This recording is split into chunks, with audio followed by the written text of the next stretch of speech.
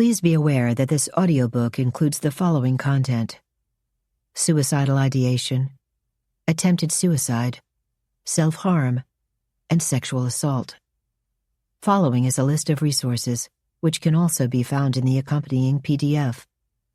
The Trevor Project, www.thetrevorproject.org, or call Trevor Lifeline at 1-866-488-7386. National Suicide Prevention Lifeline, www.suicidepreventionlifeline.org, or call 1-800-273-8255. The It Gets Better Project, www.itgetsbetter.org. To Write Love on Her Arms, www.twloha.com. Trans Lifeline, www.translifeline.com, or call 877-565-8860 in the U.S., 877-330-6366 in Canada. The Jed Foundation, www.jedfoundation.org.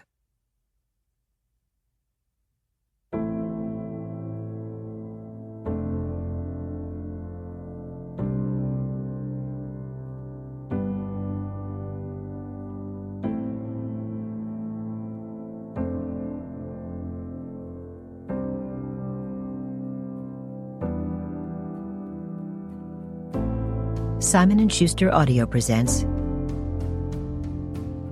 Brave Face, a Memoir by Shaun David Hutchinson. Read by the author.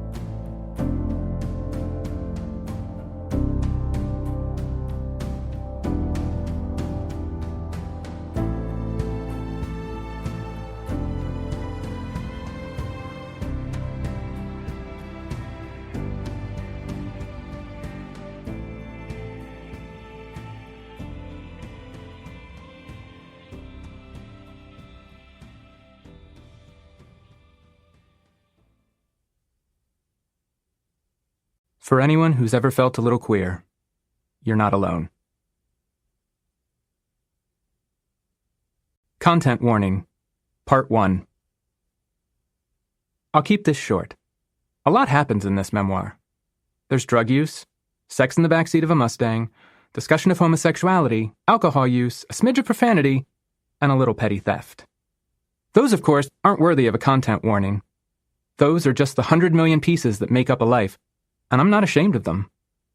But I'm also going to talk about depression, about cutting and burning myself, and about my attempted suicide. I'm not ashamed of those things either, but they might be tough for some of you to hear, and I want to make sure you're aware of what's coming. I'm also going to use words that will probably make you uncomfortable. Words like faggot, and fag, and homo. I know these words hurt to hear. They're not pleasant to say either, but they're part of my story. There were a lot of misconceptions about what being gay meant in the 1990s, and I absorbed them all.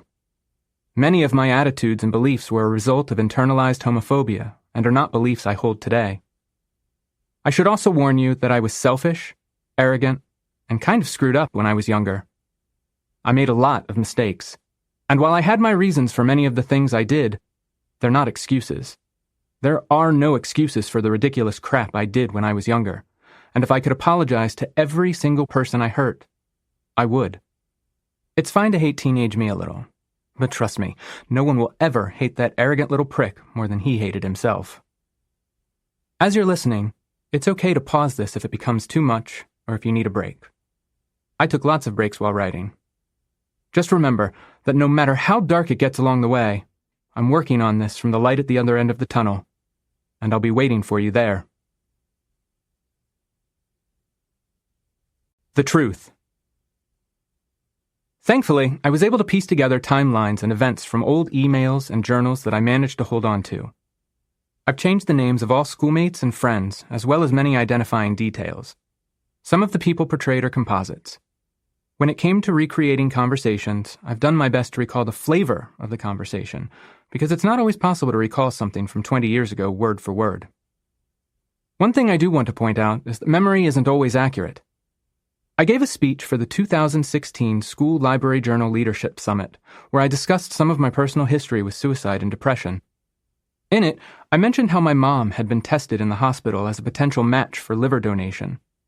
Later, after my mom watched the speech, she told me that I'd gotten it wrong. She'd never been tested. She'd only talked to the doctor about being tested. That's not how I remembered it, though. So as I started writing this memoir, I wondered what was more important, what actually happened, or what I remembered happening. I think the answer depends on who's doing the telling. How I remember events is more important to this memoir than how someone else remembers them. And someone else's recollection isn't necessarily the objective truth either. For example, I don't remember my mom crying when she came to the emergency room after my suicide attempt. Her strength and stoicism set an example for me later in my life. If I found out that she had actually cried in the ER, it wouldn't change the effect my original belief ultimately had on me. Therefore, while I've done my best to verify dates and other objective truths, the majority of this memoir is how I remember events. Anything I've gotten wrong is on me. Finally, this memoir contains emails, journal entries, and some of my early writing. Even though it's incredibly embarrassing, I've left all my awful grammar and spelling errors intact, except where doing so rendered the passage too confusing to read. Please don't judge me. Part 1. The Wrong Words. Journal entry. 1997. Every day, at least once, I silently wish I wasn't gay. See, basically, being gay involves choices and fears. The choice is how to go about finding love. The fear is that I never will. I feel so alone because I'm surrounded by people who can never understand exactly how I feel. I know that I'm gay, and I can't do anything about the life I have to lead, but neither can I do anything with the life I have. No matter what angle I try to look at things, the truth is that I'm a coward. I talk and strut, but what do I ever accomplish? I don't know. It just seems like I'm running in an endless circle. I don't want to look back on my life and regret the path I took. I look at my life presently, though, and I hate, and I hate, and I hate. Vocabulary Lesson, Part 1. 8th grade, 1991 to 1992. I knew what it meant to be a faggot, but not what it meant to be gay. I was 13 in 8th grade at St. Mark's Catholic School. Thankfully, this wasn't a building filled with nuns who beat our knuckles with rulers. Our science teacher and vice principal was a woman with short hair who'd served in the military, rode a Harley to school, and taught us about both puberty and evolution. We attended daily religion class, which is where I did my homework for my other classes, and had Mass once or twice a month. But I didn't mind. Despite not being Catholic, I liked St. Mark's. It was nothing like my previous school, where I'd been frequently sent to the administrator's office for counseling with the vice principal, who would beat my ass with a sandal and then pray for my eternal soul, which she made sure I knew she believed was hellbound. I hated that school so much that I faked fevers by going to the bathroom and running hot water against my forehead. I also scraped a pencil eraser across the crook of my arm until it bled, and frequently jumped from the top of a metal geodesic dome on the playground in an attempt to break my ankle. My only friend was a boy who once ate a spider during a fire drill. My experience at St. Mark's was different. I learned how to cultivate friendships, how to fit in without being miserable, how to make people laugh, and I learned some new vocabulary words. In the mornings before school, I sat in front of the library, which was situated at the far end of a parking lot between the main school building and the church. Younger kids chased one another around or threw footballs, but I was an 8th grader and too cool for all that. Instead, I killed time reading. After falling in love with Robin McKinley's The Blue Sword, I searched out and devoured as many fantasy novels as I could get my little hands on. My appetite was insatiable. And when I couldn't find books I hadn't read, I reread old ones.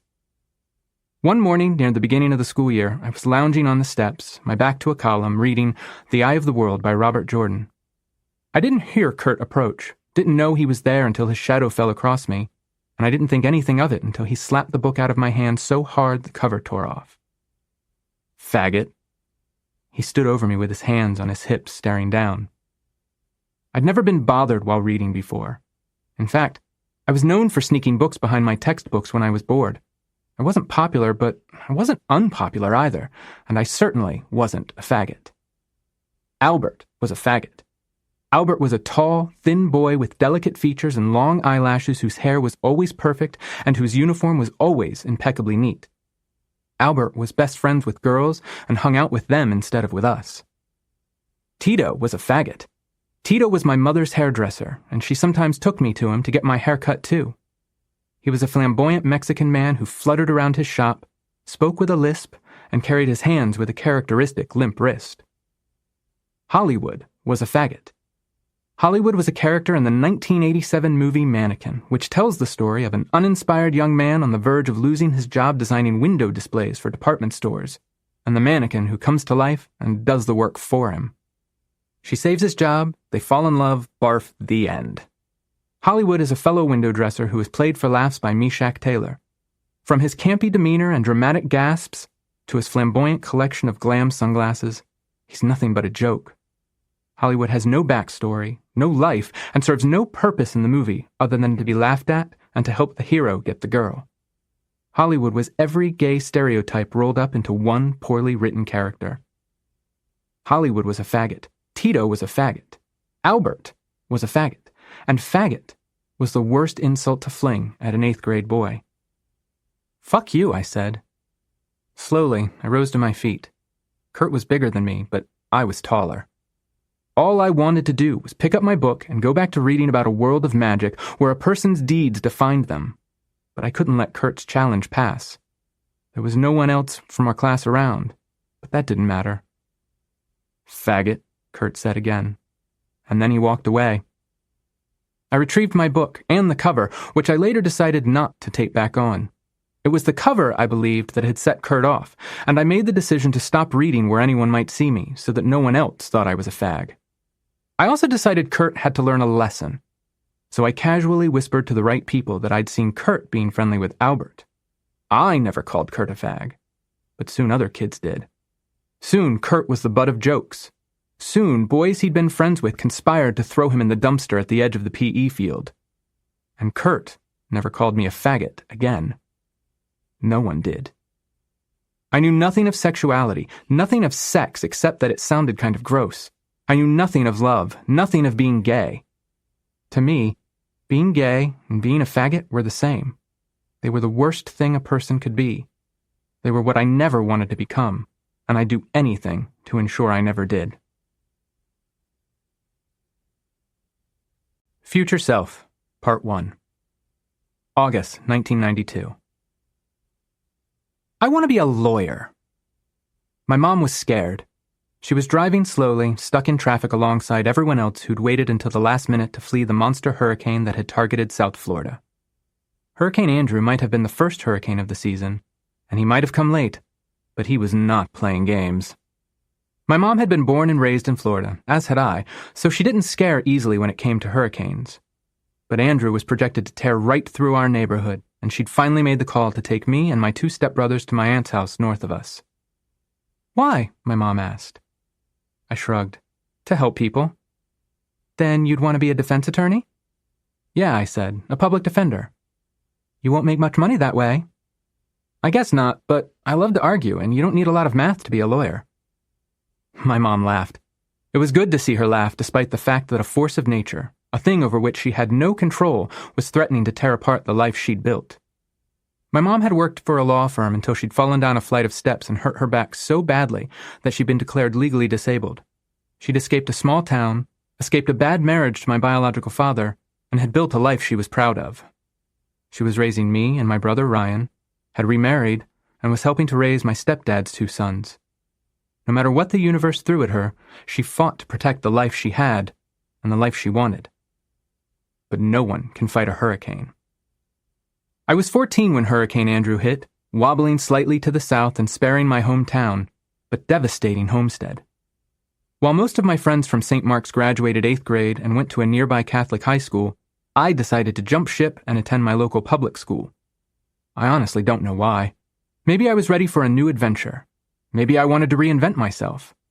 Leaving the kids I'd spent 4 years with and starting over at a new school was a terrifying decision, but it also felt like the right one. I said goodbye to my friends and never saw any of them again. I was excited to start high school. I'd signed up for classes and had gone shopping for supplies, but Hurricane Andrew screwed everything up. I was maybe the only person who was actually disappointed that the first week of school had been canceled because I'd spent all summer dreaming of how my first week would unfold. It'd be like a John Hughes movie, more 16 Candles in the Breakfast Club.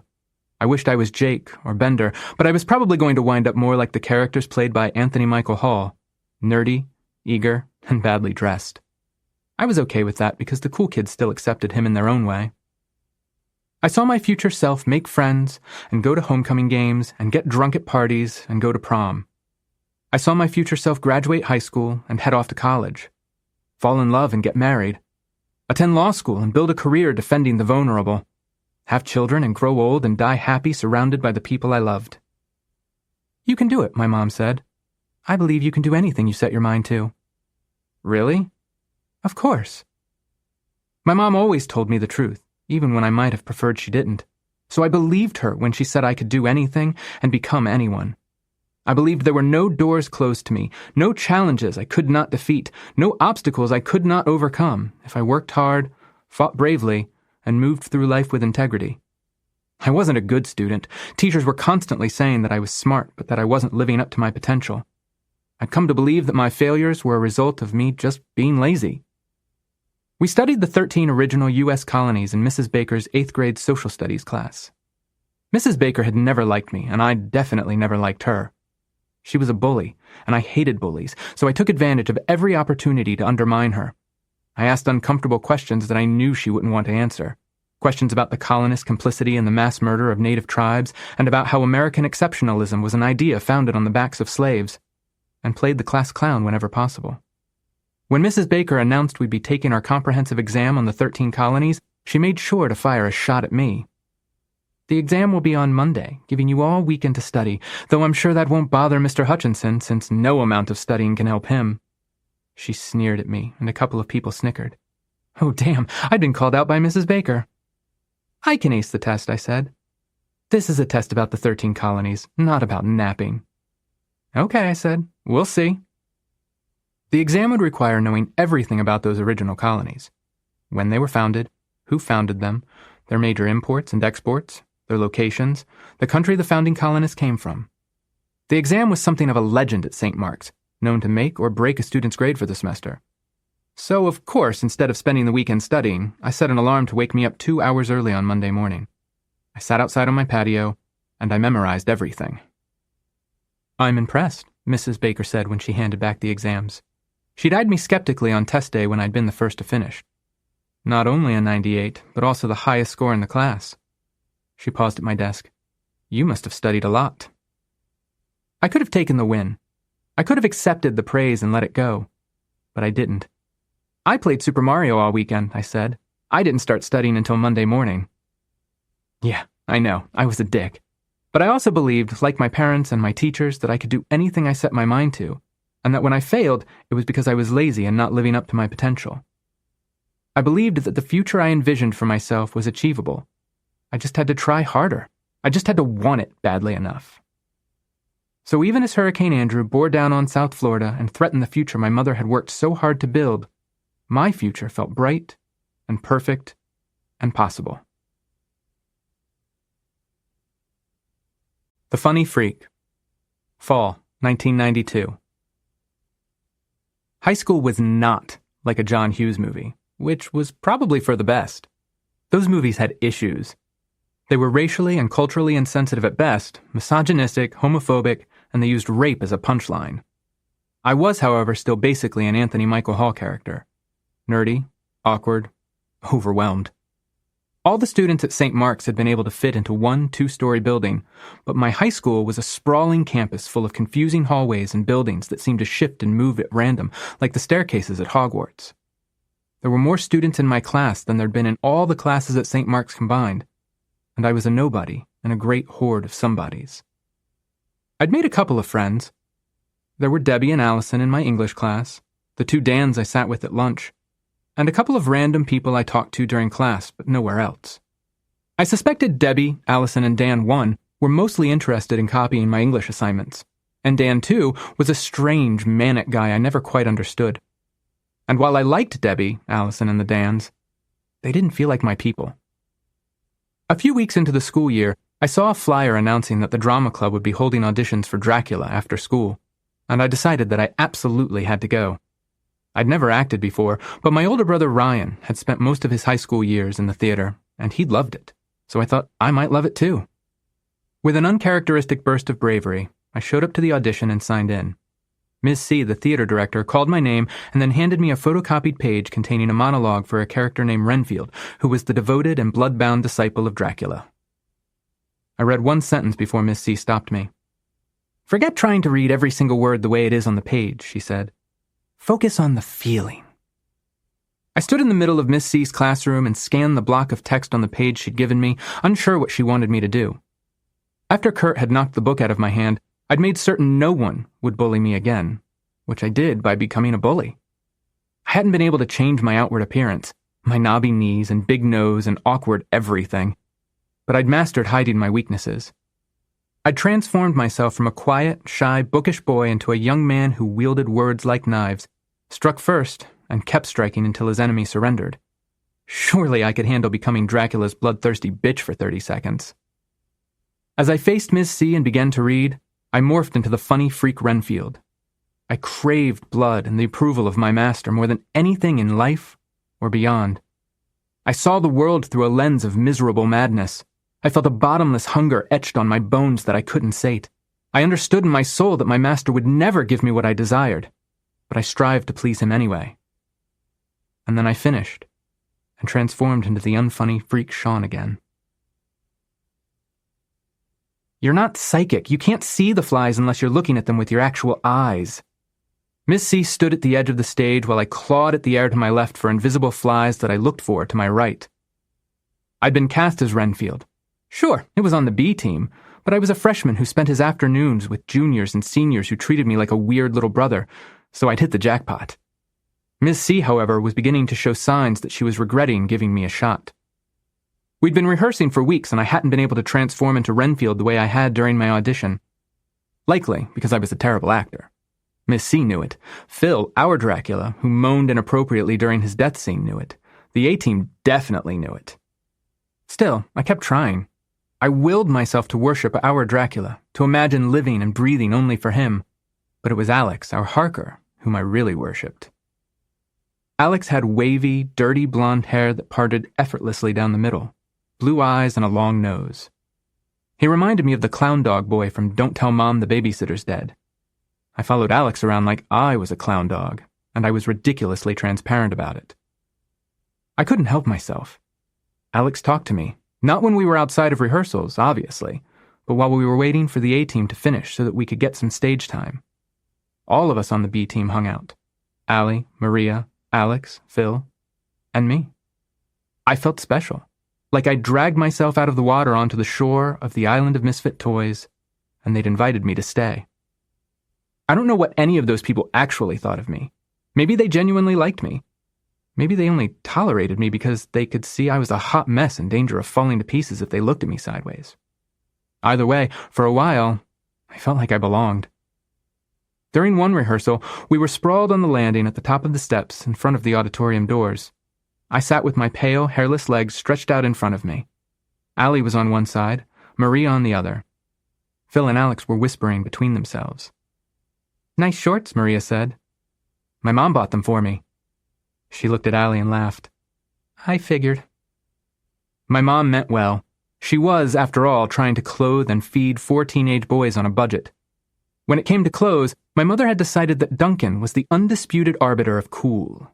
Duncan was a sweet ex-Mormon who worked at the Gap and couldn't have found cool if it had been clinging to his back, giving him a reach around. The clothes he convinced my mom to buy were so uncool that they almost circled back around to cool again. Almost. I'd once tried to discuss the situation with my mom. Once. "Mom, what do you think of this shirt?" "Shaun, it's kind of orange, yeah?" "Mom, you don't like it?" "Shaun, I didn't say that, it's just that it's so..." "Mom, orange. Yes, Shaun, I heard you the first time." "Shaun, do they have it in another color? Or with fewer stripes?" "Mom, I spend all week driving from store to store to find the best sales so that I can buy clothes for you boys, and this is how you thank me? Shaun, I'm only saying, Mom, no, forget it. Shaun, you know what? I bet this shade of orange will go really well with those turquoise plaid shorts you bought me last week. I wasn't wearing the plaid shorts that day in front of the auditorium. Instead, I was wearing denim shorts that were black on the legs, violet on the front pockets, red around the waist, and had emerald green back pockets. I didn't own a shirt long enough to cover them. You're a virgin, right, Shaun? The question caught me completely off guard. I wasn't even sure who'd asked, Alex or Phil, or why they wanted my input on the subject. Both Alex and Phil were seniors, so I assumed they'd had lots of sex with many different girls. And how the hell was I supposed to answer? Would they make fun of me if I told them the truth? Would they believe me if I lied? Either way, I needed to answer quickly or they'd assume whatever I said was a lie, so no slipped out before I had the opportunity to think through the repercussions. The girls didn't say anything, but Phil laughed. It was Alex's response that really surprised me, though. His eyes grew wide and he leaned forward, staring at me and said, "For real?" Backing down would have been a disaster. Admitting I'd lied would have been worse than if I'd told them I was a virgin in the first place. Besides, I wasn't lying. I was acting. I'd become another version of myself, one who'd had sex. What was it like? Alex asked. Phil who? Allie who? Maria who? As far as Alex was concerned, the others might as well have been abducted by aliens. I was in trouble. Everything I knew about sex I'd learned from a book called The Devil's Cat, which I'd read when I was 9 on a train ride from Florida to Washington, D.C. with my mom and older brother. There was a scene in a cemetery with a woman and a cat and a couple of people possessed by the cat. I didn't understand any of what they were doing or why the cat needed to watch. It was an incredibly confusing and poorly written book, and I would not recommend that anyone read it, for leisure or sex education.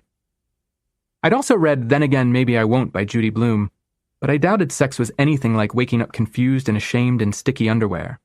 And of course, I knew how to masturbate, but I held firmly to the hope that sex had to be better than 10 seconds of frantic activity in the shower while one of my brothers banged on the door, yelling at me to hurry up.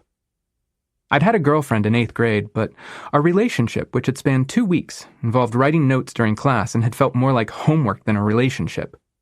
We'd never even held hands or kissed. Either way, I didn't know what to say to Alex. I didn't know what to say to any of them. I figured someone would see through my lie, but it wasn't just Alex waiting for my answer. They were all paying attention, even Phil, though he was leaning back on his hands and only looking at me out of the corner of his eyes. I think they were all virgins. The people I'd spent the last few weeks idolizing didn't know any more about sex than I did.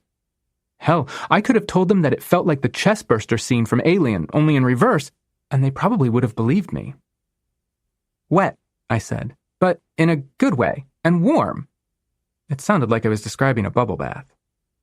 Alex leaned so far forward he looked like he was going to fall over. But what was it like? Why was knowing so important to him? Was Alex trying to live vicariously through my experiences? More importantly, did I want to impress him so desperately that I was willing to fabricate my first sexual encounter? Yes, I was. It was amazing, I said. There's nothing like it. It was like we were this single person, and you just have to experience it. I shook my head condescendingly like I couldn't believe none of them had ever done it. It was over fast, though. I added the last bit because they might have believed I'd had sex, but there was no way they'd believe I wasn't awful at it. Phil left for the restroom, and the girls went into the auditorium, but Alex stuck around. He kept staring at me like I was the end boss in a game he just couldn't figure out how to kill, like he couldn't understand how someone as awkward and gangly and badly dressed as me had gotten laid while he hadn't. I get it. If our positions had been reversed, I also would have been confused. Eventually, Miss C called us back inside, and we finished rehearsals. It was only a story, but after, when Alex looked at me, he no longer saw a spindly freshman who tried to catch flies without looking at them. He saw someone who'd done the one thing he hadn't. He looked at me with respect. He said hi to me outside of the auditorium, though still not when other people might see. But he also asked me about sex whenever he had the chance. What was it like? Did you use a condom? Did she kiss you? Did you go down on her? Alex turned into an annoying sex detective, persistently digging out every excruciating detail of my fictional sexual encounter. The pressure was too much, and I began avoiding him. Not because of the lie. I had a good memory, and I improvised well enough that he didn't suspect I hadn't told him the truth. It was that I had to be this person all the time. I had to be this freshman who'd had sex. I wanted a friend. He wanted a story. My story. And it wasn't even true. We made it through Dracula. The hastily constructed bookshelf fell on top of Harker. I knocked over a table I was supposed to be hiding under, and, of course, our Dracula did his best sexy death moan on closing night and caused us to lose it on stage. I was relieved in a way. Not having to see Alex every day meant I didn't have to be the person he thought I was anymore. Except the story got around to a few people I knew outside of theater. Kids in my class. Mostly boys. They asked if I was a virgin, and I had to say no. I didn't think it was that big a deal because I imagined there'd be a day in the near future where I would have sex with a girl, and it would probably be awful and short, and my lie wouldn't be a lie anymore. But when that day came, I wouldn't be able to call my best friends, which at that moment were the Dans, and tell them that I totally had sex. They both thought I'd already done it. I'd robbed myself of the opportunity to share that experience with anyone. A couple of months after Dracula, I was in the auditorium to help run the lights for a choir show. I'd only done the one play, but the theater already felt like home. Watching the rehearsals was boring, so I climbed the catwalk to the spot booth where one of the spotlights was located. Maria was sitting on the floor with her knees pulled up to her chest. She had a kind of peasant girl vibe to her that I thought was cool, and she was wearing headphones. "Hey," she said. "Hey," I said back. "What are you listening to?" Maria had these piercing brown eyes that looked like she was boring through my skull into my memories. Then she said, "You never had sex, did you?" Was she going to tell Alex? Was I completely screwed? If everyone learned I was a liar, my reputation would never recover. But Maria already knew, and I was actually relieved. Even if she didn't tell anyone, at least there would be one person I wouldn't need to wear the mask around. I shook my head. Maria pulled her headphones down and popped one side off the headband. "It's 10,000 Maniacs," she said. "Natalie Merchant is a fucking goddess." I rushed to sit down beside her, and I pressed the speaker to my ear as Stockton Gala Days began to play. I'd never heard anything like it before. I was still listening to Phil Collins and Def Leppard and Guns N' Roses because that's what my brothers listened to. But this was music. This sang to my soul. Natalie's voice rose near the end, the tempo picked up, and she was joined by a chorus of strings that sounded like summer and sunlight. I felt the crown of garlands on my head and smelled the wild apple blossoms in the air. "Are those violins?" Maria looked at me and grinned. "What did I tell you? She's a fucking goddess." We sat and listened to the rest of the tape, and all Maria asked in return for sharing it with me was my company and the truth. A Whole New World. Winter, 1992. My first job was bagging groceries at Publix when I was 14.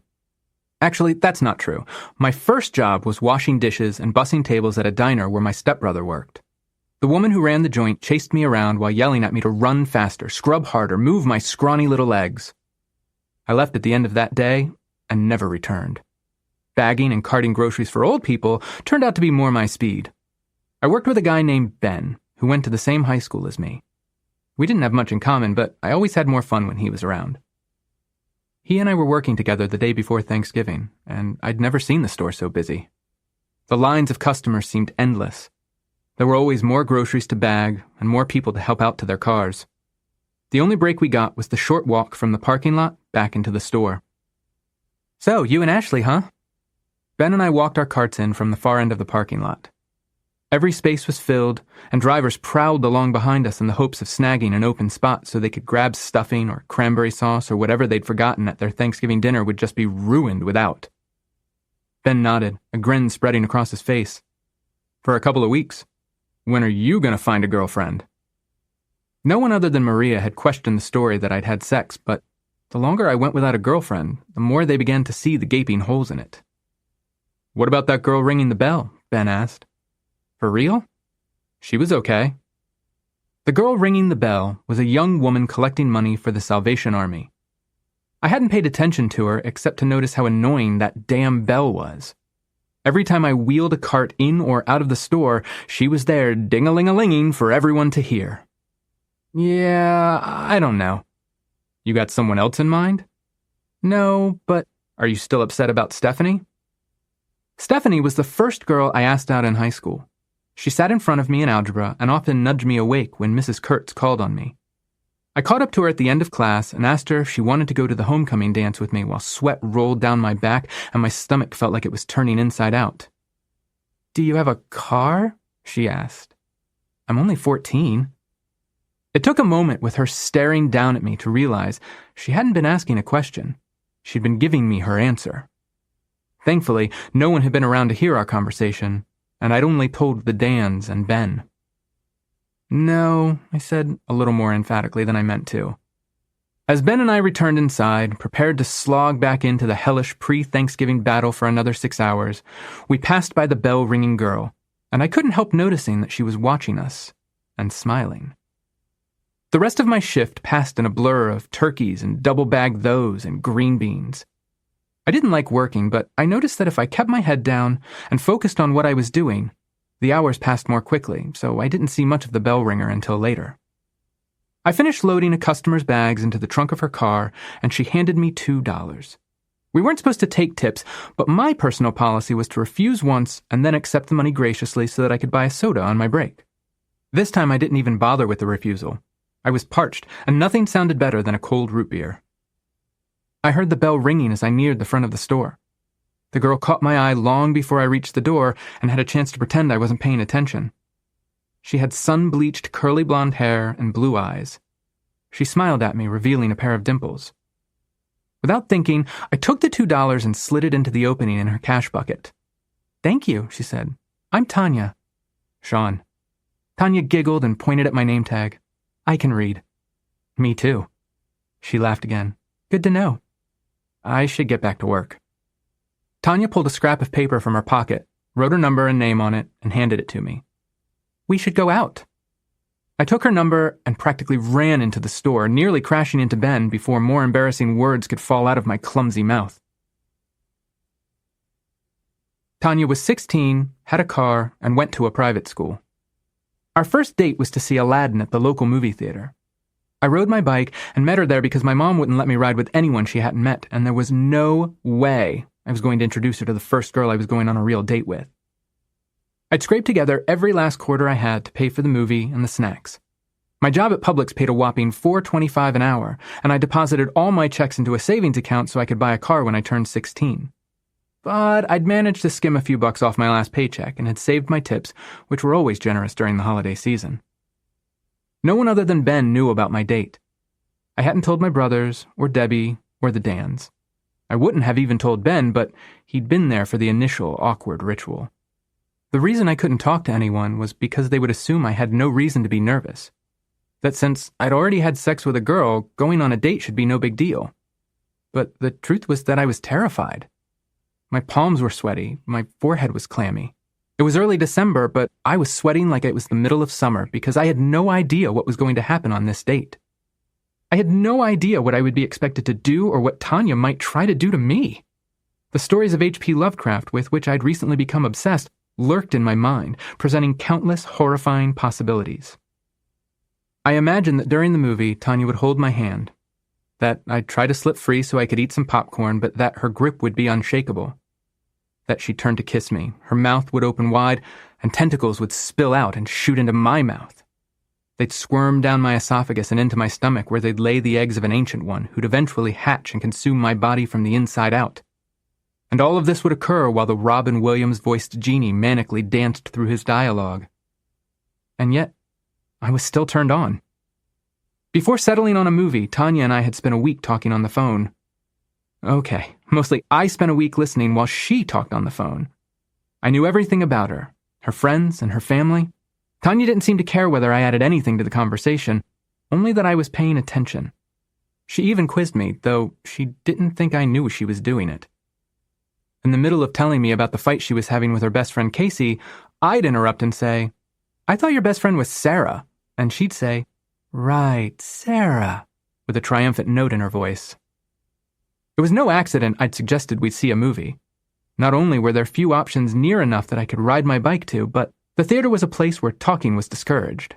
So, on the appointed evening, I told my parents I was going to see a movie with friends, not exactly a lie, hopped on my bike, met Tanya in front of the theater, bought our tickets and some snacks, and let Tanya choose a pair of seats near the back.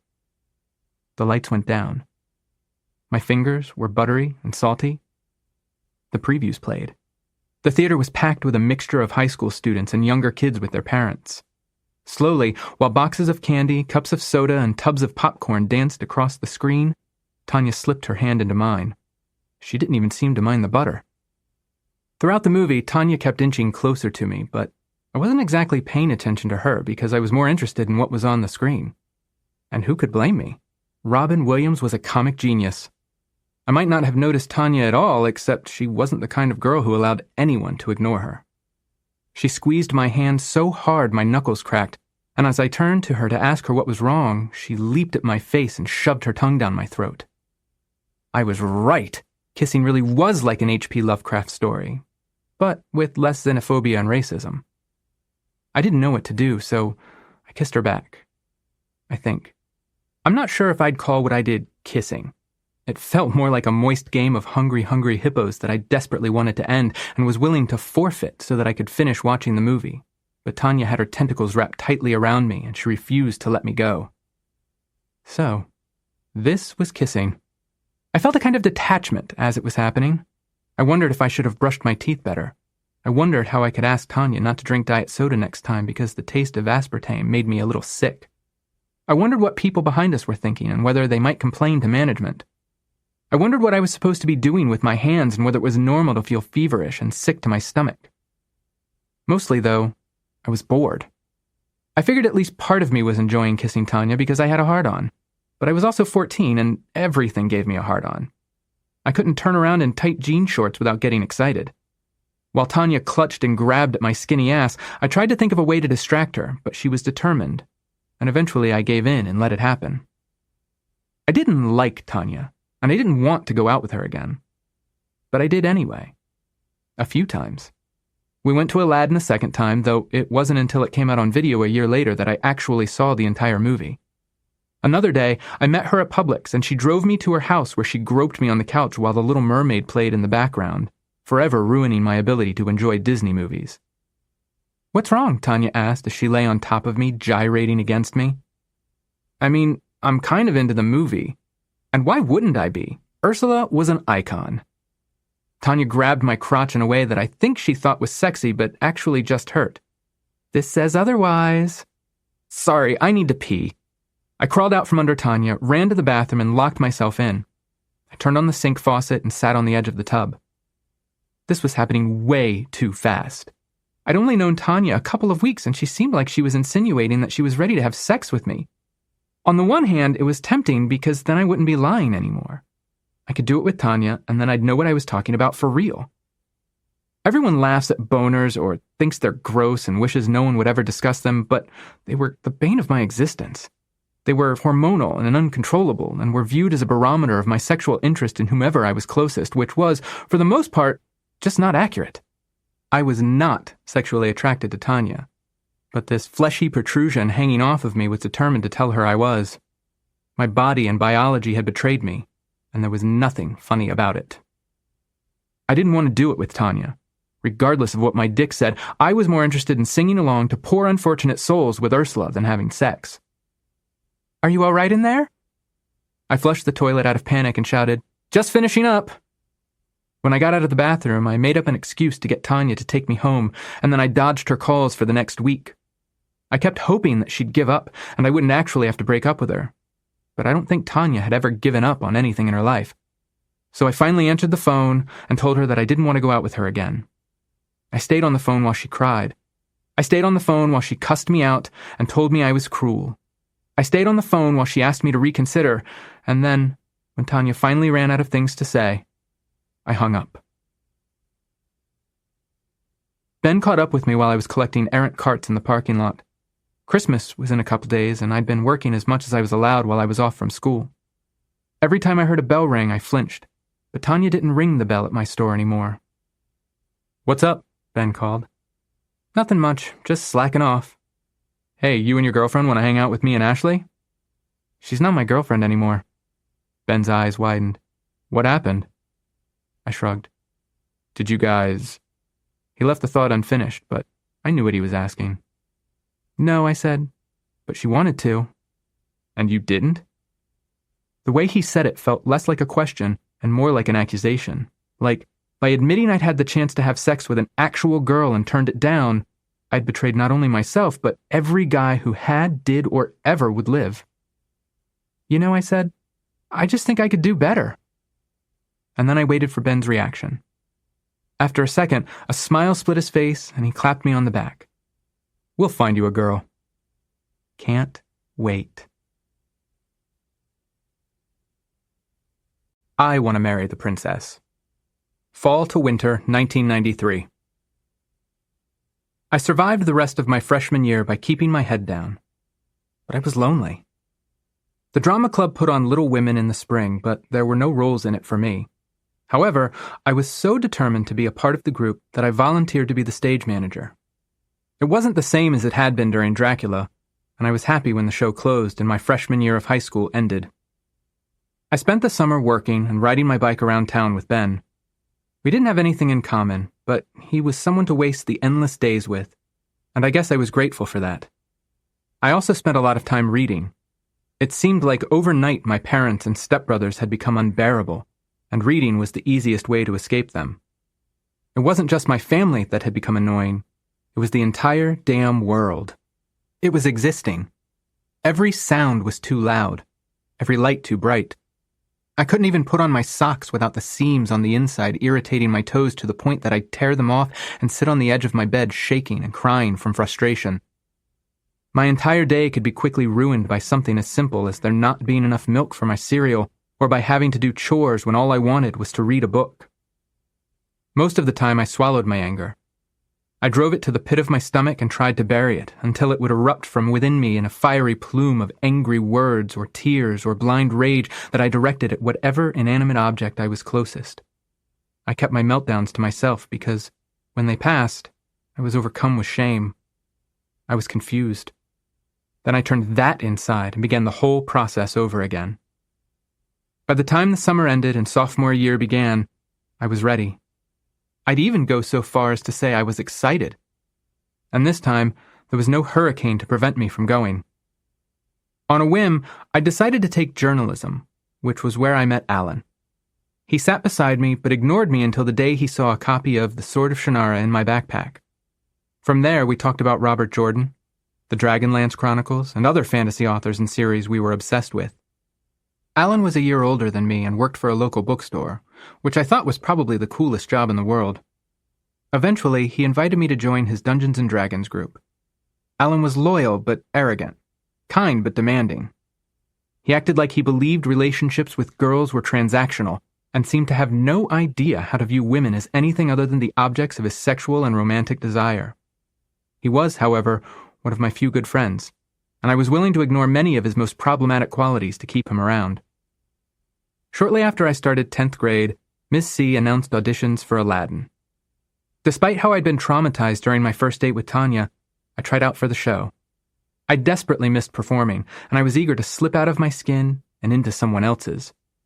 Miss C gave me the role of the vizier's bratty son, whose only memorable line was, "But I want to marry the princess," which I whined to perfection. Playing the role of my father, the vizier, was Madeline.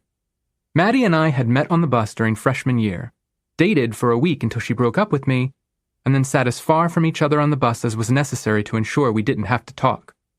I'm not really sure if she'd qualified as a girlfriend, and our relationship had been so short that I hadn't bothered to tell any of my friends. I'd never expected to have anything to do with her again, and she was the last person I wanted to spend my afternoons with, but despite my misgivings, Maddie and I were radiant on stage together. She was sly and arrogant. I was obsequious and demanding, and we played off of each other's energy better than anyone else in the cast, nearly stealing the show. Offstage, we remained somewhat cautious of each other. I was weird, and she was nerdy, but I felt like, in spite of our rocky beginning, Madeline was someone I wanted to know, even though I couldn't have said exactly why. Like with Alan, Madeline simply felt like one of my people. It was also during Aladdin that I met Lee. We flirted awkwardly throughout the show, and I eventually asked her out. I held the phone to my ear while I sat in the den watching TV. "And you like this show?" I'd heard of Power Rangers before, but I'd never sat through an entire episode, and now I knew why.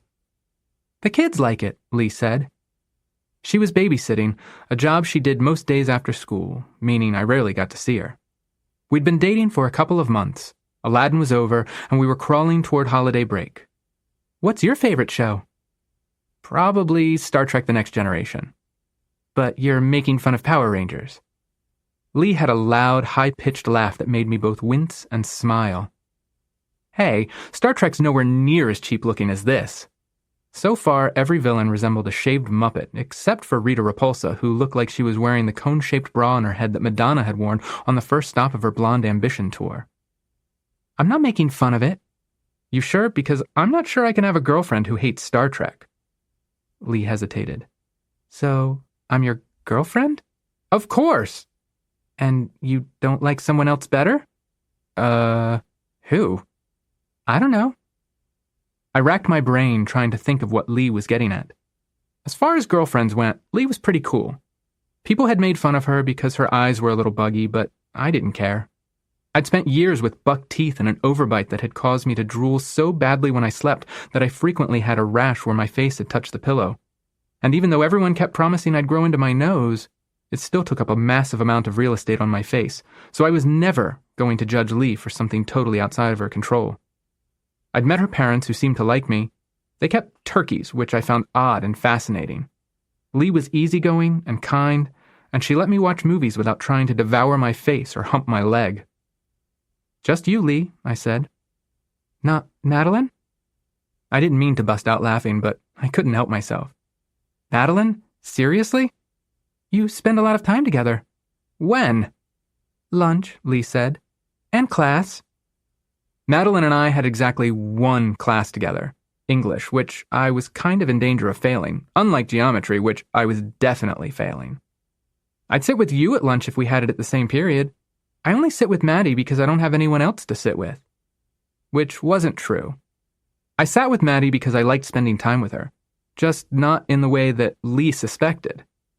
Our time playing father and son together during Aladdin had cemented our friendship, and I had no interest in her beyond that. "I know," she said. "It's just, I love you." Oh shit. Thanks. Alan picked me up after I finished working at Publix, and we slow drove back to his house for our weekly D&D game with Chris, Bill, and Greg. I was the youngest in the group, and the only one without a car, but they didn't seem to mind. We were all weird and outcast in our own way, and I was just happy that we could all be outcasts together. "Lee told me she loves me," I said as we drove. The more Alan and I hung out, the more we found we had in common. We were both seriously into computers and computer games. He was the only other person I knew who actually had email, and we filled in the gaps in each other's knowledge of fantasy literature.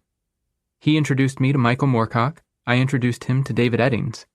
He was someone I felt comfortable talking to, especially about girls, even though he'd never had a girlfriend. "Whoa, look at you, Mr. Suave. You gonna go for it?" "Go for it?" "Say it back. Make the next move." "You mean sex?" "That's not exactly where I was going, but it sounds like that's what she wants." "You think?" "A girl doesn't say she loves you if she's not looking for something more." Just because I could talk to Alan didn't mean I thought he was right. In fact, I wasn't surprised he'd never had a girlfriend.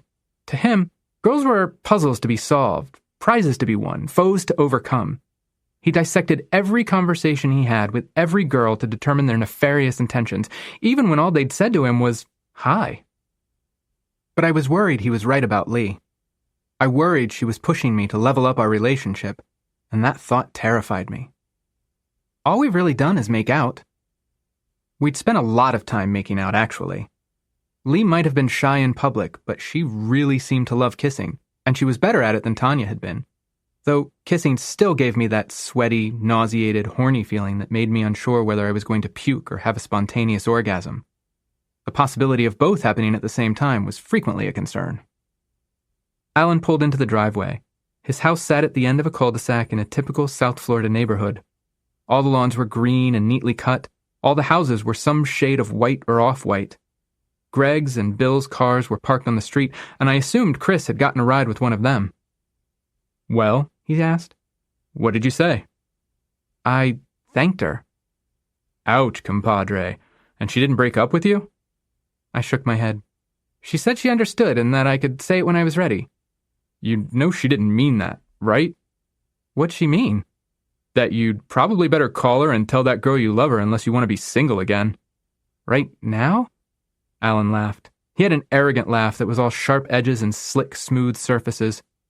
"After the game."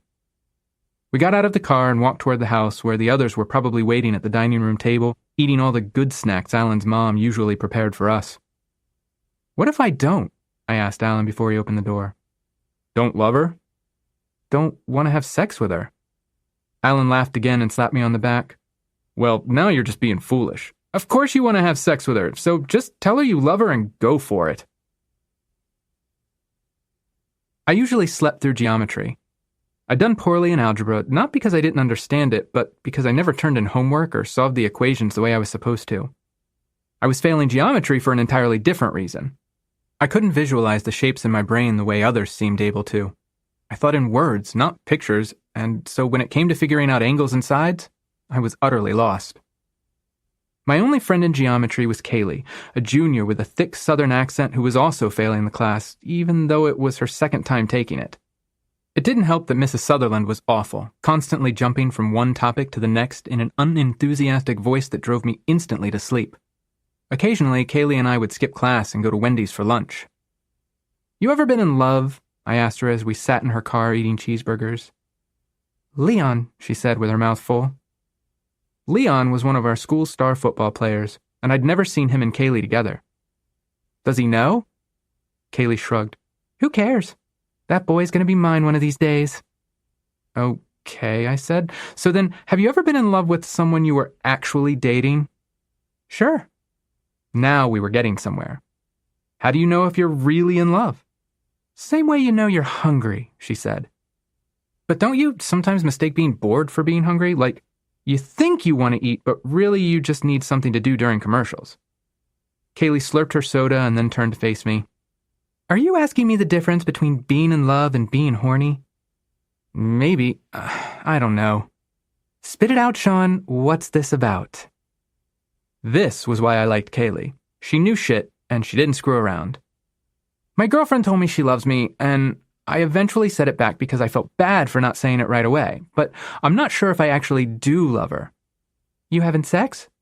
"No." "You want to?" "I don't know." Kaylee ate a couple of fries while I sat quietly waiting for her sage wisdom.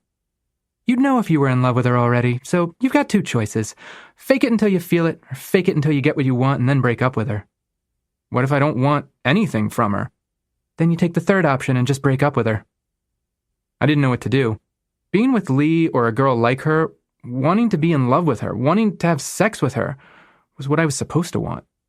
Wesley died and came back for Buttercup. Johnny bravely declared that nobody puts baby in the corner. I had what books and movies told me I was supposed to want. I was able to envision a future with Lee in it. And yet, I still wasn't happy. So when I got home from school, I called Lee, watched a few minutes of Power Rangers with her, and then told her I thought we should break up. To be or not to be, girl. Spring, 1994. The rest of my sophomore year was mostly uneventful. In expectation of getting my license on my 16th birthday, my parents and I went car shopping. We found a white 1990 Mustang hatchback that had been owned by a little old woman who'd sold it when her husband died. It only had a few thousand miles on it, but it cost twice the amount of money that I had saved working at Publix. It turned out my mother had also been saving money, and she matched what I had, allowing me to buy the car. I couldn't even test drive it, but I was still excited. Lee and I remained friends, but I spent the majority of my time with Alan and Madeline. Alan and I continued gaming on weekends with the group, but he and I also hung out and talked computers and rented movies. I spent my lunches with Madeline, and we grew even closer. Where Alan and I talked about specific things, books, computer games, D&D campaigns, Madeline and I talked about everything. We discussed our hopes and dreams, our plans for the future, Whether it was possible to make a living as a sex worker who traded 60-second blowjobs for nickels. Our lunchtime conversations spanned the universe. My life at home wasn't going as smoothly. Noises and voices always seemed too loud, like everyone was shouting through a megaphone. Every time my mom asked me to do something, I felt like she was dropping the weight of the world on my back while I was already carrying twice that amount. Her criticism stung like insults, and the only way I knew how to respond was by yelling, but I didn't know why. It was like there was a short circuit in my brain somewhere. The same thorny knot in my brain that made it difficult for me to put on socks in the morning without having a meltdown made it impossible for me to interact with my family without wanting to lock myself in a room and burn it to the ground. The only things I looked forward to were weekends with Alan, lunches with Maddie, and the spring play. I had no idea what Ms. C had in store for the second show of my sophomore year, but I was eager to find out. I may not have been getting along with the family I was born into at the moment, but I loved the drama club because they were the family I'd chosen. Instead of an actual show, Ms. C announced that we were going to perform a night of one-act plays and monologues. Part of me was thrilled by the idea of having the stage to myself, of having every eye in the audience on me, even if only for a few minutes. But part of me was also disappointed that I wouldn't be playing off of Madeline the way I had during Aladdin, or that I wouldn't be sharing rehearsals with my found family the way I had during Dracula.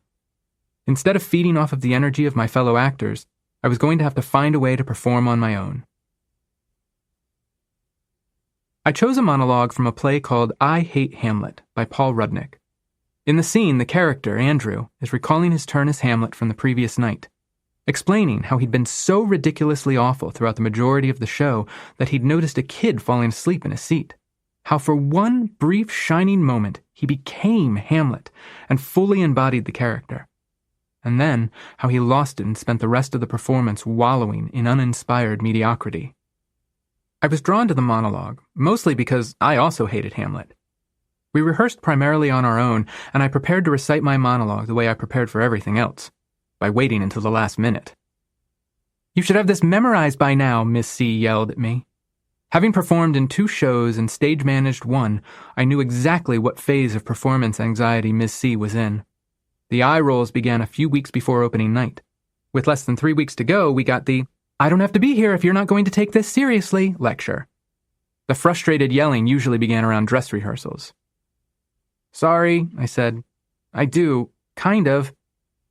This was our one and only dress rehearsal, and it was not going well. "Then put down that paper." Because my character was supposed to be performing this monologue in his apartment, I decided I could get away with wearing jeans and a polo. I folded the printed monologue and shoved it into my back pocket, cleared my throat, and looked down at my feet as the lights went dark. There were 3 of us on stage, and I was the last to perform. I kept mentally reciting my lines while the others did their thing.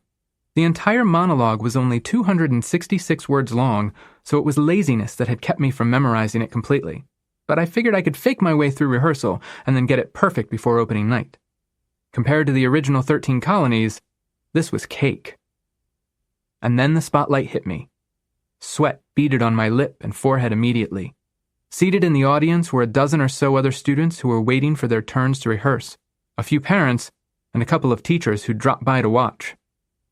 I got through the monologue, stumbling in only a few places, but no one would have called what I'd done acting. Under normal circumstances, I wouldn't have been able to see the audience, but the house lights were up, so I could see every bored face, every yawn, every minute facial tic indicating that they were wishing for me to spontaneously combust or something.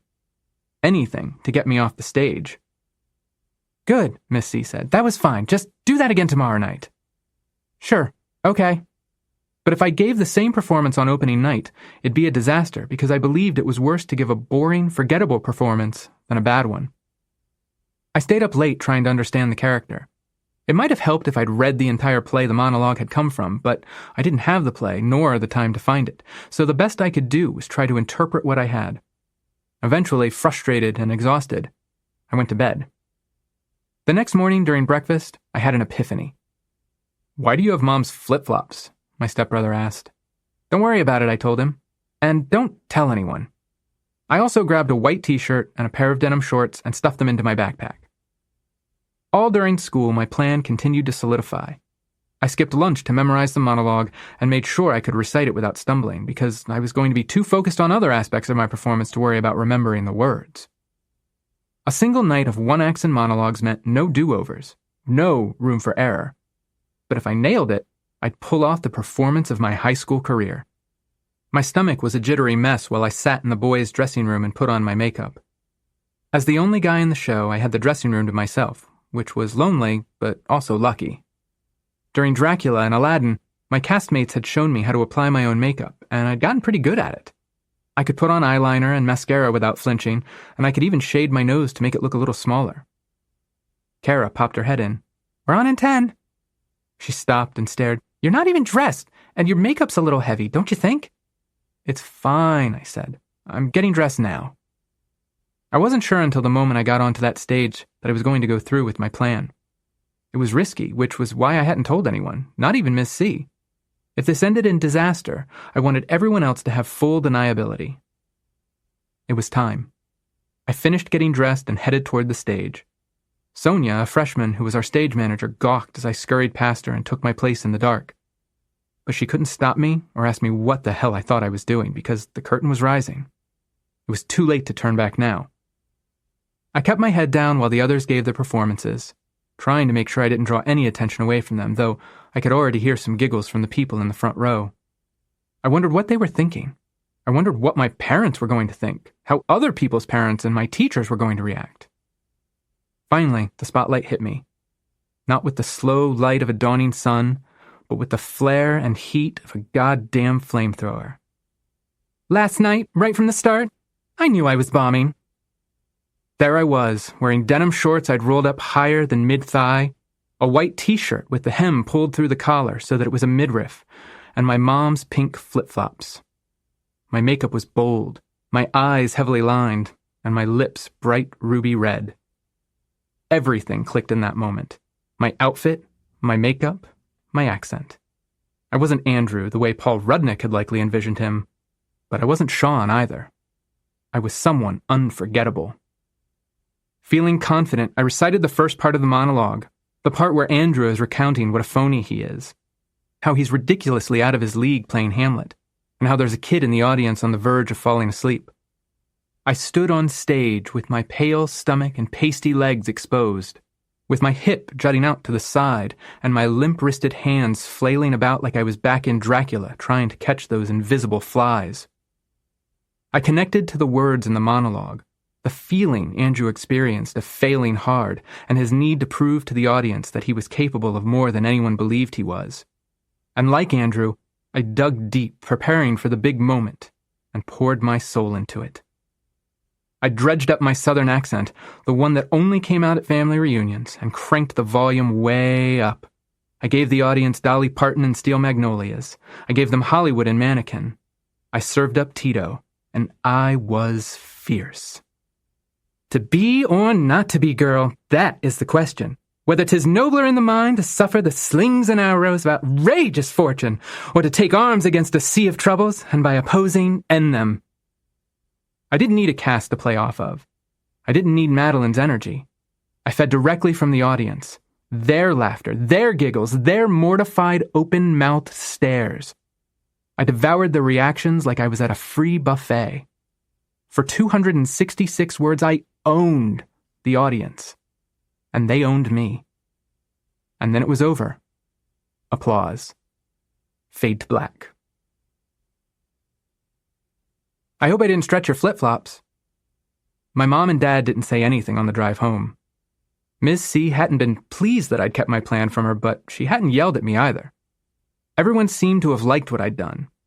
Dr. Truman, my high school's debate coach, had even invited me to join the team. They had an event called Dramatic Interpretation that he thought I'd be perfect for. "What was that?" my mom asked when we got inside. "I was playing it gay," I said. "But why?" I shrugged. "Because the monologue was boring and I wanted people to laugh." "You know that's not how gay people really act, though."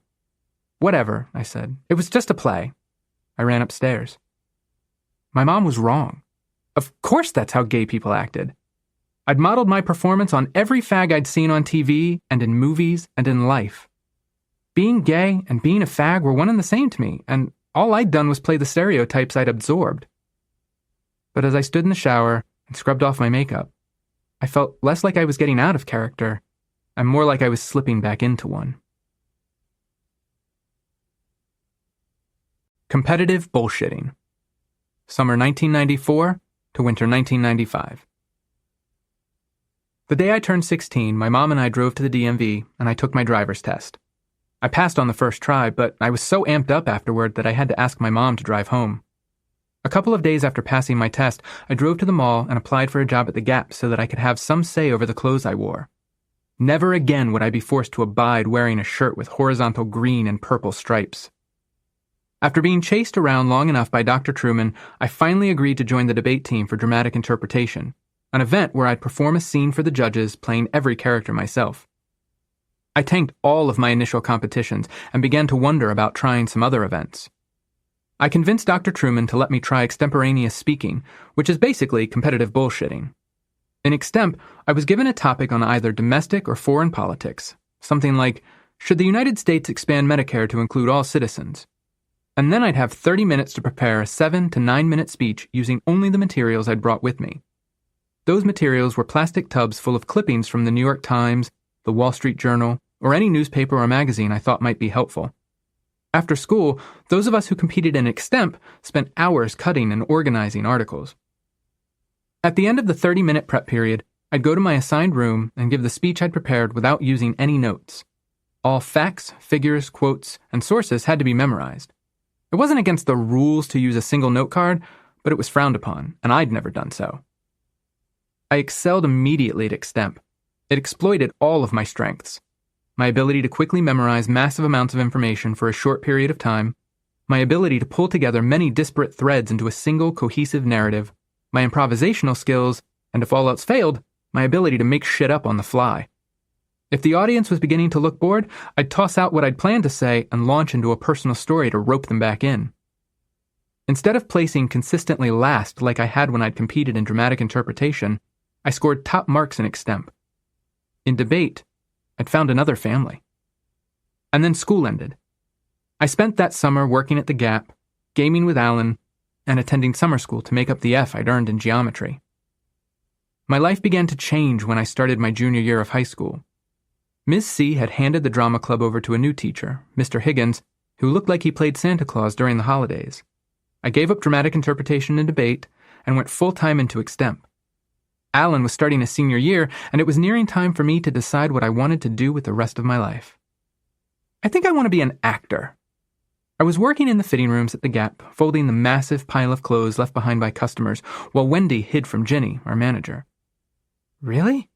Wendy was older than me, in community college, and easy to talk to.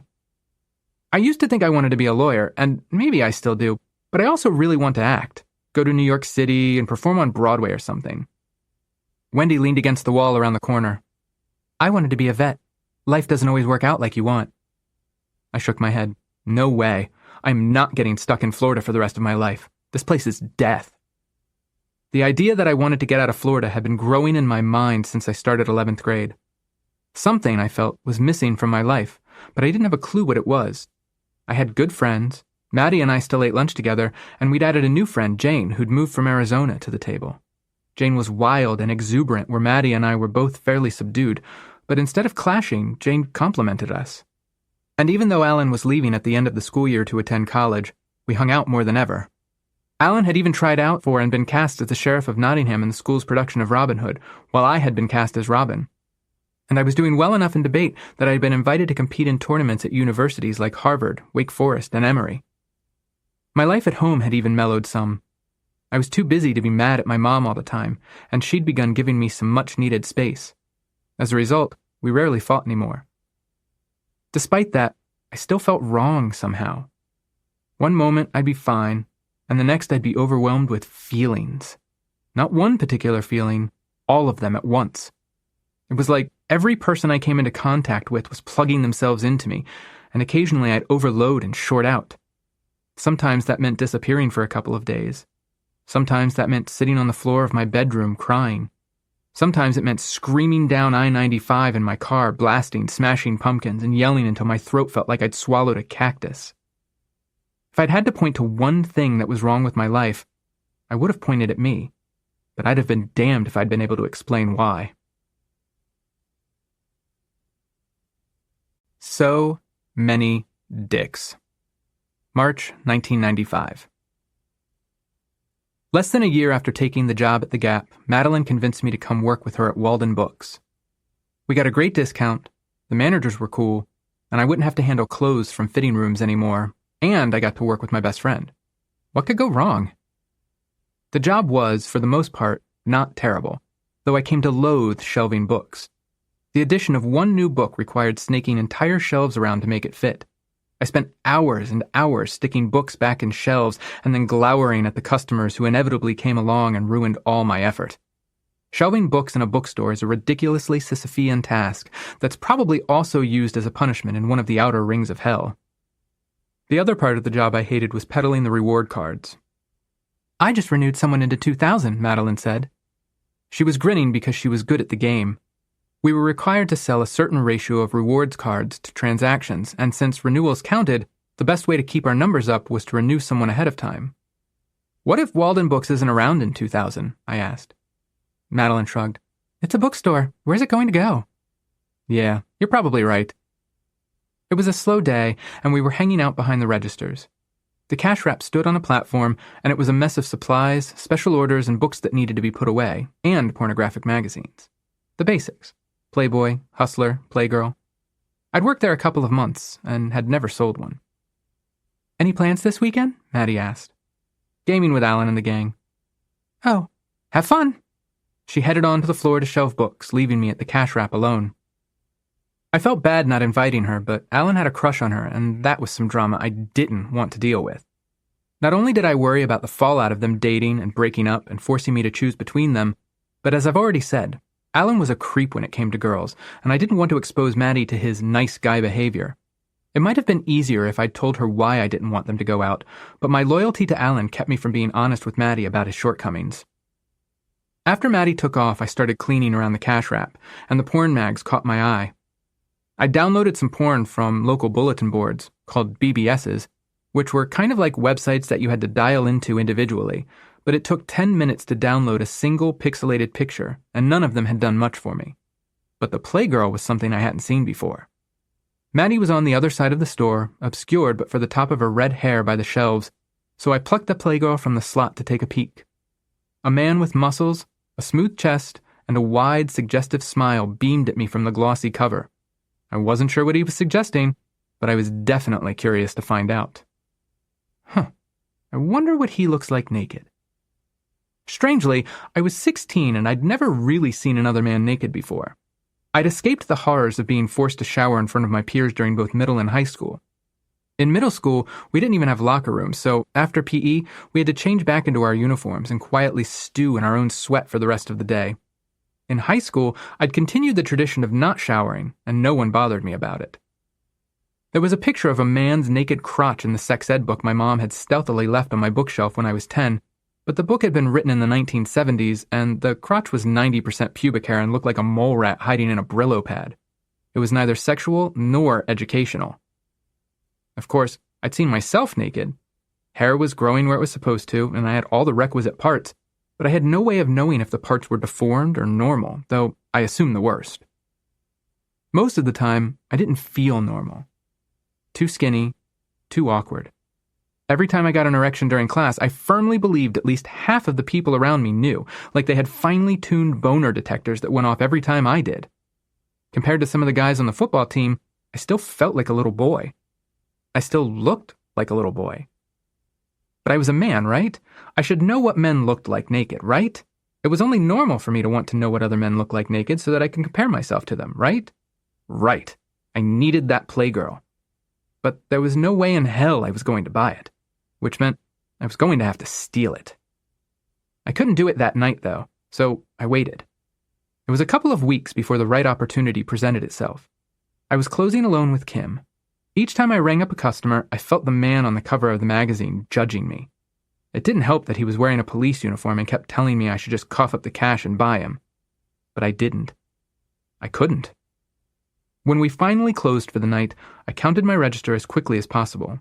Then, when Kim took the money into the back to put it in the safe, I raced behind the register, grabbed the Playgirl, and stuffed it down the front of my pants. My heart was trembling. Sweat broke out on my forehead and upper lip. What if Kim had X-ray vision? What if she saw the magazine through my shirt? What would she think of me stealing a Playgirl? It was the longest closing shift of my life. Each time I moved, I felt the magazine squirming around in my pants, and I wondered if Kim heard the plastic wrapping around it crinkle. Finally, we finished and left. We walked to our cars. I climbed in my Mustang and turned on the engine. Then I waited. I watched Kim get to her car, fumble with her keys, sit in the seat doing whatever she was doing. It felt like an hour passed before she finally put her car in drive and took off. The moment she did, I yanked the Playgirl out of the front of my pants and set it on the seat beside me. I wanted to open it immediately, but I didn't. I had to get home. My mom was still up, sitting on the couch when I walked in. I had my backpack slung over my shoulder and the magazine inside, but I felt like there was a sign over my head announcing that not only was I a thief, but that I was a pervert in possession of a magazine full of naked men. I raced up the stairs to my bedroom, locked the doors, and waited. I waited for my stepbrothers to go to bed. I waited for my parents to go to bed. I waited until everyone in the house was asleep and snoring so that there wasn't even a sliver of a chance that one of them might see my light on and check to see what I was doing. And only when I was certain that no one would disturb me did I pull out the magazine and tear off the plastic wrap. Inside were men, and they were naked, like totally naked. It was an oasis, and I hadn't even realized I was thirsty.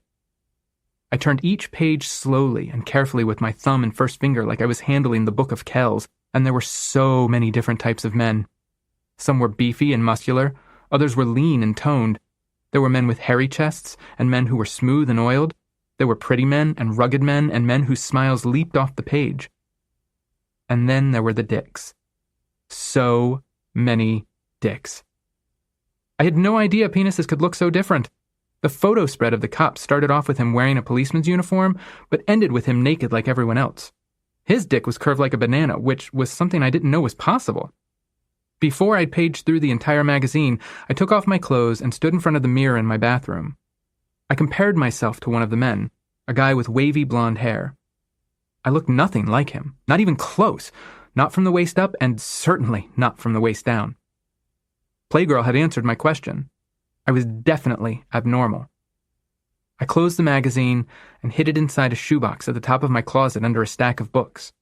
My mother was nosy and often went through my things, but she wasn't tall enough to reach the top shelf, so my secret was safe. Stealing the magazine had been reckless, and I swore I was going to throw it out at the first opportunity. Spoiler alert, I didn't get rid of it. A couple of nights later, I dug it out of my closet. I paged through it, picking up where I'd left off.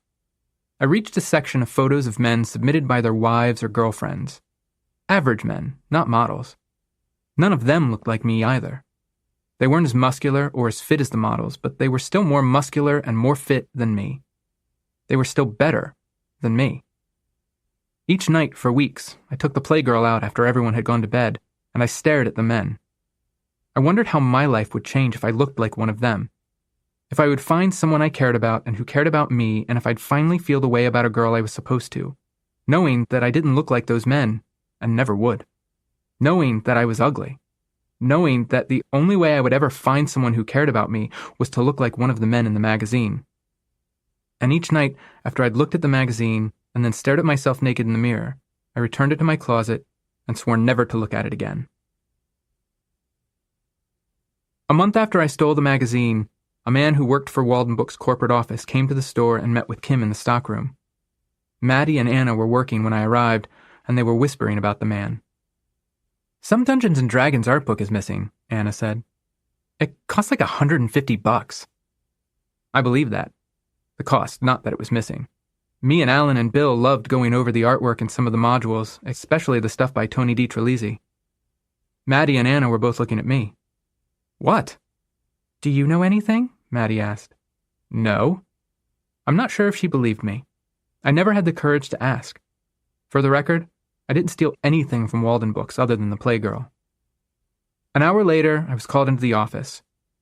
The man's name was Oscar. He was older than me, but younger than my mom. He seemed okay. He told me to sit at the desk while he perched on a stool beside me. "Do you know why I'm here?" I shook my head, even though I was pretty sure he knew that the gossip had gotten around to me by now. Oscar explained that an expensive book had gone missing, that he was from loss prevention, and his job was to find it. He asked me a lot of questions about gift cards and whether I'd ever rung up another employee without my manager signing off on it. I didn't know anything about the D&D art book, and I'd never done anything wrong at the register. But I'd stolen the Playgirl, and I was sure Oscar knew. "There are cameras in the store," he said. "Did you know that, Shaun?" I couldn't speak, so I shook my head. "We've suspected problems in this store for a while, so we had tiny cameras inserted through the ceiling tiles. I've seen everything that's happened in this store for the last couple of months." Oscar paused. "Additionally, I've had my own agents posing as customers." Quietly, I said, "Seriously?" My stomach was hurting, and I felt like I was going to puke, and my ears were hot, and I was sure I was sweating through my black polo shirt. I'd gone through a bit of a klepto phase when I was in elementary school. Mostly pens. I was obsessed with stealing pens. I once hid under my desk in the 3rd grade at the end of the day, waited for my teacher to leave, and then ransacked her desk for interesting pens. I was weird. Whatever, I grew out of it. But I'd never stolen anything of value. I'd never stolen anything I was so terrified of being caught in possession of. Oscar nodded. "Look, Shaun, we already know everything, but you'll save yourself some trouble if I hear it from you, okay?" "A magazine," I said. "What?" "I took a magazine." Oscar pursed his lips. "What magazine?" "One of the ones behind the counter." "The Playboy?" I shook my head. I looked at my shoes because there was no way I could look him in the eyes. "If you want me to help you, I need you to tell me what you stole." "Playgirl." "What?" "A Playgirl," I said louder. A shiver tore through me, and my eyes watered, and I started heaving and crying, and snot was running out of my nose. I was so ashamed. He obviously now thought I was a faggot, that I was disgusting and had AIDS, and he couldn't wait to get out of the same room as me. Oscar didn't say anything for a few minutes. He handed me a tissue and sat across from me in his blue button-down shirt and khaki pants and watched me with his hands on his thighs. "Is that the only thing you took without paying, Shaun?" His voice was softer now, more sympathetic. Through a nose full of snot, I said, "Do you really think I'd admit to that but not the D&D book?" "No, I don't think you would." He paused and then said, "I've got a cousin who's gay." "I'm not gay." Oscar held up his hands. "I'm not saying you are." I grabbed a couple more tissues and blew my nose. When I'd composed myself, Oscar slid a legal pad and pen in front of me. "I need you to write down what you took and when. Just keep it simple, but list everything like you told me." The color drained from my face, and I shook my head. "Do I have to?" "Don't worry," he said. "This, what you told me, stays between you and me. It'll have to go in your company record, but I won't tell your managers or coworkers, so they'll never have to know." "Are you sure?" Oscar clapped his hand on my shoulder. "I promise." He stood. "I'll give you some time to write." And then he left the office. It took me 20 minutes to write my version of what I'd done, though I wasn't sure why I needed to since they obviously had the whole thing on video. Unless that had been a lie to get me to confess. Yeah, it had most likely been a lie, and I'd fallen for it. I started crying again. Tears smudged the ink and I had to start over. Oscar returned as I was finishing up. "All done?" I nodded. "You know this means we're going to have to fire you, right?" I figured. Not that I would have stayed anyway. I couldn't bear to continue working at Walden Books thinking at any time someone might find out what I'd done. "All right, then." Oscar shook my hand when I stood, and there was something in his eyes, something like regret. But before he opened the door, he rested his hand on my back and said, "Hey, you're going to be okay." I wish I could have believed him, but it made me feel a little better knowing that even if it wasn't true, he wanted it to be. Vocabulary Lesson, Part 2. March, 1995. I wasn't gay. I couldn't be gay. Being gay, being a fag, was a role I'd played for laughs, because that's all the life of a gay person was good for. There was no future in being gay. There was no future in it for me. I wanted to be a lawyer, or an actor, or maybe even a journalist. I'd taken a staff writer position on my school's newspaper, and I'd already gotten in trouble with the principal for writing an article exposing the number of teachers at the school who weren't properly certified. so maybe I had a future in journalism. I was going to go to college, get a degree, marry a girl like Madeline or Lee or Bella, a friend from drama and debate who turned me on to Belly and the Smashing Pumpkins. I was going to buy a house and have some kids and live the American fucking dream. None of which was possible for a fag. Don't believe me? Here's what I knew. In the movie Philadelphia, which came out in 1993, Tom Hanks played a lawyer dying of AIDS, represented in a wrongful termination lawsuit by a character played by Denzel Washington, who was revolted by the mere idea of being near a gay man with AIDS. We were meant to sympathize with Washington's character and to cheer when, by the end, he inched toward seeing his client, one individual, as an actual human being.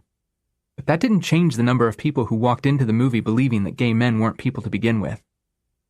On February 28, 1994, the Clinton administration instituted the Department of Defense Directive 1304.26, otherwise known as Don't Ask, Don't Tell, which allowed homosexual soldiers to continue serving in the military so long as they kept their sexuality hidden. On March 6, 1995, Scott Amador taped an episode of The Jenny Jones Show on which he told his friend Jonathan Schmitz that he was gay and attracted to him. 3 days after the taping of the episode, Schmitz shot and killed Amador. Those events were my real vocabulary lesson.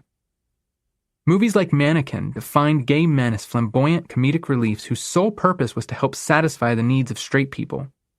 Movies like Philadelphia defined fags as something less than human. Not as victims of AIDS, but as a group that deserved it.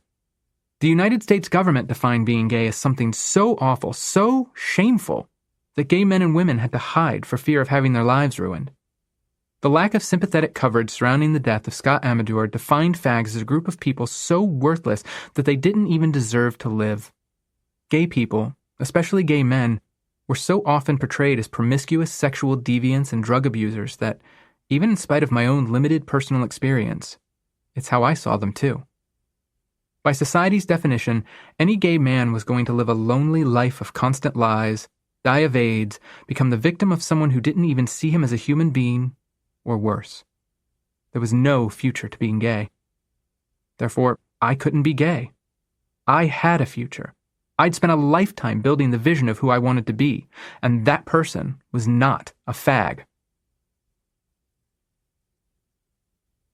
Hidden Truth. Summer, 1995.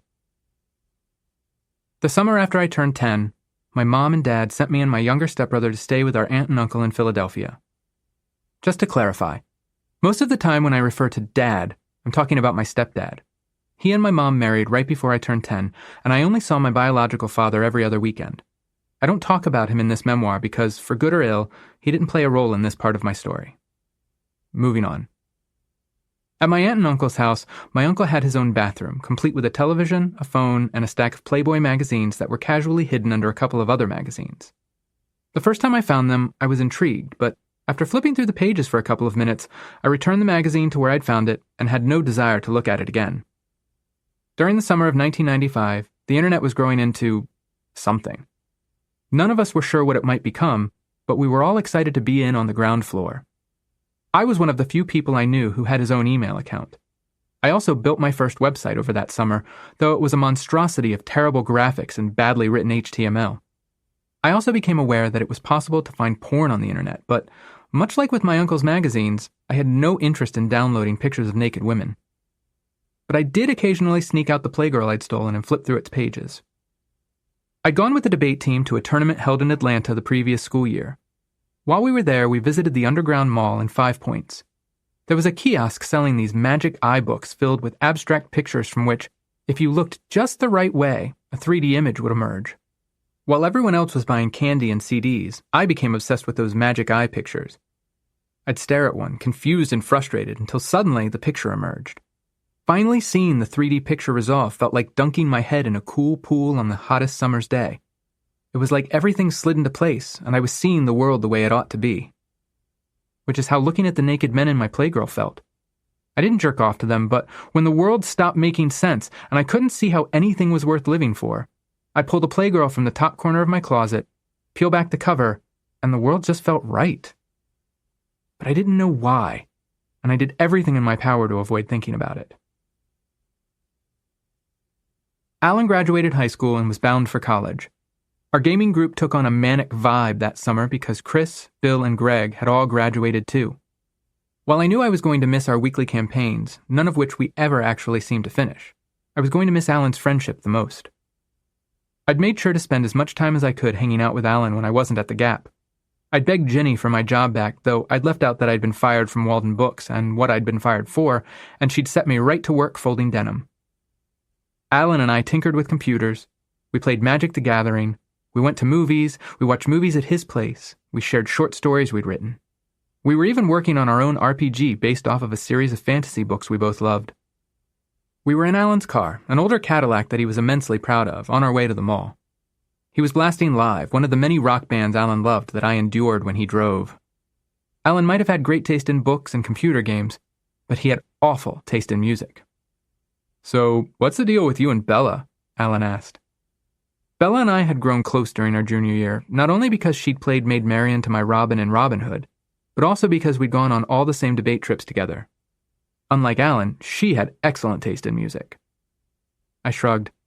"She's kind of hung up on her ex-boyfriend, but we've been emailing a lot." "You want some advice?" I didn't, but I couldn't say so without hurting Alan's feelings. "Sure." "Try not to care. Take this as easy as it comes. Call her on occasion, but pretend you aren't interested." "Honestly, I don't even know if I am." "Come on, man. You can't fool me." Alan glanced at me as he drove. "You've been talking about this girl for a year." Alan wasn't wrong. Bella and I spent a lot of time together. Not as much as Maddie and I did, and there was a density to our conversations. There was no small talk, no discussion of inconsequential things. We talked in layers, cramming 10 conversations into the space of one. Besides, she's probably not even interested in me like that. A girl doesn't spend that much time with a guy if she isn't interested. But she's hung up on her ex. Or, Alan said, she wants you to think that so it'll make you jealous. He slapped the steering wheel and laughed. "She's messing with you, man. Girls play games. It's what they do. If you want to win, you've got to make your own move instead of waiting for her to do it." Seeing as Alan had graduated high school without having a girlfriend, I wasn't sure how much his advice was worth. Many of the guys I knew thought of women the way Alan did, that men and women could never be just friends, that women played games with men, that they said one thing and meant another. But that's not how my mom raised me to think, and my friendship with Madeline certainly defied Alan's wisdom. "So, you ready for college?" "I can't wait to get out of here," Alan said, "to finally get away from the idiocy of high school." "I bet." "Don't look so glum. You've only got 1 year left, and then you'll be out too." "It's the last year I'm worried about." "Have you decided where you're applying to?" "I'm thinking NYU," I said, "for acting." Alan whistled. "Whoa, the big city, huh?" "I don't know." "I hope you're not giving up on writing." Alan and I had both experienced some rejection after submitting stories we'd written to different fantasy magazines, and I'd been somewhat disillusioned with the creative writing class I'd taken junior year. Not giving up, no, but I don't think it's something I can really make a living doing. "You're as good a writer as you are an actor," Alan said. He probably meant to imply that my writing was at the same high level I believed my acting was, but instead what I heard him say was that my acting was as awful as my writing. "I'm just not sure about anything," I said. Alan clapped me on the shoulder. "Buck up, Shaun. You'll get into NYU and become some hotshot movie star who won't have time for his friends. You'll get rich, you'll get famous, and you'll get the girl. Trust me. Now, let's talk about how you're going to handle Bella." But no amount of discussing Bella or any other girl could ease the feeling that I was missing something, that there was some hidden truth lurking at the edge of my sight, and that if I could look at my life the right way, it would emerge and change everything. After stealing a magazine filled with naked men, it might seem implausible that I hadn't at least considered the possibility that I was gay, but the idea simply hadn't occurred to me. In my mind, I had better odds of discovering latent magical abilities than I did of being gay. Ever hear of the allegory of the cave? No? Well, here's the short version. Google the long version later. It's worth it. A group of people are chained in a cave. They were born that way, grew up that way, and have never known any other existence. They can only face forward. On the wall in front of them are shadows moving back and forth. The shadows are cast by people walking through the cave, but the prisoners don't know that. They think the shadows are real beings. One of the prisoners escapes the chains, sees that the shadows aren't actually real, and that there's more to their lives than just what's in front of them. But when the escapee tells the others, they don't believe him because they still can't turn their heads. Their reality is shaped entirely by what they can see. Get it? At that point in my life, it wouldn't have mattered if my future self had appeared in front of me and told me I was gay, because all I could see were the shadows on the wall. Part 2. I wrote my way out. Depression screams. Fall, 1995. Summer ended. I let my hair grow long, down past my eyes. With the fashion freedom my job at the Gap gave me, I chose to wear sandals with a rotating array of Argyle socks. Alan moved away to attend college, and though we kept in touch through email, I felt like I'd lost my best friend. Thankfully, my friendship with Madeline grew to fill its place. With a mixture of relief, trepidation, and a sense of, can we just get this over with already, I began my senior year of high school. When I envisioned my senior year, I imagined I'd sleep through most of my classes, go to parties with my friends, find a girlfriend and take her to prom, kick ass in debate, land the lead in whatever shows Mr. Higgins had planned for us to perform, audition and get into NYU, and leave high school behind on a wave of happy memories. I definitely slept through a lot of my classes, but I wasn't happy. August 14th, 1995, 12:30 a.m. I am beginning to get scared that I am going to end up alone. August 23rd, 1995, 10:25 p.m. I think that this is going to be a shitty year. August 27th, 1995, 10 p.m. I just think that I will not have many happy memories of this year. Sad face. September 12th, 1995, 9:35 p.m. Things should be going better than they are, and I really don't know how to fix them. September 22nd, 1995, 11:10 p.m. I don't really know why I am writing tonight, other than I have nearly slit my wrists a few times in the last few days. I don't know why. I am not getting beat. I am not in trouble with the law or anything. It's just that, for some reason, I am in this depression from which I am finding it very difficult to escape. I just can't seem to make myself commit to any action. It is like I have no passion or fire. I am really scared. September 28th, 1995, 10:20 p.m. Where is that X-Acto knife? November 5th, 1995, 9:50 p.m. I swear that if I had been near a knife, I would probably be dead. November 25th, 1995, 11:45 p.m. I wonder if love is something that I am capable of. Depression speaks. It screams. It's not like actually hearing voices. I know the voice in my head isn't real, and I know that it's lying, but knowing those things doesn't make it go away. I still hear it, and it dredges up my worst fears and yells them at me until it drowns out everything else. I eventually learned how to mute that voice, but back then, I had no idea how to lower the volume. No matter what I accomplished, no matter how hard I worked, I felt like a failure. Nothing I did seemed good enough. I felt ugly. I felt stupid. I felt talentless. And those were the good days. On the bad days, I prayed for the pain to stop. On the worst days, I'd drive fast and reckless, hoping to spin out and crash and die. I had a vision of who I wanted to be in the future, of the person I wanted to become, but I knew something was wrong, and that threw my vision of the future into doubt, which I might have been able to work through because the future is constantly changing. We're constantly changing. We adapt. But instead, depression slithered into that space where my future self should have been and whispered, "Let me show you how fucked up your future's really gonna be." Moody Little Bitch. November, 1995. Hey, come on and go for a ride with me. My brother stood by the garage door with his hands in his pockets. It was near Thanksgiving, and I'd just gotten home from the Gap, where I'd spent 8 hours folding jeans and trying to convince strangers that they absolutely had to have a pair. No, 3 pairs. Everyone needs at least 3 pairs of jeans. As a result, I wasn't in the mood to get into a car with Ryan, who was objectively a terrible driver. "Come on," he said, as if he could read my thoughts. "Just run up to the store with me." He was going to keep at me until I agreed, so it seemed easier to get it over with. Ryan drove a little blue Suzuki Samurai with brakes so badly in need of being replaced that the whole car shuddered when he pumped them. He backed out of the cul-de-sac and headed toward the beach. I hadn't really seen Ryan in a while because he'd been off at college, and we hadn't had much of a relationship before that either. He'd gone to live with our biological father when he was 14, so I'd only seen him on the weekends. With 5 years separating us, and living in different houses and going to different schools, we drifted apart. I hardly knew my brother, and I'd gotten so busy with my own life that, I'm ashamed to say, I didn't think about him often. How have you been?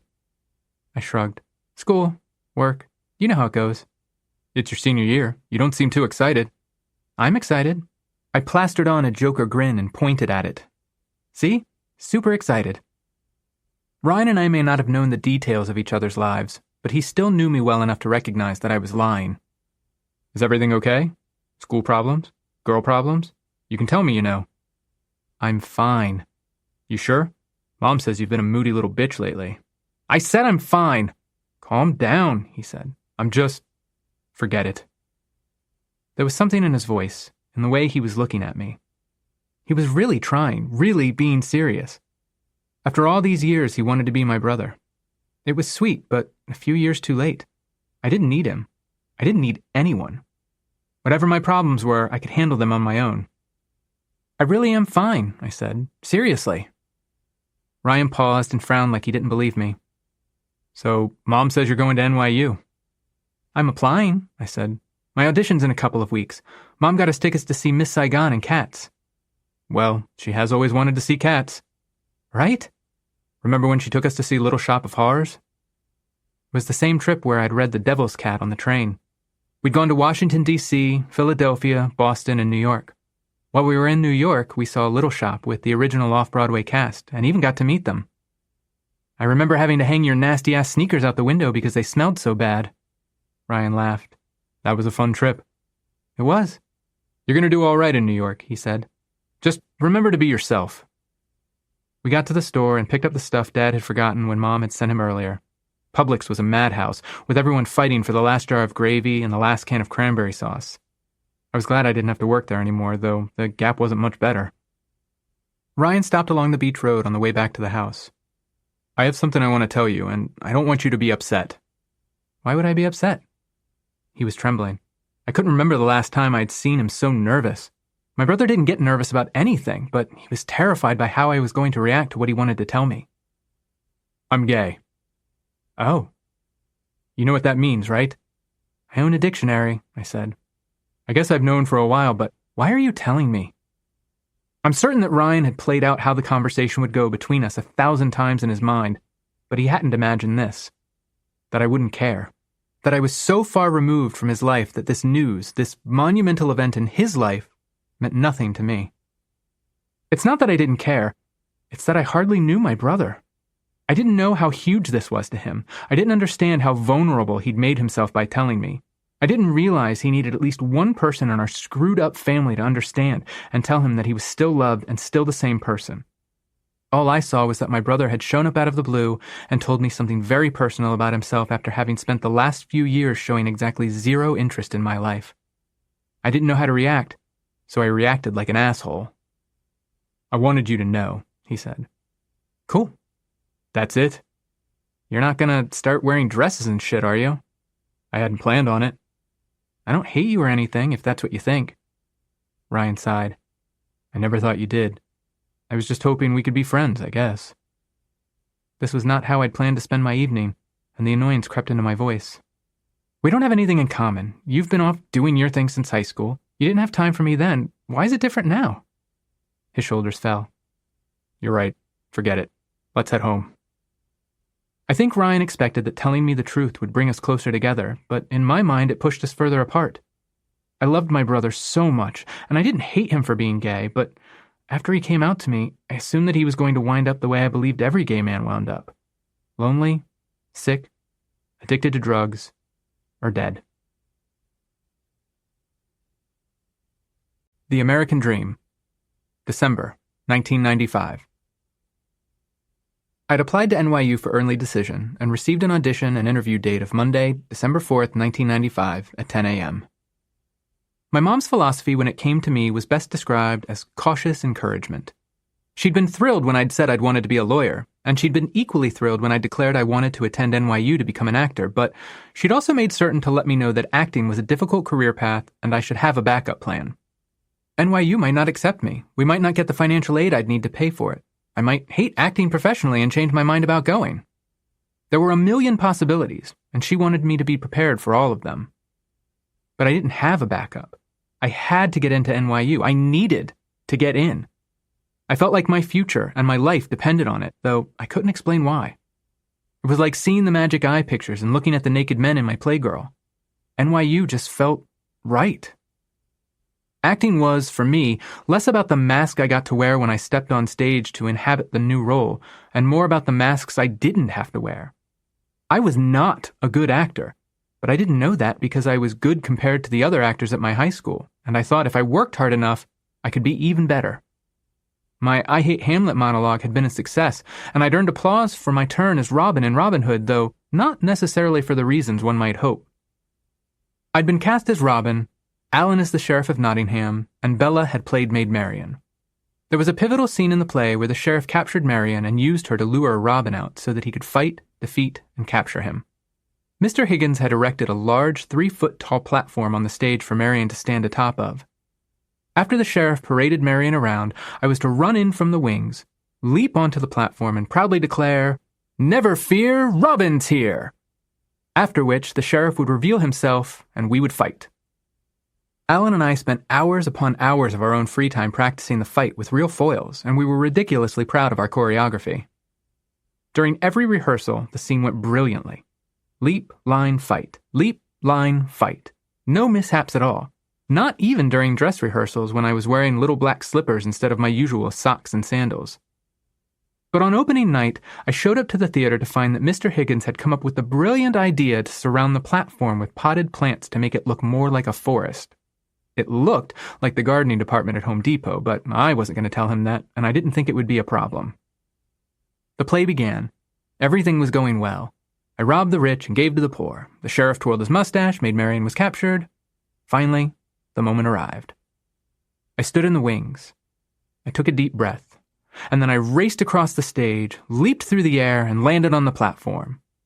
Only this time, I landed on the leaves of one of the new plants. My feet flew out from under me. I hung in the air for what felt like an eternity, and then I slammed down on my back onto the platform and hit my head. The audience fell completely silent. Bella was looking down at me. My head was throbbing, my ears were ringing, and everything hurt. And then I opened my mouth and said, "Never fear, Robin's here!" The audience laughed. Bella helped me up. Alan and I fought, and the show went on. Not that I actually remember any of it. When the curtain finally closed, Mr. Higgins asked me if I needed to go to the hospital, but I told him I was fine. He then asked if I could slip and fall during every performance. I politely declined. Instead of seeing that as a reason why I wasn't a good actor, I used it as an example of why I was. I might have had a concussion, but I carried the show to the end.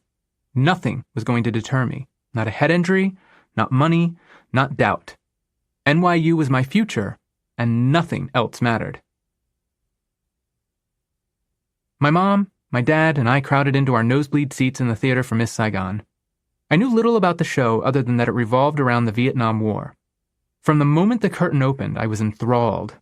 The way the actors owned the stage, the way their voices soared all the way up to where I was sitting like they were singing just for me. The costumes, the dancing. They inspired me. No, I didn't know how to dance, but I could learn, damn it. I would learn. I was going to get into NYU and study harder than I'd ever studied in my life, and then one day I was going to be on that stage. Some kid from Florida or Texas or North Dakota with dreams of escape was going to be watching me and deciding their future. Seeing Miss Saigon that night was one of the most profound experiences of my life. The music and the songs lifted me up and drove away depression's whispers for a little while. I could do anything. I could be anyone. The world belonged to me. At least for that night. Sunday, we toured the NYU campus, which was spread across the city, checked out the dorms, and then it was Monday at 10 a.m. I was brought to a small, dark room in which a woman was seated and awaiting my arrival. I remembered that she had a sympathetic face. First, she had me perform my monologue. I actually have no idea what monologue I performed, except that it wasn't I Hate Hamlet. I'm sure it was some uninspired choice from one of the monologue books Mr. Higgins kept in his classroom. Regardless, I thought it went well, and I settled down in a seat across from my interviewer, eager to continue. I'd done some research in preparation for this part. The Tisch School of the Arts focused on different methods of acting, and I'd done my homework and was confident I understood the various styles well enough to discuss them or answer any questions thrown at me. I believed I was a method actor, a technique pioneered by Konstantin Stanislavski, which in retrospect was ironic given how little I understood myself. I wasn't afraid of the interview because not only did adults usually like me, but all those debate tournaments had finally honed my ability to bullshit my way through anything. Which is what I was doing well until the interviewer asked, "Who's your favorite actor?" At which point, I froze. The question should have been an easy one, right? There were so many people I could have chosen from, but my brain went completely and totally blank. Flop sweat spread across my back and under my arms. How could I not think of a single name? Except a name did pop into my head, and I blurted it out because any name was better than silence. "Patrick Stewart," I said, and proceeded to launch into a desperate monologue describing the reasons why Patrick Stewart was my favorite actor. Never mind that the only program I knew him from was Star Trek The Next Generation. I rhapsodized about the brilliance of his performance in the episode Darmok, spent a good 5 minutes discussing the nuances of his character choices in The Inner Light, made a list of every episode in which he'd shown range beyond that of any other Starfleet captain, and even did a quick compare and contrast between Stewart and William Shatner. The interviewer listened patiently and didn't interrupt, though it might have been better for both of us if she had. And when I was done, she smiled and said some nice things about Patrick Stewart, and then asked, "But do you have any favorite stage actors?" Oh, come on! There's no way she didn't smell the fear drenching my shirt as I sat across from her and struggled to recall one name. I'd just seen Miss Saigon, and all I had to do was remember the names of any of the performers. Anyone would do. But I couldn't. The interviewer likely knew the name of every great thespian who'd ever lived, and there was no way I could make up one and hope she'd believe it was someone she'd never heard of. So I smiled and shrugged and said, "Patrick Stewart?" December 5th, 1995. Well, everything went great. Based on the way the woman acted after my audition, I would say that she is going to recommend my acceptance. China, January 1996. My life after I got home from New York revolved around waiting for that letter. Waiting for someone on the other end of the country to decide whether or not I deserved to escape my town and my life and start again new. Waiting for my dreams to come true or for my nightmare to burst out of my head and consume reality. I skipped so many classes during the first half of the school year that I was in danger of not graduating, and I sleepwalked through the classes I did attend. The only class I stuck around and stayed awake for was creative writing. I had a green Marvin the Martian notebook that I carried with me everywhere and filled with journal entries and poems. I'd been writing since 3rd grade. I wrote fan fiction before the internet existed, adding sequels to movies like The Lost Boys and Adventures in Babysitting. I wrote short stories inspired by the fantasy novels I loved to read, and I even wrote an original speech about political correctness that I performed and won 2nd place with in a state-level debate tournament. But I didn't consider myself a writer. I didn't consider writing to be a thing I could do. I didn't see a future where I spent my days sitting at a desk making up stories for a living. For a couple of months, we had a student teacher named Michelle, a young woman close to graduating with a degree in education who came up with lesson plans and taught us and graded our stories while Mrs. McCoy sat in the corner and pretended to care. Michelle stood at the front of the classroom, leaning against the desk when I trudged in. "Hey, Shaun, we missed you Friday." "Debate tournament," I said. "Did you win?" My desk was in the front row against the wall, and I tossed my notebook down before sitting. "I did okay." Michelle nodded. She wore plastic glasses and long, flowing skirts that reminded me of the ones Natalie Merchant had worn when I'd seen her in concert a couple of months earlier. "We read your story." I ducked my head, looking anywhere but at Michelle. "Oh." "There were a lot of strong reactions to it." For the Sole Sake of Living was the first non-fantasy story I'd ever written. It was about an older brother on trial for murdering his younger brother who was slowly dying of a terminal illness. "Sorry, I didn't mean..." "That's a good thing," she said. "Every writer learns that inspiring powerful emotions, be they love or hate, is better than inspiring nothing." Other students had started streaming in, and I didn't want to be the center of attention, so I tried to cut the conversation short. "Yeah, well, I'm not a real writer, so it doesn't matter." Michelle took the hint and left me alone.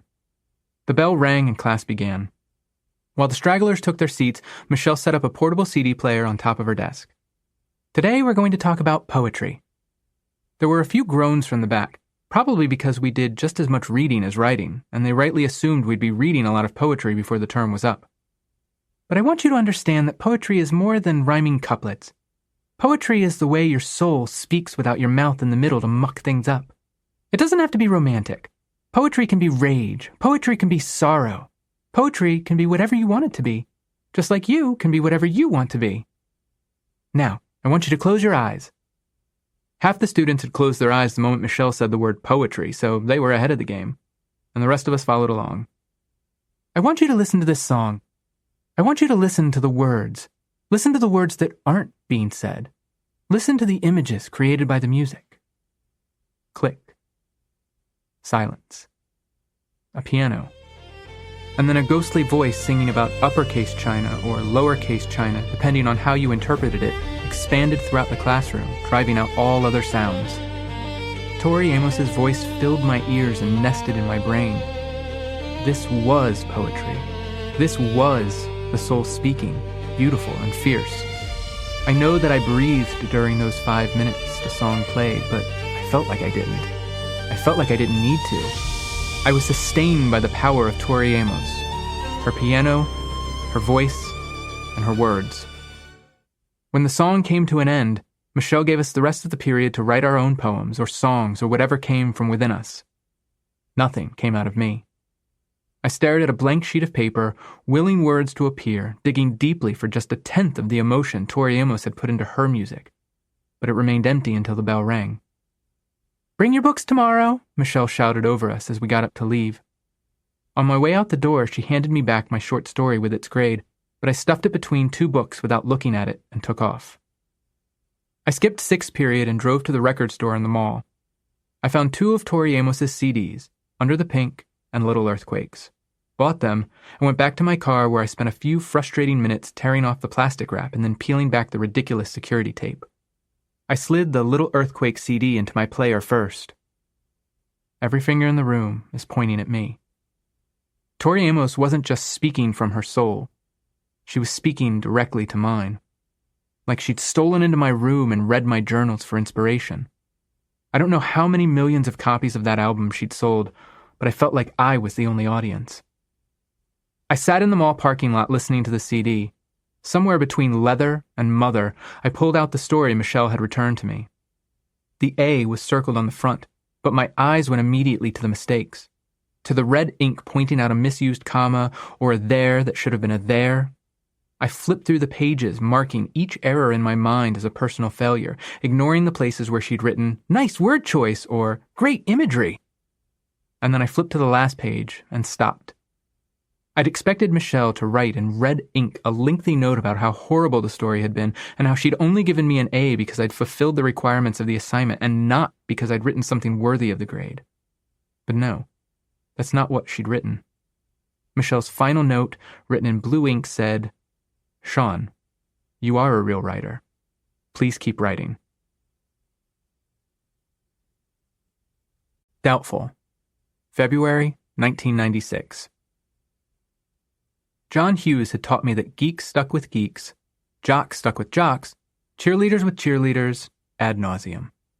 There were certainly cliques at my high school, and there were definitely football players who thought they were too good to hang out with anyone they felt was beneath them, but I'd managed to find my people in many different groups. I was something of a social chameleon, turning into whoever I needed to be to fit in. But my core group of friends consisted of Madeline and the gang. Madeline was in the gang, but she and I also had our own thing going on. The gang consisted of Debbie, Bella, Ben, and Ashley, who were indeed still together, Dan, who wasn't one of the original Dans, one had moved away and the other had dropped out, James, Mike, Scott, and Heather. A few other people rotated in and out over the years, but they were the core of the group. During the first part of senior year, Heather and I had gotten close because we both hated going to classes and loved skipping. I'd pick her up before first period, and we'd go to Brooklyn Bagels for breakfast or skip lunch and wind up missing the rest of the afternoon. One day, we decided to take off after 5th period and hang out at my house. My dad was at work, and my mom was shopping like she did every Friday. "What are we listening to?" Heather asked. "Tori Amos?" "It's interesting." Tori was all I'd been listening to since I bought the CDs, and I didn't care if Heather liked it. We pulled into my neighborhood and drove down the hill toward my house. Shit! I slammed on the brakes. What? My grandma. After Nana's cancer had gone into remission, my mom had convinced her to move closer to us, into the same neighborhood so that we could watch after her better. But Nana didn't leave the house often, preferring to spend her days reading. Only there she was, shuffling down the sidewalk in the same direction we were going. What do we do? We crept along behind her as she shambled past my cul-de-sac. I couldn't let her see me or she might tell my mom, and I'd already promised I'd stop skipping so many classes. The pace was agonizing, but when Nana finally rounded the corner, I zipped into the driveway, opened the garage door, and parked my car inside. That was close, I said. We probably should give her an hour to walk back to her house before we leave. Fine with me.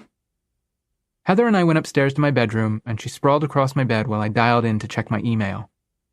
So, what's up with you and Nicole? Nicole was a girl I'd been friendly with on and off for a couple of years. She'd been kind of flirting with me, but not the kind of flirting I took seriously. Nothing.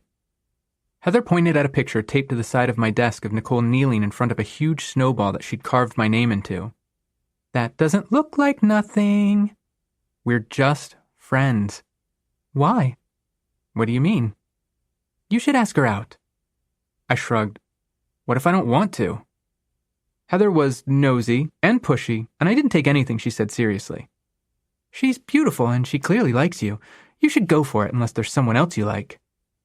I hadn't said I liked Nicole, but I was sure Heather was going to tell everyone I did like her before the day was done if I didn't do something. Maybe there's someone else I like. Heather sat up and turned her full attention to me. Who? No one. You can tell me. I laughed. No, I really can't. Heather fell quiet for a second. Then she said, There's someone I like. I'll tell you who it is if you tell me. It's complicated. It's a name. What if it's you? Heather sat on the edge of my bed, leaned over, and kissed me. I kissed her back. I crawled onto the bed, and we made out. My lips and my tongue were doing their things, and all the blood had rushed away from my brain, but the truth was that I'd never actually considered dating Heather before. She was annoying and cruel and backstabbing. But as we made out, I started to consider it. I'd have a girlfriend. I'd get into NYU. I'd go to prom with a girl I might grow to care about. I'd lose my virginity for real. I saw it all so clearly, so perfectly. My future, right there waiting for me. Heather doesn't want to go out with you, Debbie said. And I know you don't want to hear this, but you could do so much better than her. Debbie and Heather had never gotten along, so it was difficult to know whether Debbie was being honest or petty. She couldn't even tell me herself? I leaned against my car where Debbie had ambushed me Monday morning before first period. Debbie folded her arms over her chest and shook her head. I don't even know why you like her. I wasn't sure I ever had. We'd made out until it was safe to leave without running into Nana, and then we'd gone back to school. When she'd gotten out of the car, I'd asked her to go out with me. Instead of answering, she'd said it was complicated, and I'd said it was just an answer. An answer I finally had. Debbie wrapped her arm around my shoulders. Forget about her, all right? You'll find someone better. Doubtful. February 26, 1996. I have decided that I am through putting my feelings into anything because I am tired of being hurt. So I am going to be me as I've wanted to be. I will say what I want, and who gives a fuck about the consequences? The Round Table. February to March 1996. The set for this scene consists of a small round table and 4 chairs. The Round Table. I liked writing for 2 reasons. The first being that I could use it to make people laugh with me instead of at me. I'd discovered the power in the 3rd grade when I'd written a short story about the Kool-Aid Man busting into our classroom that I'd read aloud. But I also enjoyed writing because it allowed me to control the beginning, middle, and end of the story. I felt so helpless in my life, especially when it came to the future. Somewhere in New York was a person or group of people who were going to open a file containing everything they knew about me, and they were going to use the information within it to determine whether I was allowed to escape Florida or whether I was doomed to rot there forever. And there was absolutely nothing I could do to change the eventual outcome. Except in stories.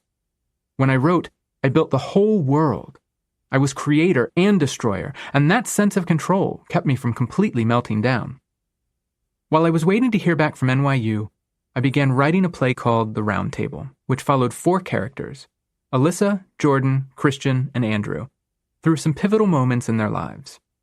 It was not a good play, and I was not a good writer, but everyone starts somewhere, and it's usually at the bottom. Alyssa was an amalgam of girls I knew at the time. She was artistic, witty, strong, and had horrible taste in men. Of course, she only dated those awful boys because she was secretly in love with Christian. Jordan was brash and fiercely loyal, but was also self-destructive. When the play began, he was spending the majority of his time drinking heavily and having sex with strangers, hoping to make the world hurt as badly as he did. Andrew was a shy, quiet young man who was secretly in love with his best friend, Jordan. He ultimately told Jordan how he felt and was rejected. Finally, Christian was a writer who felt boxed in, trapped by the expectations of others. He believed his life was not his own, and that he would never be free. At the climax of the Round Table, Christian took his life in order to prove that he was still free to make his own choices. When I began writing The Round Table, I firmly believed Christian was the character who represented me, even though I basically lifted Christian's entire story arc from Dead Poet Society. But I also saw pieces of myself in Jordan. I was angry, and I was hurting all the time. When Maddie and I would write to each other over email, she used to sign off as Nara Star, and I signed off as Havoc. Nara was a superhero identity Madeline made up for herself for reasons that belonged to her alone. But I chose Havoc because he couldn't control his mutant ability, a powerful energy blast that exploded violently from his body, and he was terrified of hurting the people he loved, which was how I felt. I buried my fear and shame deep inside. I played the part and pretended life was great, but I was scared to death that I was going to lose control and hurt someone. In many ways, Jordan was who I thought I would evolve into if I stopped caring, which was a real fear for me, seeing as caring about anything was growing more difficult with each passing day. I focused mostly on Christian, Alyssa, and Jordan in the early stages, and all I knew about Andrew was that he would tell Jordan he was in love with him, somehow contract AIDS, and quickly die. I knew even less about HIV and AIDS than I did about being gay, and I treated Andrew's character the way every movie and book I'd consumed had treated their gay characters. Like garbage. Like a thing. Like he was less important than the titular table around which the characters sat in every scene. I followed the only writing advice I'd ever been given. I wrote what I knew. That writing advice is bullshit, by the way. My parents went away near the end of February for a couple of weeks, leaving me and my stepbrothers home alone, and we were thrilled to see them go. Not that we threw any parties or turned the house into an opium den or anything like that. My brothers had their own lives, and I wasn't in the mood to see anyone. Not even Maddie. Date: March 2nd, 1996. From Shaun. To Maddie. Subject: Re. Shaun, please talk to me. I am not mad at anybody. I just have got a lot of things on my mind that need to be cleared up, and unfortunately it has made it very hard for me to think about anyone else. I know that I am being kind of selfish, but there are so many things going on right now that I don't know what to do. Last night, I was so messed up thinking about this stuff that I got this pounding in my head that hurts so bad I almost went nuts. I am very sorry that you all feel like I am ignoring you or are mad at you, but there are some things that I have to deal with by myself, and sometimes that means I will not be acting like myself. During the 9 days that my parents were gone, I skipped a lot of school, stopped talking to my friends, drank a lot, and finished writing The Round Table. I'd scrapped most of the scenes with Andrew in them and began rewriting them. But something was different. From The Round Table. Alyssa and Andrew are sitting in their chairs when the lights come up. Alyssa: What did you need to talk to me about, Drew? Andrew: I don't really know if I can tell you this. Alyssa: Tell me what, Drew? Andrew: I mean, I trust you and all. You've never told anyone a secret that I gave to you. Alyssa: What in God's name are you talking about? I get the feeling that you're talking right by me. Andrew: I just don't want to say anything unless I'm absolutely sure. Alyssa, becoming frustrated: Say anything about what?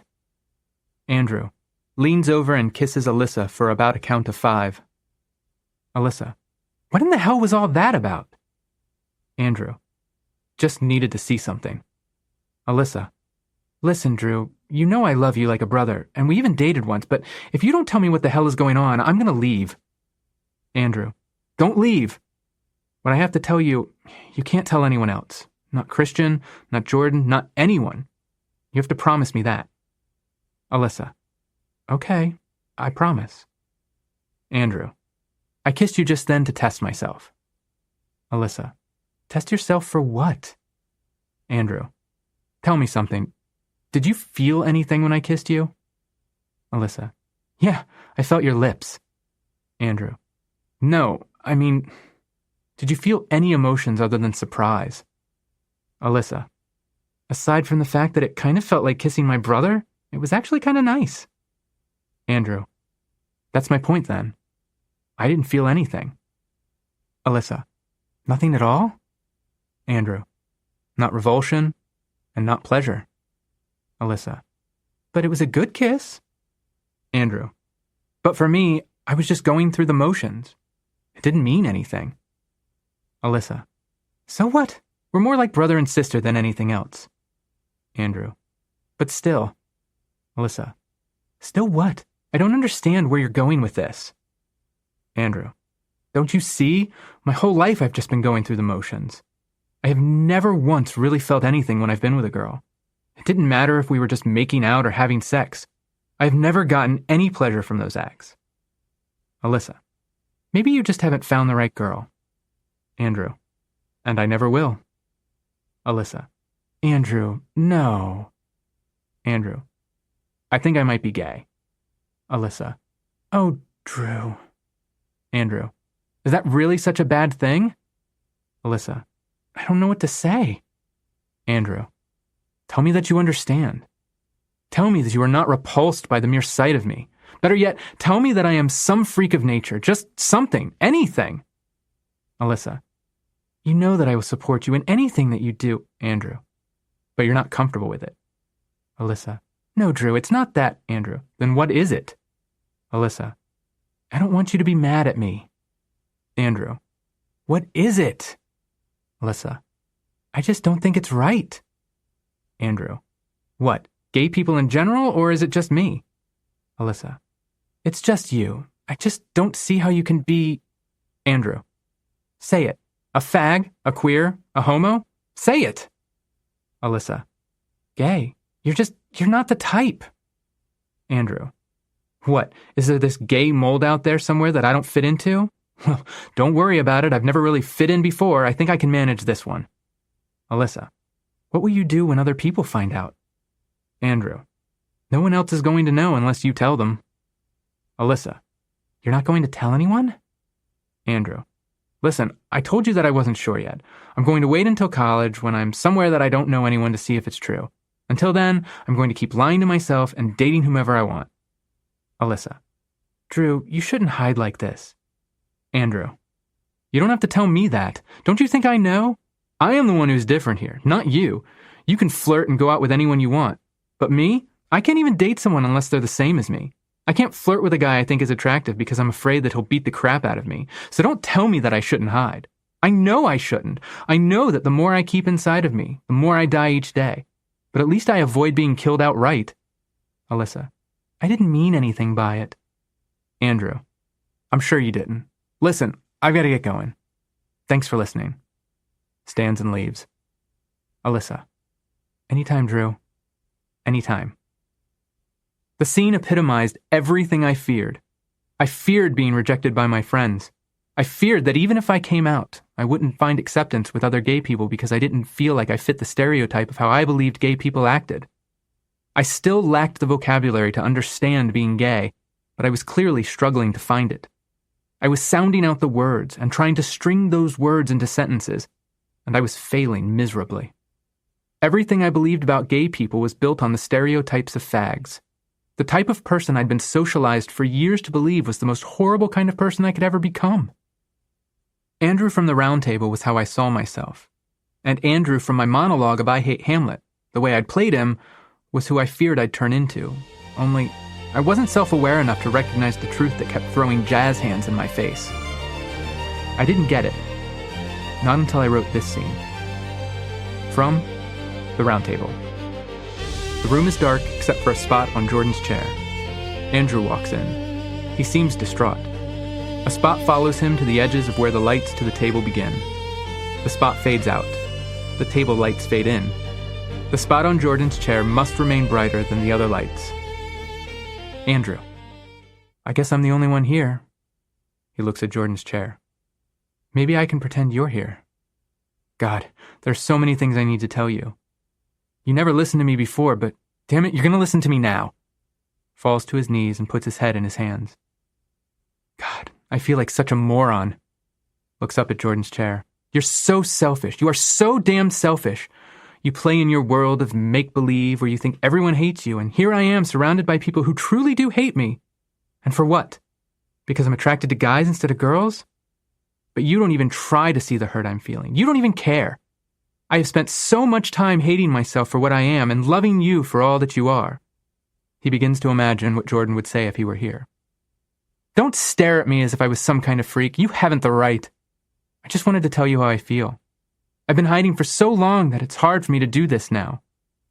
Listens to the imaginary response. You don't have to tell me that. I know you don't feel the same way about me. Don't you realize? I know that you won't. No, you can't feel for me the same way I feel for you. Every time I see you with a girl on your arm, I die inside and imagine that it was me you were holding. He begins to cry and pace around the room. What I want doesn't matter, though. Pause. What happened to us? When we were kids, there was nothing that could have stopped us. Still hearing Jordan's voice in his mind. I know that we're not kids anymore. You don't have to tell me that, but what the hell happened to us? How did I become afraid of everything, and how did you become whatever it is you've become? No, don't try to answer. I remember the first time I saw you. I was only in the 2nd grade, and I wasn't burdened with all these feelings that I have now. But there were these older kids picking on a younger boy. I saw the way you walked over to them. I thought you were going to join them. Hell, you could have been their leader. Not you, though. No, you took the side of the smaller, weaker boy. You fought fiercer than I have ever seen anyone fight.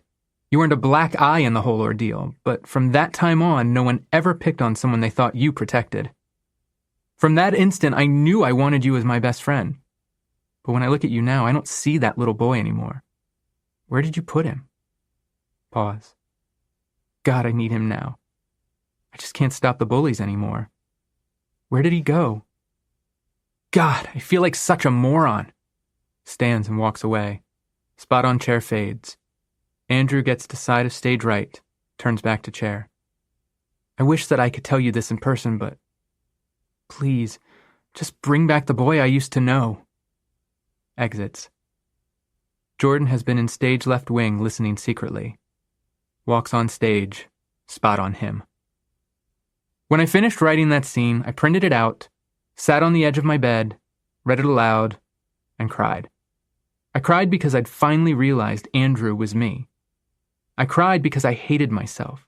I cried because, even though I wasn't in love with my best friend, I was terrified of rejection and of spending the rest of my life alone.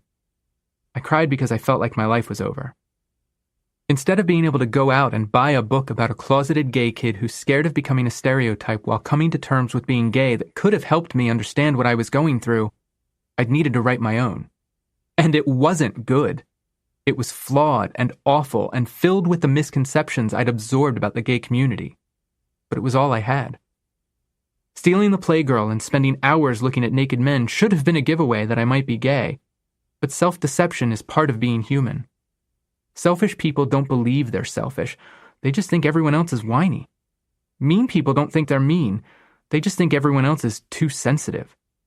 And far too often, queer teens will twist themselves into knots to avoid admitting that they're queer. Sometimes out of fear. Sometimes because they've been raised with beliefs they can't reconcile. Sometimes because it's all just shadows on the wall to them. Sometimes because they're naive and simply lack the vocabulary to describe and understand what they're feeling. But in writing The Round Table, in writing Andrew, I'd finally found the vocabulary I needed to say the words. I'm gay. I still hated myself, but at least I could finally be honest about why. Cookie date. March 1996. Date. March 4th, 1996. From Shaun. To Maddie. Subject. Maddie. I don't think you understand how fucked up I am right now. I'm not walking around with a gun to my head. I'm not one of those suicidal people in the movies that is crying to be saved. I am not suicidal.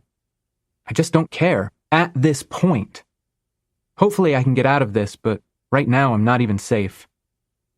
I'm happy that you had a great weekend, and I want to hear all about it, but that's not going to happen in my case. See, it's change that has messed me up, and it's not stuff that I can ever change back. I'm stuck now trying to deal with it. It's like a guy trying to deal with a prosthetic, fake or whatever leg. I want it to be like it was before, only I know that it can't be. I know that it is not going to be easy, but I have to deal with this slowly.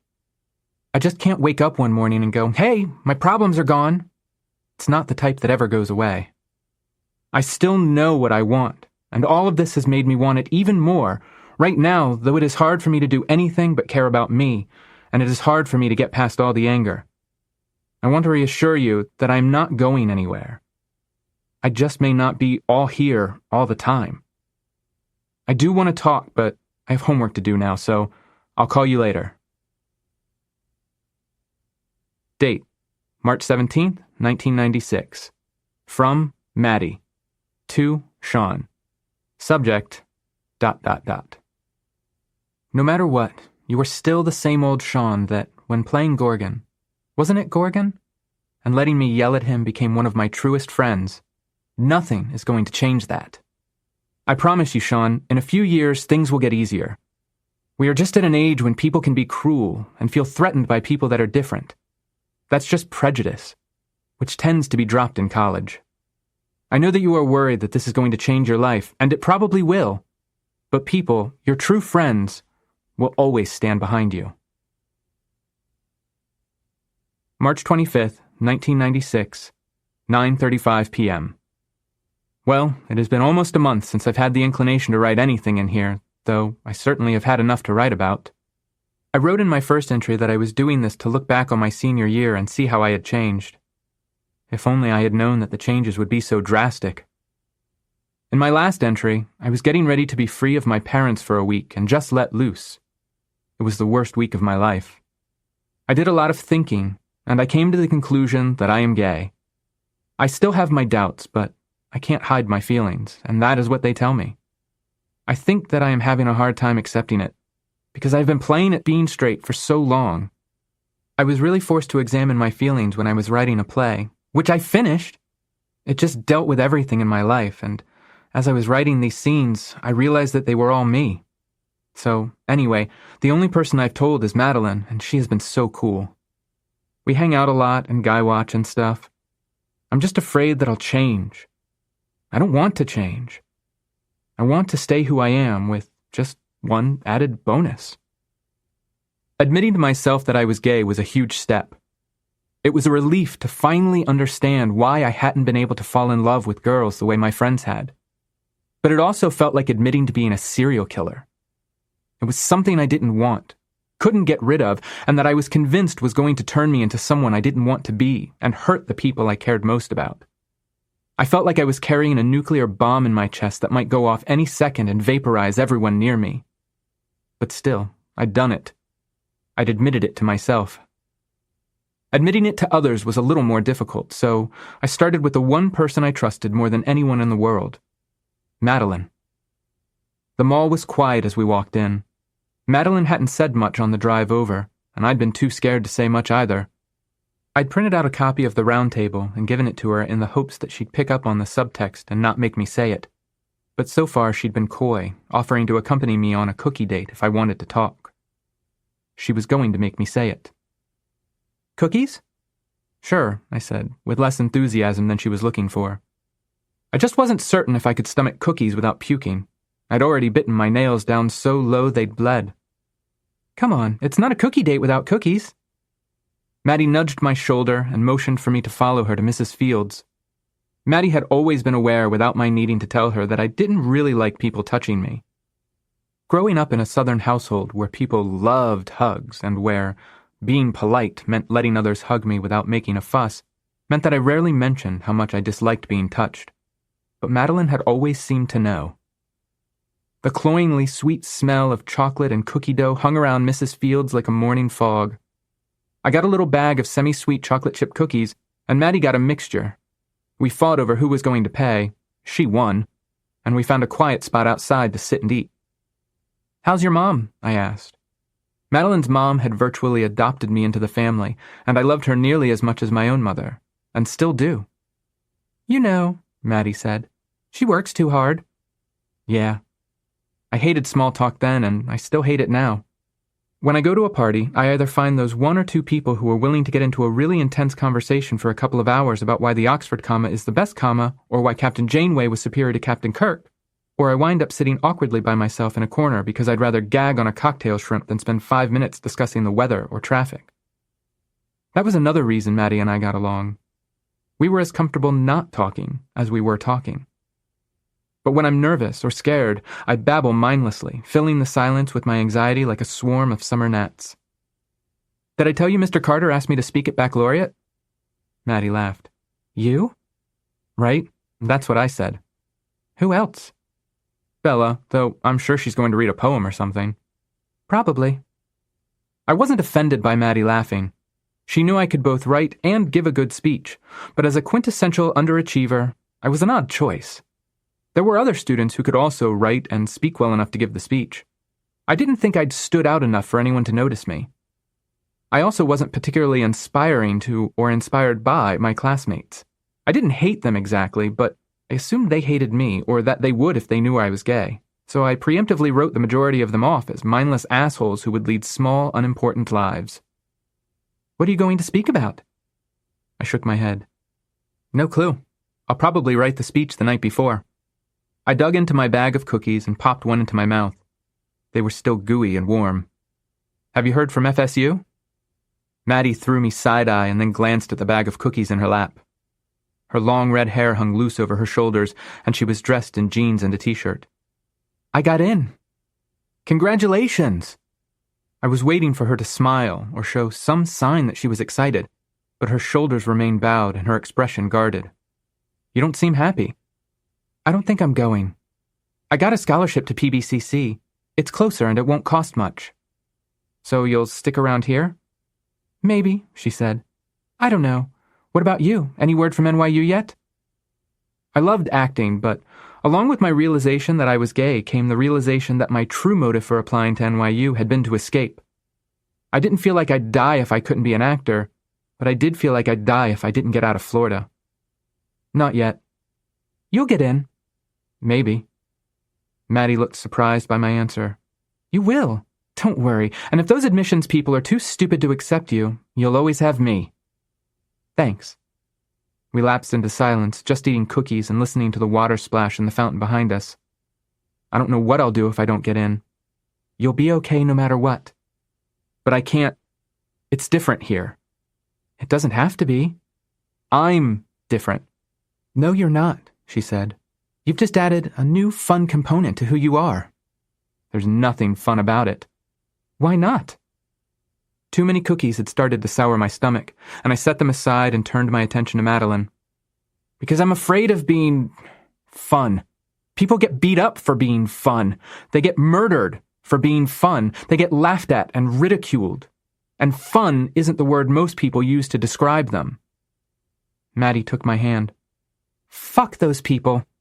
She stopped and laughed. "Don't fuck them. They don't matter." "What if everyone hates me?" "I don't hate you," she said. "My mom doesn't hate you." "Your mom knows?" Maddie nodded. "For a while now." "Was it that obvious? Was I that obvious?" Look, there are a ton of issues within the gay community, including toxic masculinity, misogyny, racism, but I wasn't socially aware of those issues back then. All I knew was being a fag, being Tito or Hollywood, was to be avoided at all costs. But if Madeline's mom had sniffed out that I was gay, then it must have been because my speech patterns or mannerisms or the way I dressed. And if Madeline's mom had guessed, then it must have been obvious to everyone. My mind started spiraling, and I thought I was going to throw up. Had anyone else figured it out? People from school? My parents? "All that was obvious," Madeline said, "was that you were hurting." Oh. I didn't quite know what she meant, but it kept me from having a complete mental breakdown.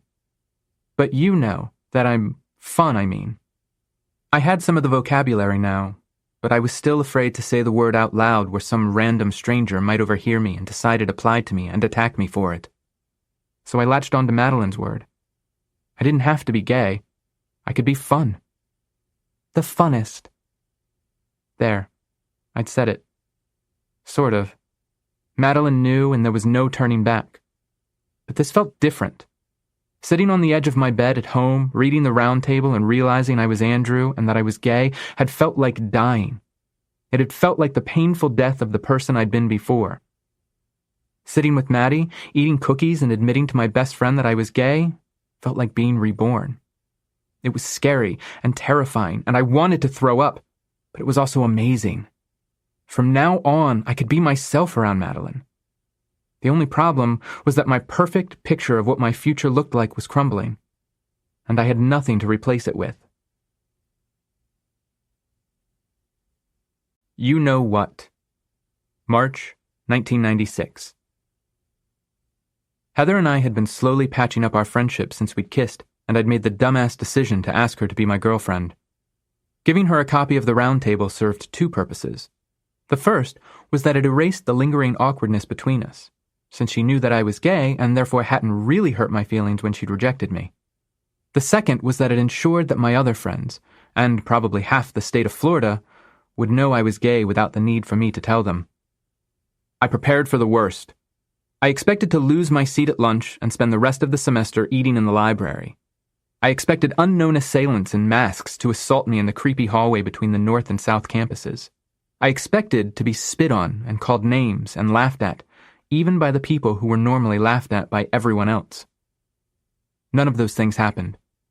My friends kept it in the family and didn't spread the rumor beyond the people who supported me. Debbie asked me to confirm it, which I did, and then we never spoke of it again. A few times, I thought I caught Bella checking me out from across a room, like she was trying to find the gay parts of me that she'd missed before, but she never brought it up.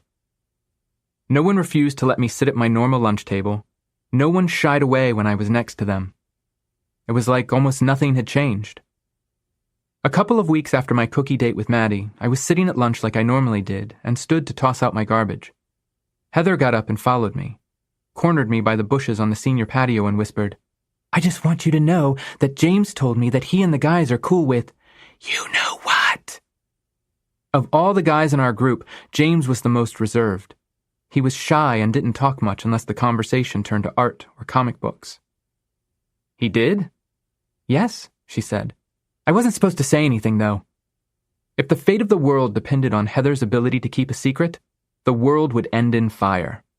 But in this case, I was glad she told me. It was weird to think that anyone was sitting around talking about my sexuality, but a relief that they hadn't decided I was a disgusting, disease-carrying trash receptacle they needed to distance themselves from immediately.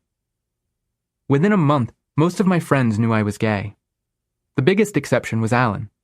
But because he was away at college, I didn't feel like I needed to tell him, which was a relief since I doubted he'd take it well. I wasn't worried that he'd flip out and try to kill me. Instead, I feared that because he thought so highly of himself, he'd assume I was totally in love with him, which I was emphatically not, and wouldn't be able to handle hanging out anymore. Luckily, I didn't have to deal with him right away. Coming out was not the blood-splattered horror show I had feared it would be, and while it wasn't the last time I would have to come out, it was pretty painless for a first time. Crushed, Part 1. March 1996. My first gay crush was Chris O'Donnell. Yeah, he was cute in Batman Forever, but he stole my heart in the kind of obscure film Circle of Friends. I've always been a sucker for the nice guys. My first crush on an actual human person that I theoretically had a chance of speaking to was a guy at my high school named JJ. He'd enrolled at my school at the start of senior year. My graduating class was large enough that I didn't know the names of everyone in it, but small enough that I recognized when someone new popped in, and ate lunch with a group of football players who sat at a table across from mine on the senior patio. JJ had blonde curls and rosy cheeks and farm boy arms and shoulders. We were from different planets, and our orbits only came within shouting distance for 42 minutes a day. Before I came out to myself, I spent lunch imagining what it would be like to be him, to be popular and good-looking. After I came out, I wasted lunch daydreaming about asking him to prom. I constructed elaborate fantasies where he'd get up from his table, walk across the patio, take a knee, and ask me out. I had long conversations with him in my mind about books and philosophy and music. I wrote poems to him and about him. My heart sped up when it was time to go to lunch, and it sputtered when the bell rang and lunch ended. I'd felt different for so long, but I hadn't understood why until I'd learned the vocabulary. When I was finally able to put a name to what I was feeling and understood I was gay, I felt such a sense of relief to know. But knowing in many ways made me feel worse. I knew I was gay, but nothing had changed. Nothing could change. Before, when I was pretending to be someone I wasn't, I hadn't been aware I was pretending. Now I knew, and it was agony. Every day I sat on the patio during lunch and wished more than anything that I could catch JJ's eye, smile and wave, and not worry that he and his football friends would come over and break my arms and legs and leave me in a bloody heap on the ground. I'd even gone so far as to write him a letter. March 25, 1996. Dear JJ, don't ask how I know your name. At least, I hope that's your name. Okay, this is really weird for me, so bear with me.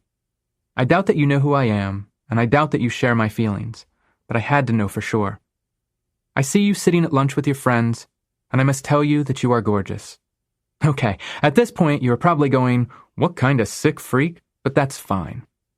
I'm going to have to get used to that kind of reaction. If you're not reacting in that manner, cool. I don't want to scare the shit out of you, believe me. If some gay guy did something like this to me a year ago, I would have pissed my pants. So, feel free to think horrible things about me if you wish. But even just saying I'm gay is kind of big for me, so I hope you don't think it's bad.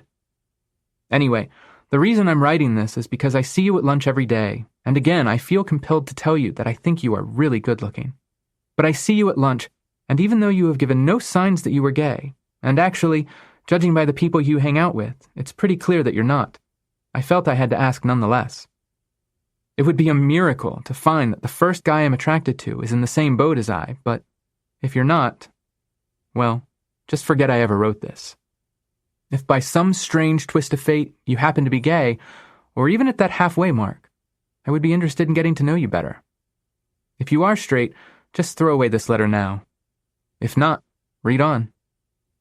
Unless you really are open about this, which, if you were, it would have been easy to find out. I would appreciate you keeping this to yourself. I really haven't told anyone except for my close friends. Well, if you are interested, give me a call and we can talk. As of yet, I only know that you look beautiful. You could be a psycho killer or something. Just kidding. So, anyway, thanks for being cool about this. Unless you've tried to kill me or something, then, oh well. I kept the letter in my pocket, working up the nerve to get up in the middle of lunch, walk to JJ's table, and give it to him. But I never did. My friends might have been cool, but I didn't know JJ, and there was a very real chance that if I gave him the letter, he'd try to kill me. And that's not hyperbole. I imagined handing him the letter in front of his friends. He'd read it right then and there, even though I'd tell him not to. His jock friends would make fun of him for being asked out by a guy. They'd call him a fag. JJ's fragile male ego would shatter, and he'd see no option to restore his masculinity other than kicking my ass. To some guys, there's no difference between being gay and having people think they're gay. And while I hoped that JJ wasn't one of those kinds of guys, I wasn't prepared to bet my life on it. So I held on to the letter, and I held on to my dreams. Crushed, Part 2. April, 1996. Senior year was coming to an end more quickly than I was prepared for. Classes were winding down. I was nearing opening night for the last show I'd ever perform in during high school, The Lion, the Witch, and the Wardrobe, in which I played Aslan, and most of the people I knew were already planning their lives beyond graduation. I'd spent my first 3 years waiting for the day when I could walk out of that school forever, but now that that day was near, I found I wanted to rewind my life and go back to the beginning. I had a habit of magical thinking, especially when I was trying to sleep. I'd never been one of those people who could fall right to sleep the moment they closed their eyes. I was, and am, incredibly jealous of those people. Instead, I'd lay awake for hours running scenarios in my head, replaying conversations where I felt like I'd said something absolutely mortifying and humiliated myself, or finally coming up with the perfect comeback to an insult that had been flung at me weeks or months earlier. Some nights I prayed to God or the devil, I wasn't picky about which one answered, to make me not gay. Some nights I lay with my eyes closed for so long I believed I could see through my eyelids, like I had an extremely specialized form of X-ray vision. Then there were the nights I'd simply beg the universe to turn back time, to send me back to the 14-year-old version of myself eager to start high school, but to leave my memories of the last 3 years intact so that I could reclaim that time from my own ignorance. I wanted to unfuck my life. I wanted to undo lying to Alex about losing my virginity. I wanted to take back sharing my first kiss with Tanya. I wanted to fix the hurt I'd caused Lee by stringing her along when I'd never been biologically capable of feeling for her the way she felt for me. I wanted to be able to own who I was from the first day of high school instead of spending 3.5 years flailing about like a dying fish. "Please, just let me go back to the first day of school," I whispered. "I'll do things right this time. I won't screw it up. Please, just please." And then I'd fall asleep, wake up the next day, and go to school. But everything was the same. I was still 17, and I still had no clue what I was doing. I was never going to give JJ the letter. I was never going to be popular. I was never going to be happy. At least, not until I graduated, and then only if I got into NYU. For months, I'd been replaying my interview over in my head, analyzing the myriad ways I'd failed. I'd applied for early admission and had been turned down and punted to regular admission. Maybe they thought I was good, but not quite exceptional enough to warrant special treatment. It had hurt, yeah, but my soul was riding on getting in, and I couldn't fail. It was overcast on April 8th. The clouds had been hanging around all day and had grown darker by the time last period ended. I'd slipped into the habit of driving home immediately after school, no matter what other obligations I had. If I was scheduled to work, I'd just be late.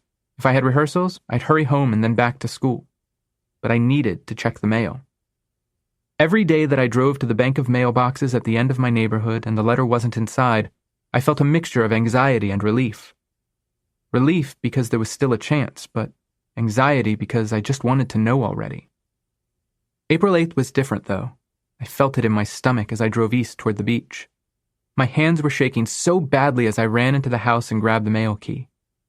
No one was home, so I didn't have to bother pretending to care how their days had gone. A light rain began as I drove slowly to the mailboxes. I told myself that everything would be fine. I needed this. I deserved it, and the universe wouldn't let me down. I slotted the key, opened the door, and reached into the mailbox.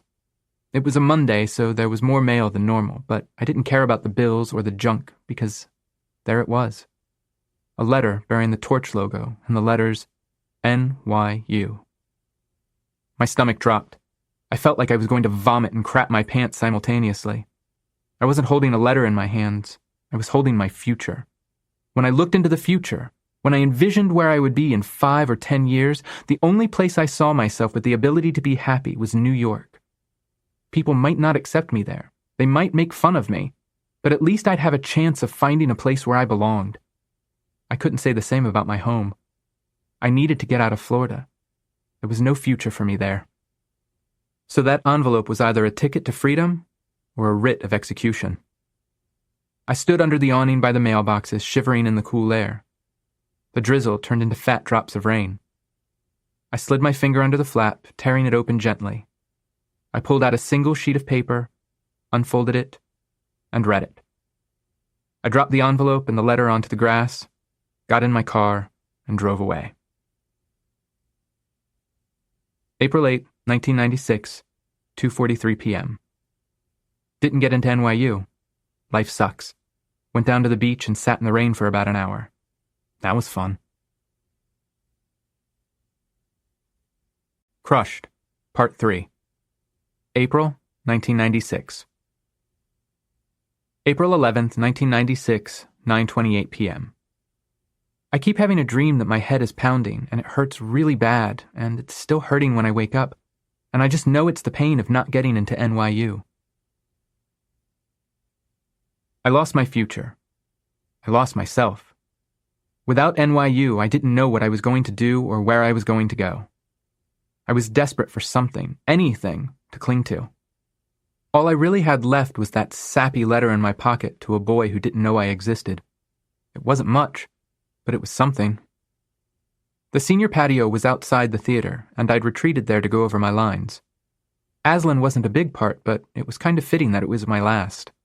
Not only because Madeline was playing the White Witch, but also because I'd loved The Lion, the Witch, and the Wardrobe when I was young, and the drama club had been a place I'd escaped to when the reality of life became too much.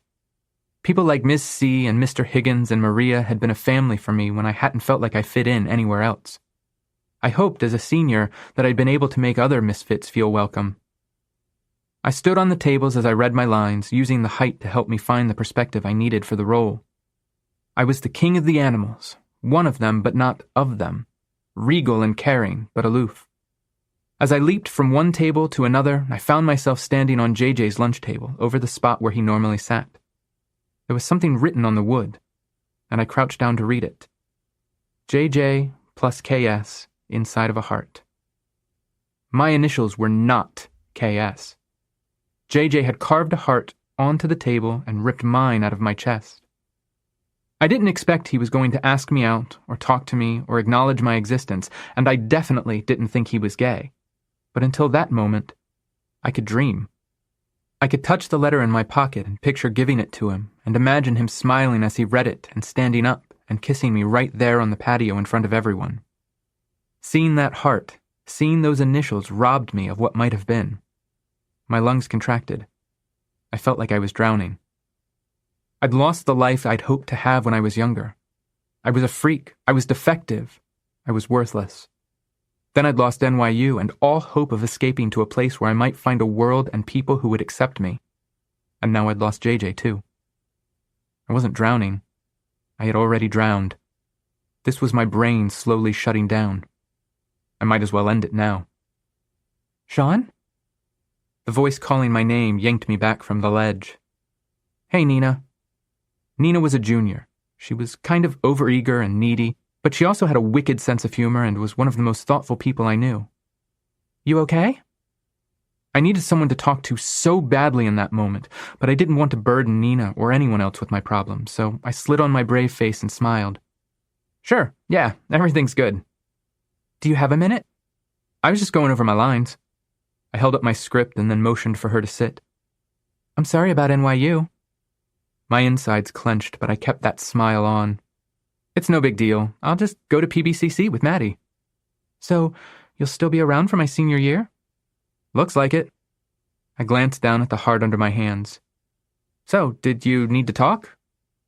Nina bit her lip and nodded. There's something I wanted to tell you. Go for it. I like you. Jesus Christ, the way she'd spit it out? Who does that?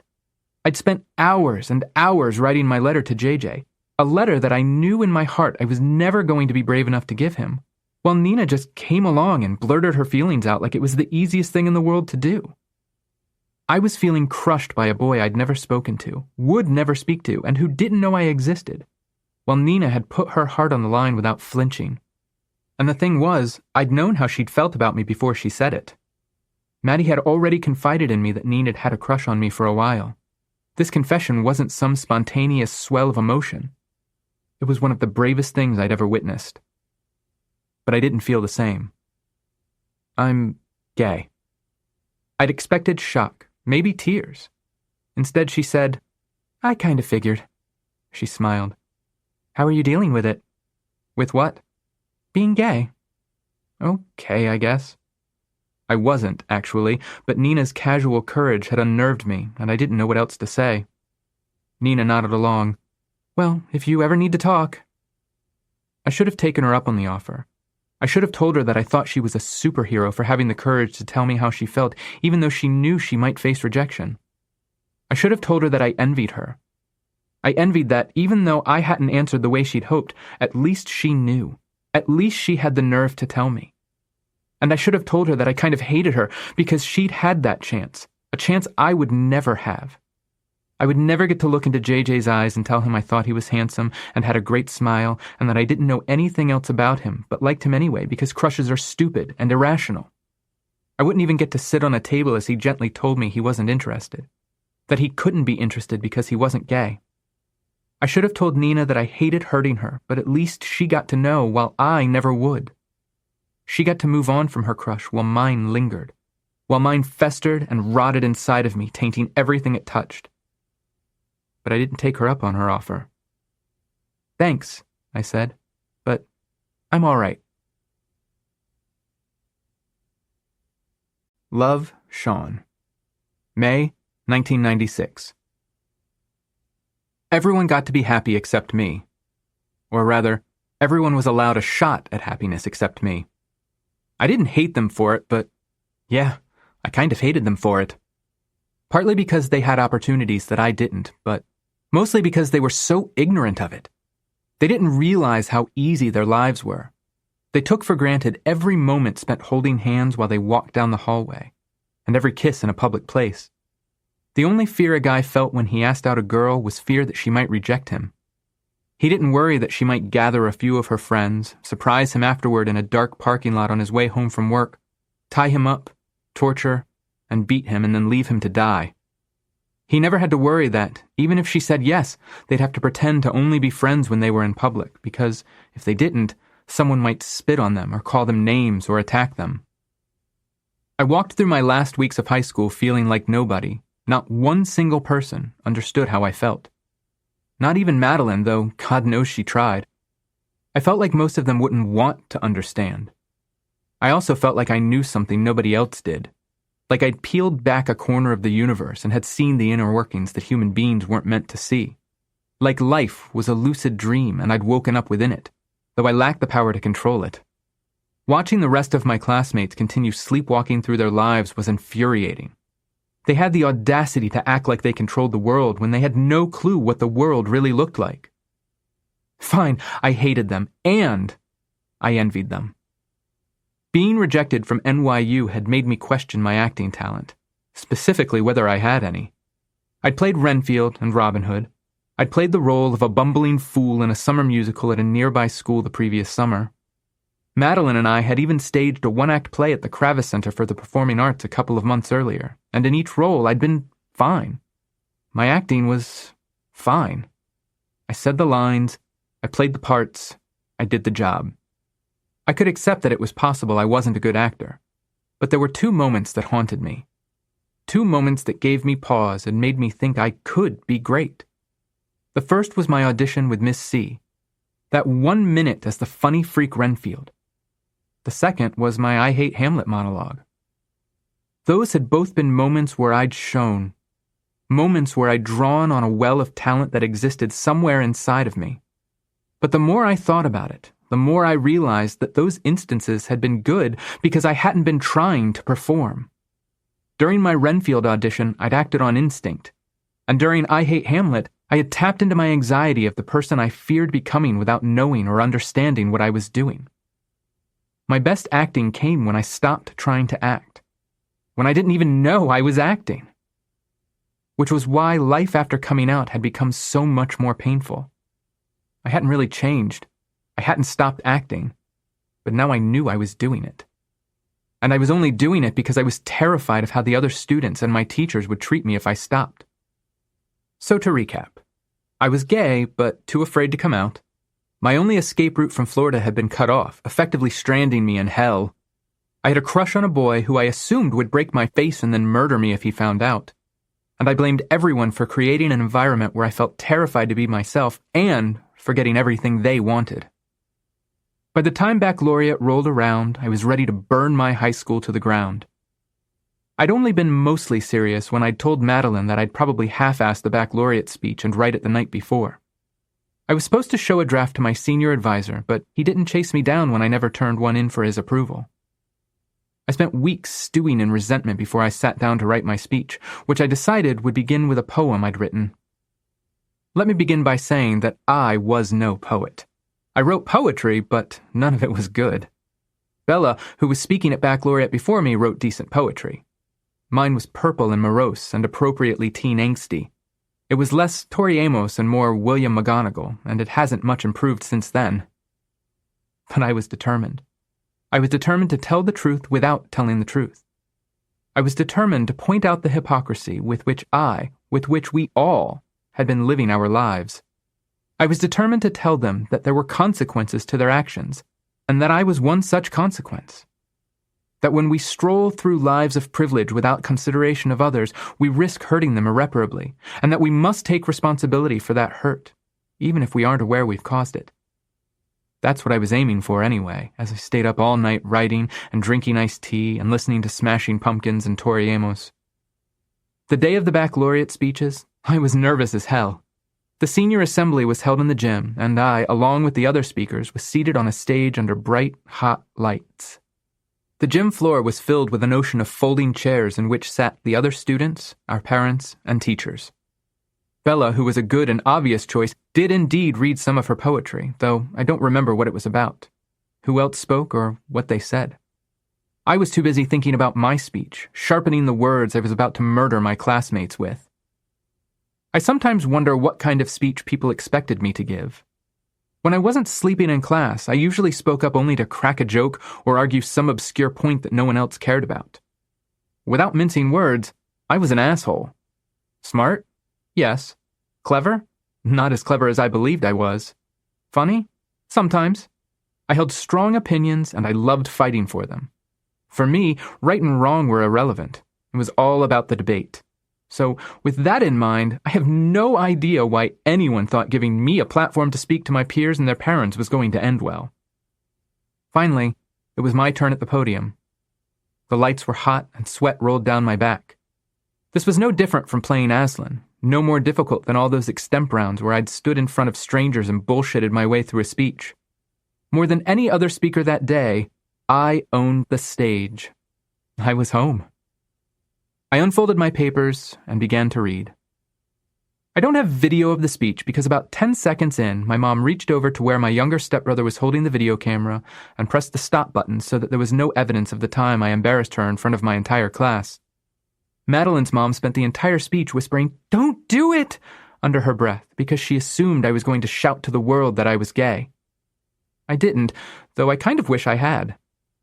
The speech didn't faze any of my friends who were used to me being weird, and I honestly don't know if anyone understood what I was trying to say. I don't know if they heard my anger or my pain. I don't know if they heard me call them out for being awful people or heard the disgust I heaped upon myself. I don't know if they heard my challenge to face the truth of who they were and who they could be or to live with the consequences of an unfulfilled life. I think, in the end, what they heard wasn't exactly the sentiment I was going for, but was one I could live with and could best be summarized by the following. To the graduating class of 1996. Fuck off. Love, Shaun. The Big Gay Page. May to August 1996. I graduated high school without burning the place down, which I felt was a major accomplishment no one properly congratulated me for. Now that it was over, I felt a bit lost. Alan was coming home for the summer, and I left the Gap to work for a local computer company where I coded their first website, learned to build PCs from scratch, and tutored some elderly clients on how to use Windows 95. I spent the majority of the summer hanging out with Madeline and Alan. Nothing felt like it had the summer before, though. I'd changed. When I was with Maddie, I could be completely open. I could talk about guys I thought were cute and tell her how lonely and frustrated and angry I was all the time. I even told her how I'd been venting my anger by punching things. Walls, this metal filing cabinet in my bedroom, cement. It had been difficult not to tell her, seeing as I'd shown up at her house with bruised and bloody knuckles often enough that she'd noticed. I was also cutting myself. I'd only done it a couple of times, but those were the only times I felt relief, and that scared me. But I couldn't talk to Alan about any of that stuff. When he was around, I scurried back into the closet and slammed the door shut behind me. I spent the whole summer listening to him talk about the different girls he had crushes on and how they were all manipulative bitches because they toyed with him but wouldn't go out with him. And even though I knew what he was saying was awful and wrong, I was too scared to lose his friendship to call him out. The worst was when Maddie and Alan started spending time alone together. They dated for a couple of weeks and eventually ended it, but I was still a total prick about it. Alan might have been an asshole, but he was one of my only friends. With him and Maddie dating, I assumed I was going to lose both of my best friends and spend the rest of the summer alone. I was also concerned because I knew Alan in a way Maddie didn't, and I didn't want to see him treat her the way he treated other girls. The summer came to an end, and Alan went back to college. I thought a lot about telling Alan I was gay. I had the opportunities, and I felt like I was being a horrible friend by not being completely honest with him. But I couldn't do it. When Ryan had come out the year before, I had told Alan about it one day after we'd finished gaming and the other guys had left. I hadn't planned to tell him, and I didn't yet know I was gay, but it had kind of slipped out. My brother's gay. Alan paused with a handful of dice like I'd cast a hold person spell on him. Weird. Yeah, it came out of nowhere, like we were driving and he just dropped it on me. After a moment, Alan shrugged. As long as he's not too fruity and he keeps it away from me, I don't have an issue with it, I guess. Alan had never met my brother, so there was absolutely a 0% chance that my brother was ever going to hit on him, but that's the first place Alan went.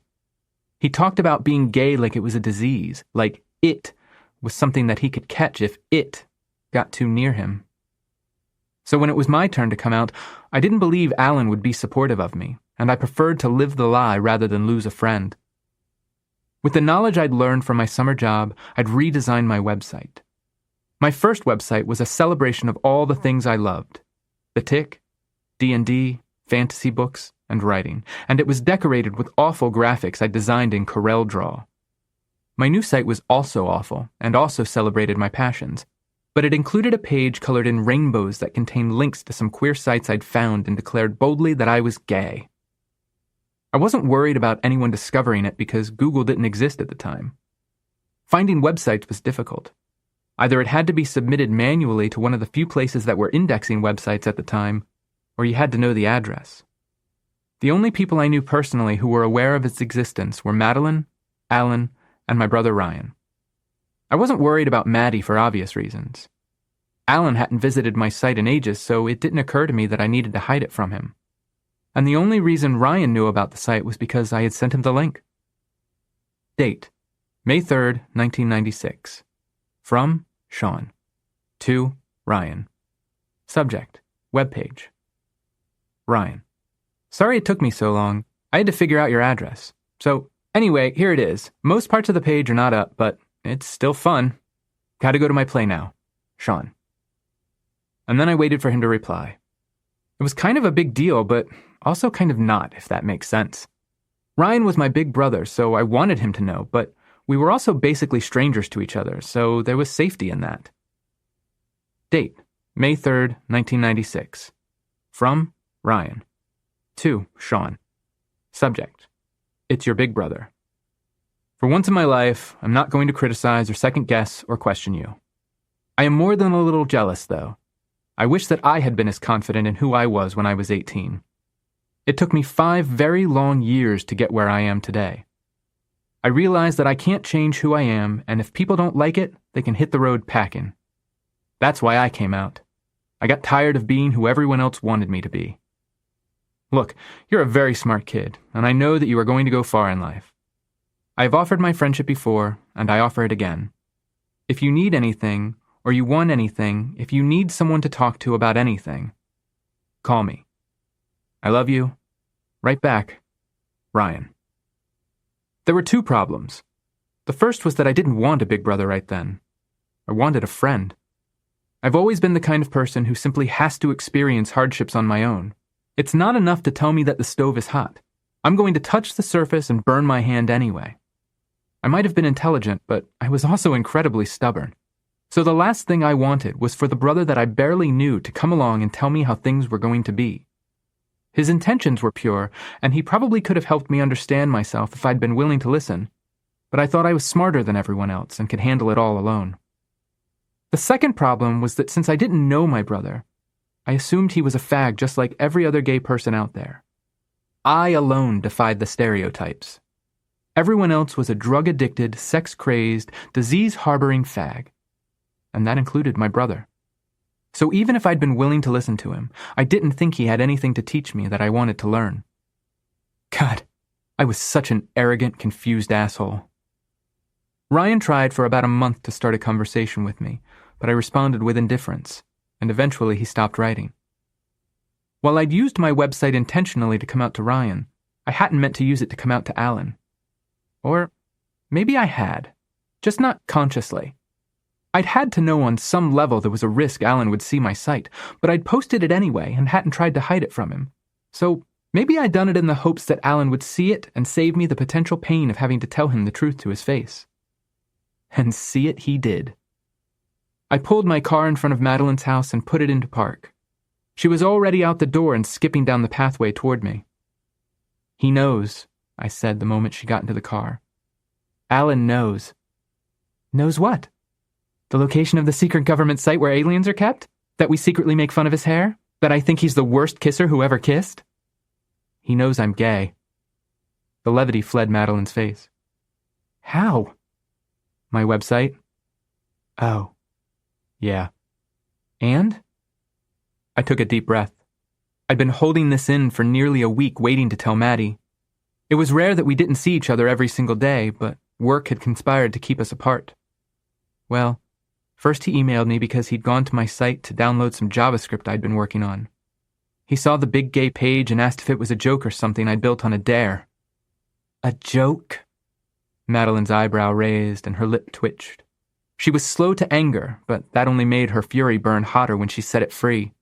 And right then, she was practically glowing. I nodded.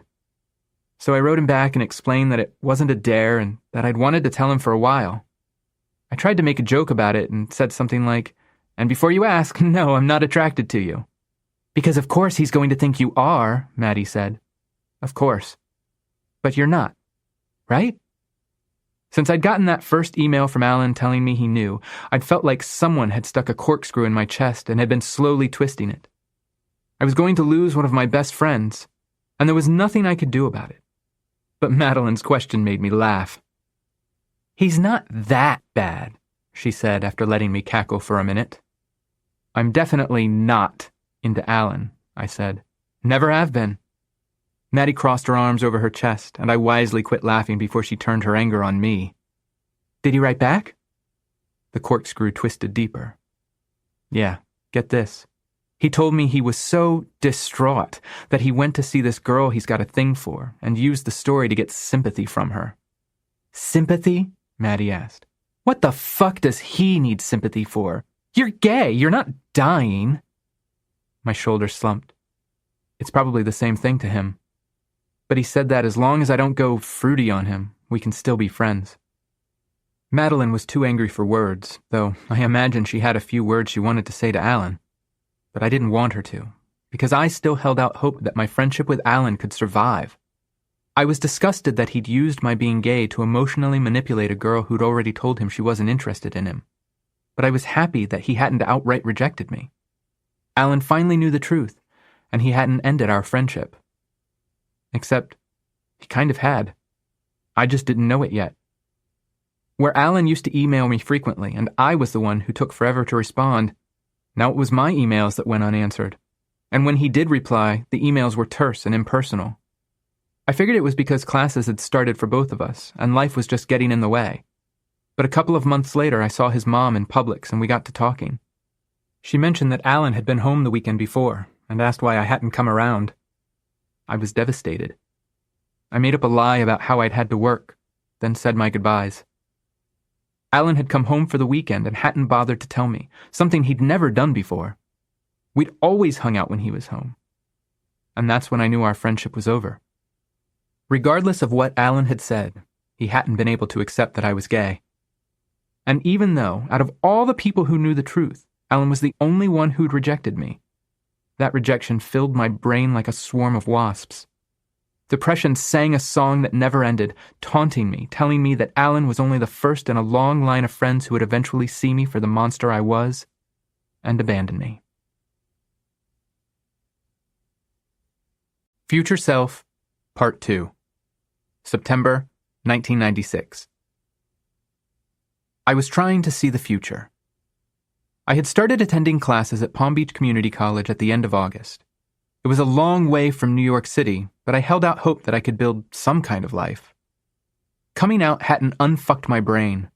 I worried straight folks would reject me for being gay, and gays would reject me for not being gay enough.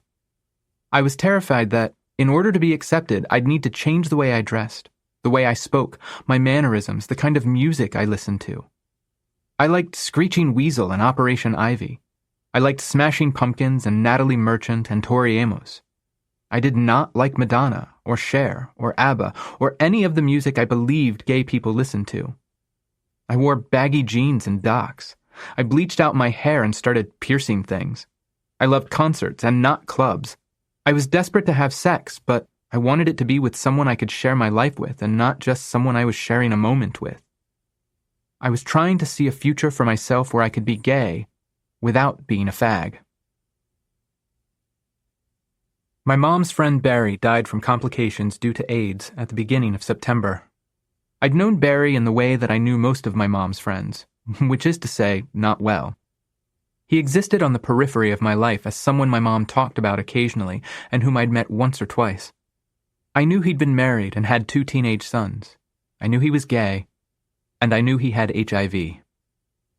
I understood the last 2 facts in an abstract way. Barry being gay and having HIV didn't mesh with the man I'd met. Barry was tall and broad-shouldered, a successful attorney who was well-liked. He was nothing like Hollywood or Tito. And in a way, he was the reason I'd been able to hold on to the hope for so long that I could be gay and still have a normal life. I didn't want to go to the wake, but I went out of respect for him and for my mom. "We don't have to stay long," my mom whispered to my dad as we walked inside. The room was filled with people I didn't know, which immediately made me anxious. But I wandered in and haunted the walls and corners, trying to remain unobtrusive, trying to stay away from the body. "I don't know why they insisted on an open casket," I overheard someone say. Next to the casket was an enormous picture of Barry, smiling the way I remembered him. Tall, handsome, built, broad-shouldered. "He played college football," my mom used to say with a bit of awe in her voice. That picture was how I remembered Barry. That picture was how I wanted to be remembered one day. That picture was a life preserver that I clung to when I couldn't see my future. Without meaning to, I got pressed into the line leading to the casket, and I didn't want to dip out and seem impolite, so I let the current carry me forward. I'd lost sight of my mom and dad, and I was surrounded by mourners weeping. The room was filled with people who'd cared about Barry, loved ones who'd surely known he was gay and hadn't abandoned him. Even as I was overwhelmed by the crowd, I was filled with hope by them. Hope that my life might also be filled with so many people who cared about me. But then it was my turn to see the body and say goodbye. I stepped up to the casket. There was a man inside, but it wasn't Barry. There was a man inside who was gaunt and pale.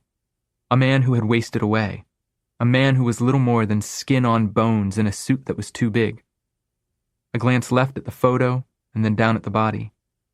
It was the worst before and after I'd ever seen. The man in the photo was how I wanted to remember Barry, but the man in the coffin was how I would remember him for the rest of my life. It didn't matter what he'd looked like when he was healthy. It didn't matter that so many people were there and cared about him. This was how his life had ended. I'd finally succeeded in seeing the future, and it was in that coffin. Defense of Marriage, September 1996. On September 21st, 1996, the Defense of Marriage Act went into effect. Signed by Bill Clinton, DOMA defined marriage as only the union of one man and one woman, and made it legal for states to choose not to recognize same-sex marriages from other states. This was mostly a response to the possibility that Hawaii might pass its own laws allowing same-sex marriages, which other states would have been forced to recognize under the full faith and credit clause of the U.S. Constitution. I already hated myself for being gay, but the passage of DOMA simply reinforced the notion that everyone else would hate me too. I've never considered myself particularly brave, but I occasionally suffer from wild, unexplainable streaks of fearlessness. I couldn't walk up to the guy in my economics class that I had a crush on and give him my number, but I could jump out of a plane, or give a speech to my entire class and their parents that essentially gave them the middle finger, or prepare an essay and then read it aloud, dissecting the legitimacy of DOMA. While I didn't find my first semester at PBCC particularly challenging, I loved my political science class. It was a natural extension of my love of debate, and my professor, Dr. March, was patient with me and often indulged my pain-in-the-ass questions. It was one of the few times in my life that I really engaged with the class, and Dr. March often gave me extra material on political theory and philosophy to read for fun. Around the time DOMA was signed, Dr. March asked us to write argumentative essays on a topic of our choosing, and I chose to explore whether a law must be moral in order to be a law. Dr. March's enthusiasm was infectious, and instead of waiting until the night before it was due to start, I worked on the paper for a couple of weeks, tweaking it right up until the day it was due. I even volunteered to read mine aloud in front of the class first, and to answer questions when I was done. Abstract. The purpose of this paper was to define the terms morality and law, whereby a set of values could be created for the purpose of determining whether or not a law has to be moral to be a law. It was determined, using a very narrow set of guidelines, that a law does not have to be moral to be a law. I was damn proud of that paper.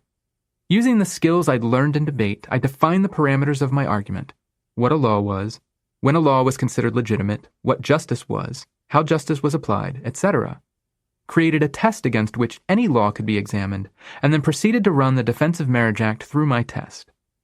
I concluded that while DOMA might have been a valid law, it was most certainly not a moral law. I held my paper in front of me like a shield while I read it, but when I was done, I set it on the table behind me and stood there feeling naked and alone. The classroom was silent. No one was looking at me. They looked at their desks and out the window and past me to where Dr. March sat in judgment, but never at me. The silence was agonizing, but I stood there and waited. Finally, a question came. "Are you gay?" No one had raised their hand. The question had been shouted from somewhere in the room, though I couldn't pinpoint who'd done the asking. "Excuse me?" "Are you gay?" This time I saw the agitator. He was a stock character, a generic guy whose name I didn't know then and still don't know now.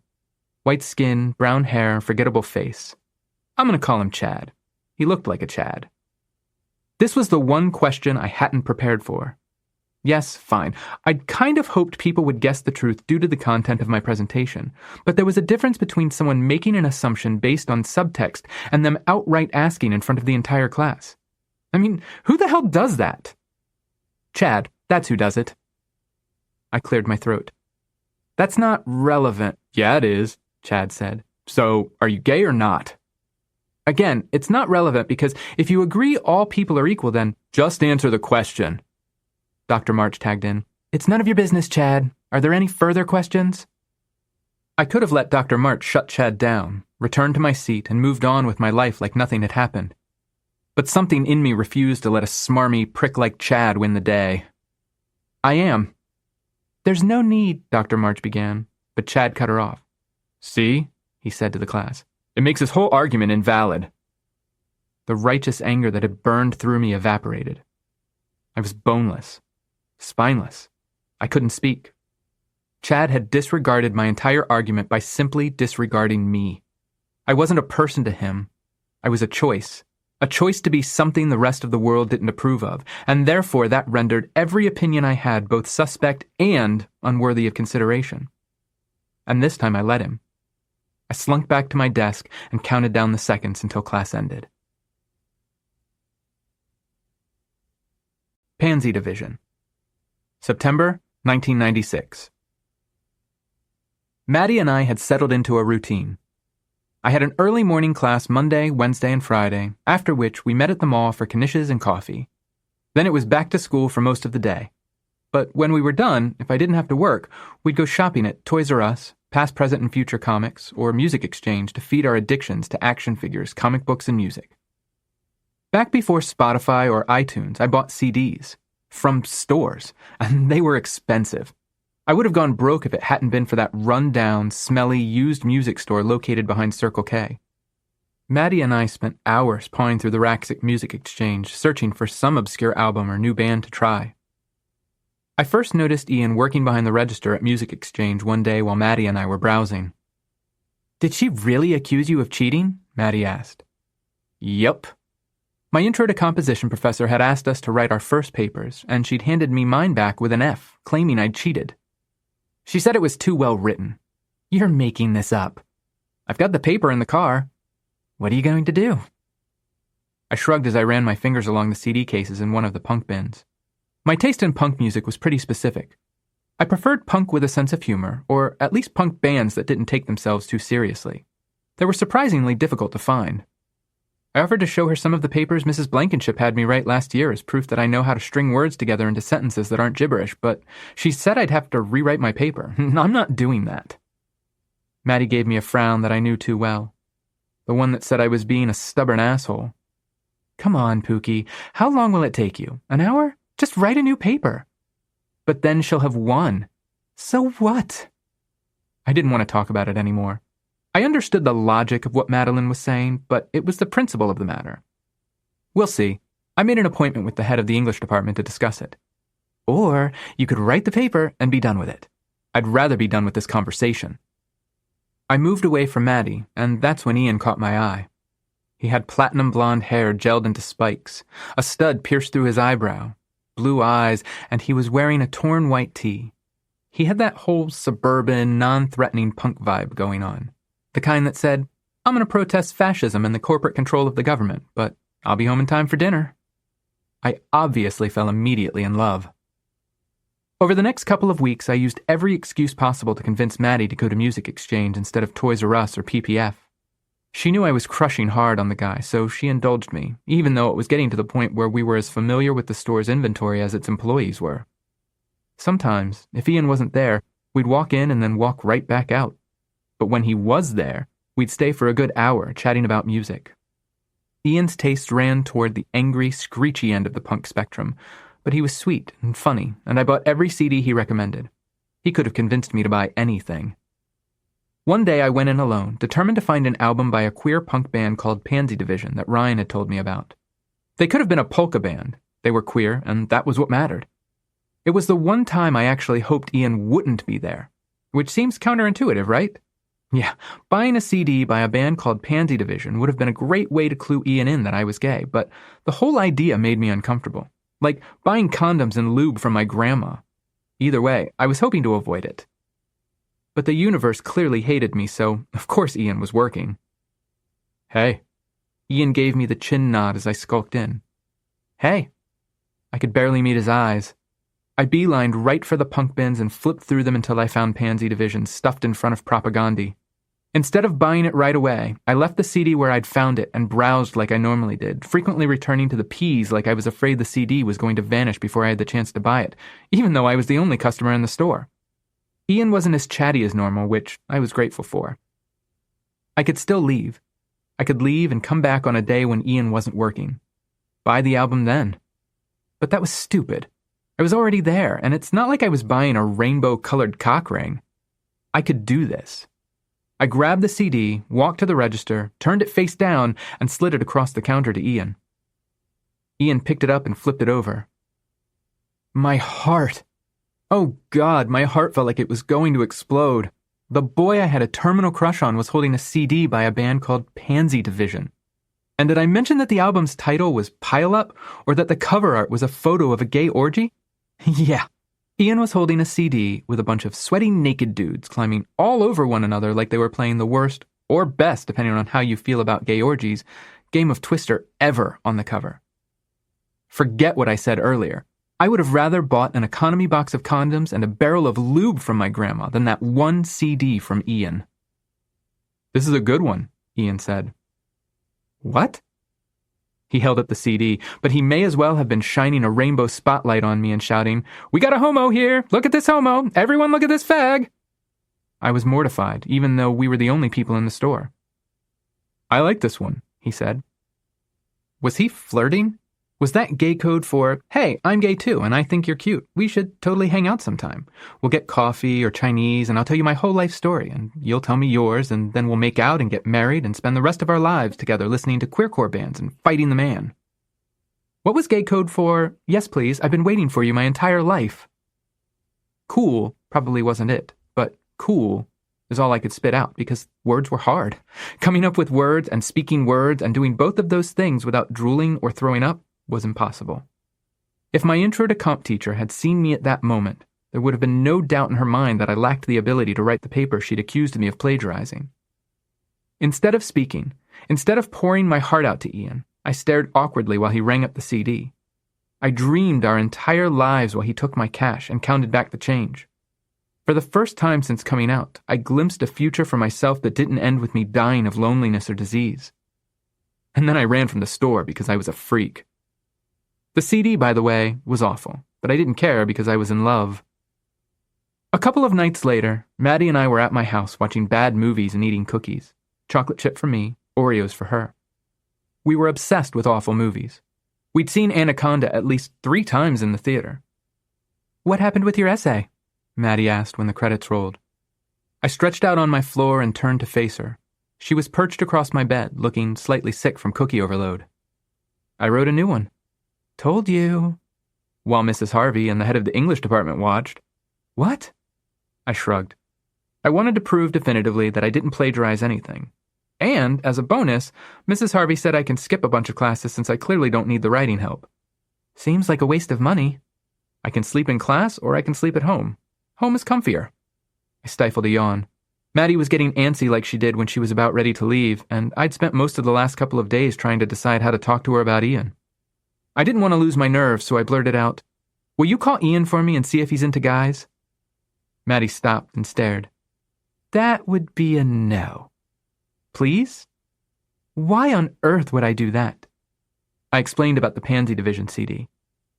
"And you think him saying he liked it means he might be gay?" "Don't you?" "Maybe," she said, "but I'm still not calling." "I'd call for you." Madeline laughed. "No, you wouldn't, and I wouldn't ask." She smiled. "He is cute, though, so you better call him." Maddie was right. It was a lot to ask of a friend. Besides, I didn't want Ian to think I didn't have the balls to pick up the phone and call him myself. That'd be a terrible way to start our life together. I tossed and turned all night, running scenarios in my head, trying to think up the perfect opening line, imagining how he'd respond, visualizing the ways this was going to go wrong. And then the next day, when I got home from my classes, I picked up the phone and dialed. It rang and rang and rang. "Music Exchange, this is Ian." "Yeah, hey, you probably don't remember me, but I was in there a couple of days ago. I bought the Pansy Division CD. "I remember." There was a cautious curiosity to his voice. "So I know this is weird and all, but I come in with my friend a lot." "The redhead?" Ian said. "Right, Madeline." "Is that her name?" he asked. "She seems cool. Does she have a boyfriend?" Really? She is cool, and she doesn't have a boyfriend. I can have her call you sometime if you want." "Do you think she would?" "Definitely." There was a moment of awkward silence. Then Ian said, "So, what do you need?" "Oh," I said. "Yeah, nothing. Talk to you later." And I hung up. I was crushed, absolutely devastated. The first time I'd worked up the courage to act, to say something, and I hadn't even gotten the words out before he'd shot me down. I screamed into my pillow, and I punched my metal filing cabinet until the front was smeared with blood and the drawers were so warped they wouldn't open. September 25th, 1996, 10:41 p.m. Things are really bad for me right now. I've been keeping these journals as a record of how much I've changed. The changes have been disturbing. I pretty much want to write this entry in case I actually do decide to kill myself. I want my family to understand exactly what it was that was going on in my head. I don't know if I'll go through with it, but at this point, I'm considering it in the same calculating way that I considered getting my ears pierced. Not as a fantasy, but as something I truly wanted to do and something I could do. A phrase keeps going through my head. How can I believe in anything if I can't believe in myself? I don't believe in anything right now because I can't seem to believe in myself. I actually got to the point of what I would write in my notes to my family and friends, and I came really close to writing them. The fact that I'm writing this shows how close I am.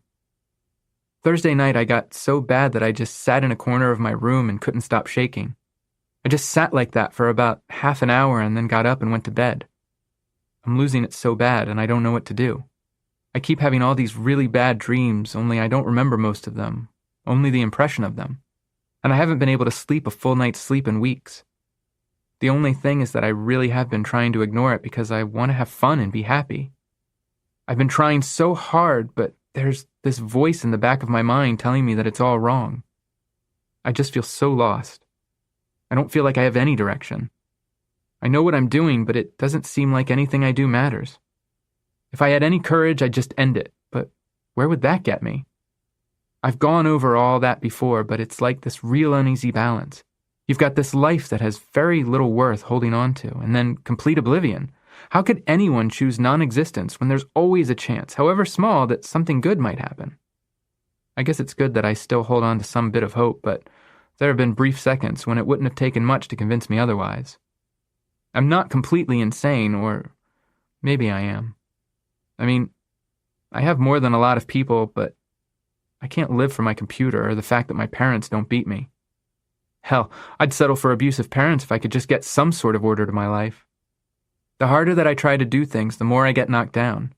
It's just getting to the point where I hate what I am. I'm trying to be me, but I just hate that person because he never gets anywhere. I really want to believe in myself, but it's so hard to believe in something when everyone keeps laughing at you and telling you you're wrong. I'm sitting here in a dead-end town, going to a shitty college.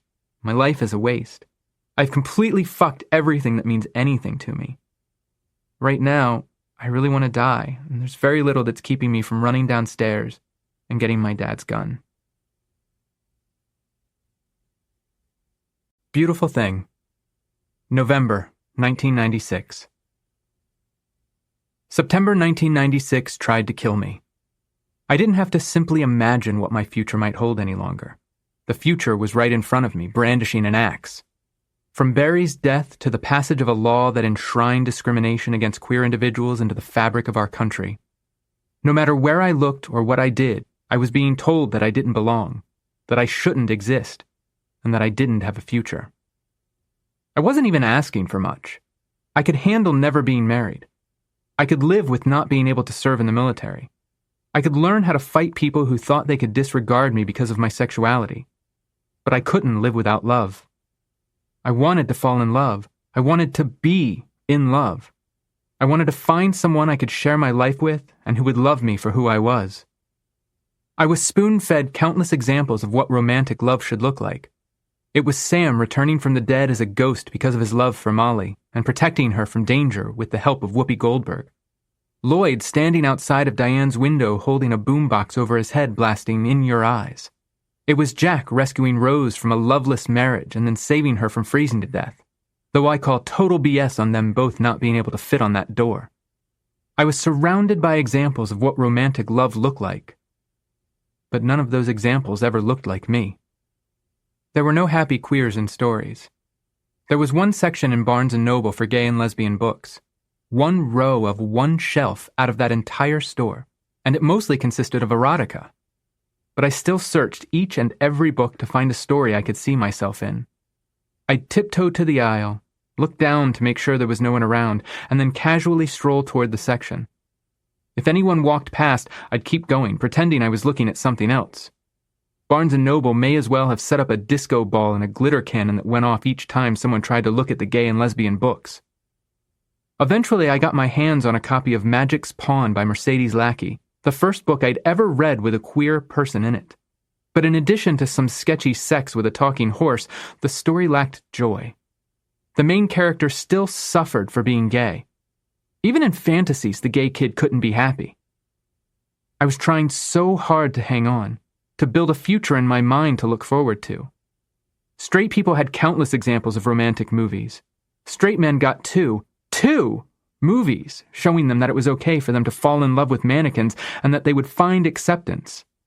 3, actually, if you count Lars and the Real Girl, a movie in which Ryan Gosling falls in love with a sex doll.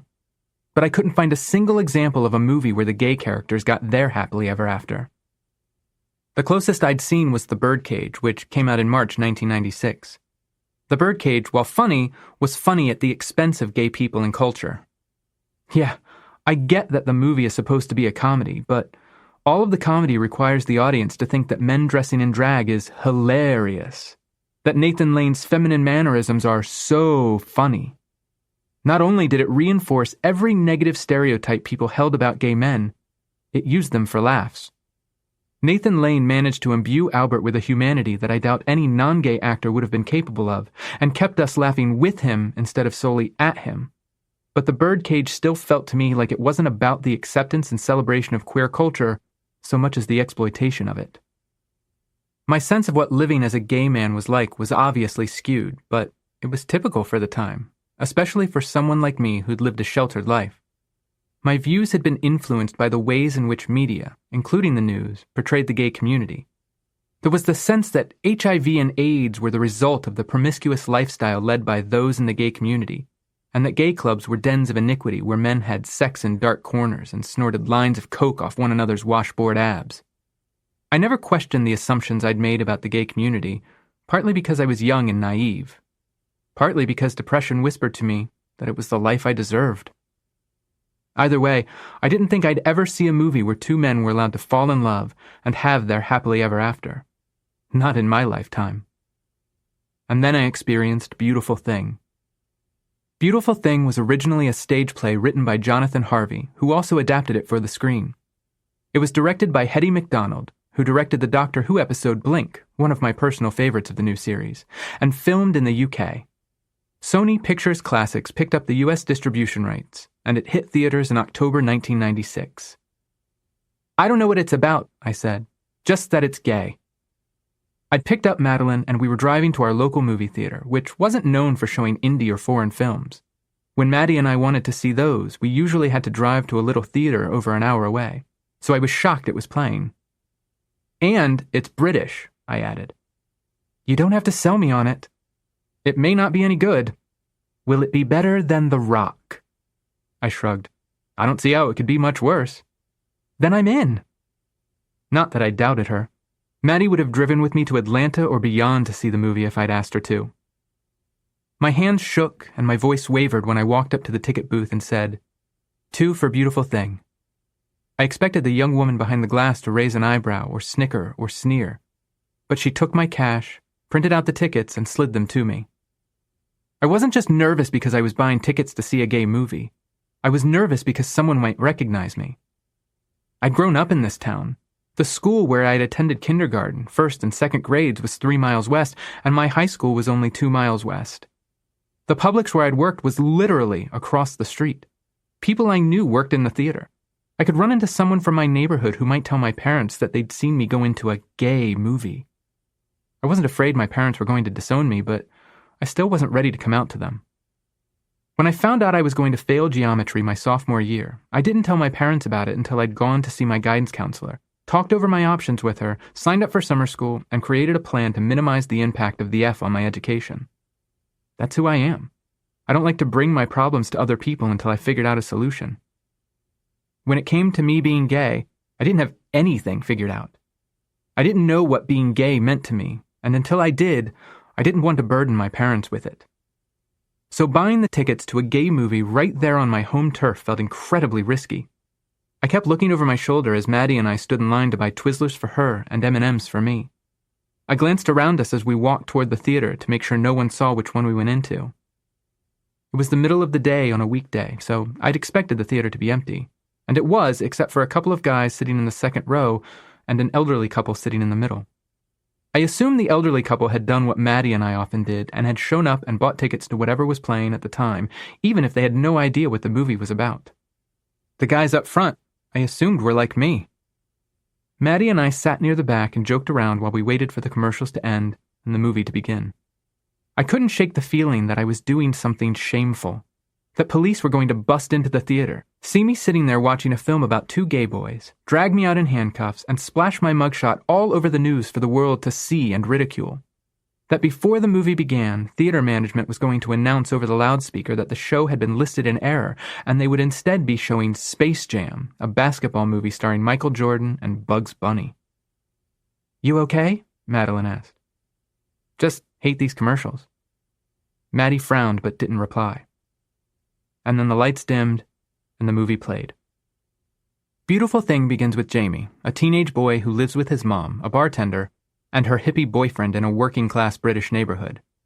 He's a shy boy without many friends who spends his time reading gossip magazines and spying on the neighbors, who include Leah, a young woman who dreams of stardom, and Stay, an athletic boy who's abused at home by his father and brother. As the movie unfolds, it's clear that Jamie knows he's gay, though he's not out yet, and that he's crushing hard on Stay, who doesn't seem to notice. Every time Jamie watched Stay with that look in his eyes, I melted. I understood. I felt crushed right along with him. This was everything I ever wanted. The boys weren't in the movie to be laughed at. They weren't there to be ridiculed or used as an object lesson. No one was addicted to drugs. No one had HIV. I clutched the armrest during the scene when Stay stays over at Jamie's because his father has beaten him and kicked him out of the house. Not because Stay was gay, but simply because his father was an alcoholic asshole. They agree to sleep top to tail, sharing the twin bed, and wind up talking. Jamie sees Stay wince from the bruises and offers to massage peppermint lotion into Stay's back. The scene is sweet and tentative. It's not about sex. It's about two young men who aren't sure how they feel or what their feelings mean, struggling to make sense out of chaos. The elderly couple got up and stormed out during this scene, but I barely noticed them leave. I was too captivated by Jamie and Stay's story, and I was not going to let anyone ruin it. This movie, this moment, belonged to me. The next morning, Stay, ashamed of what happened, sneaks out, leaving Jamie even more confused. But it doesn't last long. Jamie confesses his feelings to Stay and convinces him to take a bus to a town where they don't know anyone. They wind up at a drag bar where there are other gay couples. The scene culminates with Jamie and Stay making out under the moonlight. My heart soared. Before the movie ends, Jamie and Stay have to face reality. They have to decide whether to keep their relationship secret or tell the world. They bring Leah into their circle of trust, and then Jamie confides in his mom, who accepts him. Stay doesn't want to tell anyone, because he's scared of what his father and brother will do to him if they find out. Some movies might have ended there, with a scene that was downbeat but somewhat hopeful. Beautiful Thing was not just some movie. It was, after all, billed as an urban fairy tale, and fairy tales deserve their happy endings. In the final scene, Jamie is standing in this little piazza in front of their apartments. Stay comes walking down the stairs toward him, dressed up and looking handsome. Mama Cass's Dream a Little Dream of Me drifts out of Leah's open windows. Jamie holds out his hand to Stay and asks him to dance. Stay thinks Jamie's joking at first. People might see them. His father might see them. But Jamie isn't joking. Tentatively, Stay takes Jamie's hand, and they embrace. They dance. When nosy neighbors begin to peek their heads out, Leah and Jamie's mom join the dancing, daring anyone to screw with their boys. As the camera pans out, Stay rests his head on Jamie's shoulder, leaving us with the image of two boys together and so totally in love. Happily ever after. The end. Beautiful Thing was a revelation. I walked out of that theater smiling. I walked out of the theater beaming. I walked out of the theater shooting rainbows out of my ass and firing them from my eyes. Jamie and Stay were like me. They were just average teenage boys, like me. I was able for the first time since I'd written The Round Table to imagine a future where I could have all the things I wanted, where I could fall in love, where I could find someone to spend the rest of my life with and not be judged for it, where I could be gay and not have to change who I was. When are we seeing it again? Madeline asked when we got out to the parking lot. Now? I said. Tomorrow? Every day until it leaves the theater? I bought the soundtrack, which consisted entirely of Mama Cass songs, and blasted it non-stop in an effort to hold on to the sheer, unadulterated joy I'd felt while watching the movie. As I'm recording this, the movie Love, Simon, based on the book Simon vs. the Homo Sapiens Agenda by Becky Albertalli, is in its second week in the theaters. It is the first queer-centered romantic comedy in the U.S. to receive the blockbuster treatment. There are billboards promoting it everywhere.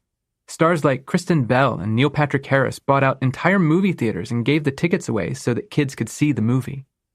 It's attracted the attention of fans beyond the gay community, and it's helped countless people come to terms with their own sexuality. The film's titular character, played by Nick Robinson, shared a story about how the movie helped his brother come out to him. And another of the film's stars, Keenan Lonsdale, who also plays Kid Flash on the CW's The Flash, used the movie as a springboard to come out. Whether Love, Simon makes money or not is irrelevant. It's created a cultural moment of acceptance for the queer community. I wonder, if Beautiful Thing had had a cultural moment in 1996 the way that Love, Simon is having one now, would things have been different for me? Because the unfortunate thing about 1996 is that Beautiful Thing didn't inspire a moment. It didn't start a movement. No one bought all the seats in movie theaters. It didn't cause anyone famous to come out. It wasn't heaped with love and praise by Olympic athletes, and there were certainly no billboards for it in Times Square. Sometimes it felt like I was the only person in the world who even knew it existed. Beautiful Thing mattered to me, but as time passed, my memories of joy were crowded out by the memory of the elderly couple who'd been so disgusted by the idea of two young men in love that they'd left before the end. I began to see the movie not as an example of how my life could be, but rather as the fairy tale the movie billed itself as. A fairy tale that would never come true for me. Queer, Part 1. December 1996 to January 1997. Queer was the word I used to describe myself. Even though I hadn't met a single gay person around my age other than my brother, I assumed, based on the stereotypes I'd absorbed, that I wouldn't get along with them, that we'd have nothing in common. I was an outsider amongst outsiders. I was queer. I was also invisible. I was screaming on the inside, begging for someone to see me, but no one did. That was, I believed, the problem. Surely I couldn't be the only queer boy living in South Florida or suffering through tedious classes at Palm Beach Community College. I imagined them hiding in the walls waiting for someone to come along and fire off a signal to let them know that they weren't alone. And I believed if I could figure out how to send up that flare, the queers like me would find me and embrace me, and I'd discover my own beautiful thing. What am I doing wrong? I asked Maddie while she sat with me on my break from Sunglass Hut. I'd finally had enough of the gap and the impossible task of trying to keep the denim wall neatly folded, and I'd accepted a job at the Sunglass Hut a few stores down. My new manager, Carlos, was a youngish guy from Brazil who worked hard but didn't seem to take life seriously, and we'd hit it off immediately. Selling overpriced sunglasses wasn't much different from selling overpriced clothes, but it was a hell of a lot more fun. Maddie gave me a constipated look while noodles from the Chinese place hung out of her mouth. "What are we talking about?" "There was a guy who came to the store," I said, "and I'm sure he was fun, but I got nothing from him when I flirted." "I've seen how you flirt." "Is it that bad?" "It's cute." "I didn't realize it was that bad." Maddie held up her hands. "How did you know he was fun? Was he wearing a sign?" "No. Were you wearing a sign?" I tilted my head and frowned at her. "Obviously not." "Then maybe he just didn't know and was afraid you'd beat him up with your string bean arms." "Maybe." I was starting to wish I hadn't brought it up. "You register for your classes next semester?" I shoveled food into my mouth while I ate. With Christmas a couple of weeks away, the store was slammed, and I doubted I'd get another chance to eat until we closed. "Mostly, I'm taking physics and photography." My first semester grades had come in, and I'd gotten straight A's for the first time in my life. I wasn't sure whether that meant that my classes were too easy, or that I was finally being challenged. "I'm taking Mrs. Harvey again for Comp 2. "Why?" "Because she said I wouldn't have to come to class much, and that she'd let me write a short story for an independent honors project." "Well, okay then." I shrugged. "I think I'm going to transfer to FAU next semester." "Really?" "My other option is to go to the same school as Alan, and no thank you." "Fair." "What about you?" "PBCC for another year." The news made me smile. I was worried Maddie would take her brains and go to another school and leave me alone. "So we get to keep suffering together?" "Suffer?" she said. "Every moment with me is a goddamn joy." I laughed and then finished my lunch. Maddie took off and I returned to work. But I was still thinking about what she'd said. Not about school, but about the signs. I'd seen a few cars with rainbow stickers on the backs like they were advertising, and I thought life would be easier if everyone wore their sexuality on their foreheads. Since that was never going to happen, I needed a different plan. Look, I was a walking contradiction. I bought into the lies that movies and TV and books had force-fed me. I believed gay men were destined to die of AIDS, to die alone, to wind up the victims of hate crimes. I believed gay men were promiscuous, that they only cared about dancing, drinking, drugs, and dicks. I believed it was impossible for a gay man to live a normal life or find love. But I wasn't gay. I was queer. I'd seen my future, dancing to Mama Cass, and I was going to will it into existence if it killed me. At the same time, I was still desperate to fit in. I rejected what I assumed gay culture would turn me into, while twisting myself into knots trying to figure out who I was supposed to be. I hated gay people until I learned I was gay. Then I hated being gay, and I hated myself. Then I turned my hatred toward gay culture and tried to hold myself apart from it. I was a mess, and all I really wanted was a boyfriend. Then a week before the start of the new semester, I came up with a plan. "Are you sure this is a good idea?" Maddie asked me. We were sitting at Denny's eating our grilled cheese sandwiches and nibbling on fries. "Good?" I said. "Probably not, but how am I ever supposed to find a boyfriend if no one knows I'm queer?" Maddie gave me a little shrug. It wasn't indifference. Maddie had never been indifferent to anything in her whole life. The truth was that I sucked up so much of the emotional oxygen in the room that it left little for her. I'm not sure how our friendship didn't suffocate. "Maybe work on being less shy," she said. "Really? It comes off as arrogance." I would have laughed at that if my brain had been able to process it before she'd continued speaking. "I know you're not," she said, "but your shyness makes you seem aloof, and that reads as conceited sometimes." Around strangers, my shyness and insecurity bordered on debilitating. But if they were interpreting that as arrogance, it was no wonder no one talked to me. Why can't people just see me for who I really am? Because you don't let them. But how am I supposed to do that? Maddie pushed her plate away and tried to smile. This wasn't a new conversation, and I imagined she was both tired of hearing it and tired of saying it. "Walk up to them and introduce yourself." I scoffed. Yeah, because that worked super well with Ian. Not that I was bitter about the incident or anything. "You can't let one rejection make you think it's always going to be so tough," she said. "There are other guys out there." I know. That's why I need to go through with my plan, so that they'll know I'm here. So that there won't be any doubts about who I am. Maybe. But is this really you, or is it who you want to be? I didn't have an answer, but I'd already made up my mind, so I changed the subject. There were a lot of things I could have done that might have identified me as queer. I could have worn a rainbow flag pin, but people might have simply assumed I was supporting the cause. I could have dyed my hair flamingo pink, but people might have thought I'd lost a bet or simply liked the color. I could have covered my backpack with patches for Pansy Division, but it was unlikely that anyone would have recognized them.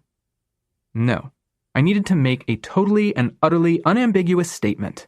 I needed to leave no doubt in the minds of everyone who saw me that I was absolutely, positively, 100% into guys. It all went back to what Maddie had said while we'd been eating Chinese. If no one knew I was queer without me wearing a sign, then I'd wear a sign. It was an outfit, actually, and I planned to wear it to class on the first day of the new semester. My style up to that point was a weird hybrid all my own involving a lot of ripped jeans and nice dress shirts worn over grungy tees. Whatever, it worked. The outfit I wore to class was weird, though, even for me. Jeans, my black and white docs, black socks, a fresh white t-shirt, and black suspenders. But the piece de resistance was the word queer that I'd stenciled across the front of the shirt in black block letters. There was nothing I could do short of wearing a string of dildos as a necklace that would have made it more unequivocally clear that I was into guys. I had to wear a shirt over my outfit to get out of the house without my mom or dad or stepbrother seeing me. The whole 20-minute drive to school, I felt my heart beating in my stomach. I wanted to puke. I kept hearing Madeline's question in my head. Was this who I was? Was this who I wanted to be? I pulled into the parking lot and sat in my car for a couple of minutes, blasting dancehall crashers for courage. Finally, I shut off the engine, got out of my car, and walked across the parking lot to the English building. I kept my eyes forward, avoiding the stares, ignoring the giggles. It was too late to turn back. I'd committed to this ridiculous plan. If you're listening to this and thinking it's no big deal, you've got to remember that this was 1997. Not only did most people still consider queer a slur, but no one wore t-shirts announcing that the word applied to them. I assumed I was either going to find true love or someone was going to follow me to my car and beat me with a tire iron. And the truth was that I was so desperate that I didn't care which way it went. I kept a journal recording people's reactions throughout the day. January 7th, 1996, 8 a.m. I'm walking around today with a shirt that says queer on it. The best reaction was from Mrs. Harvey. She was handing out the syllabus and while telling us about her vacation. As she walked by me, she said, This weekend, my son got engaged. She said it right as she was walking by me, and there was no mistaking that she was looking at me. January 7th, 1996, 10:20 a.m. So I said I was doing this primarily so that there would be no doubt that I'm gay. I've turned heads and heard laughter and whispers, but I still feel confusion. I thought this would be some sort of magic queer suit and that, like Superman, I would be transformed. But it's not working. I may have screwed myself by wearing the shirt. Maybe I'm breaking some sort of taboo by bypassing the gaydar and wearing a sign. In one way, I felt empowered. This was my response to Chad. This was my response to the old couple who'd been too disgusted to sit through Beautiful Thing. This was my response to everyone who thought there was something wrong with being queer. To everyone who wanted to silence me or tell me that I didn't matter because of my sexuality. At the same time, I felt like I'd willingly walked into a prison cell, shut the door behind me, and broken the key off in the lock. No one cornered me in a dark hallway and attacked me, but no one tried to befriend me either. The outfit that I'd hoped would draw other queer people to me must have repulsed them instead. They didn't appear from the shadows in a burst of glitter. They sank more deeply into them, leaving me feeling as isolated and alone as I ever had. I was sitting in the hallway waiting for my statistics class to start. I wasn't avoiding people or spending my time between classes hiding in corners. I made sure to plant myself in the middle of the most crowded buildings at every opportunity. A girl named Amy that I'd met my first semester sat down beside me. "Interesting shirt," she said. "It's because I'm gay." Amy laughed. "I know. I knew." "You did?" "Yeah." The day had gone much like I'd planned, but not at all like I'd hoped. In my dreams, I wore the shirt and the outfit, and it caught the eye of some cute, shy, gay nerd like me.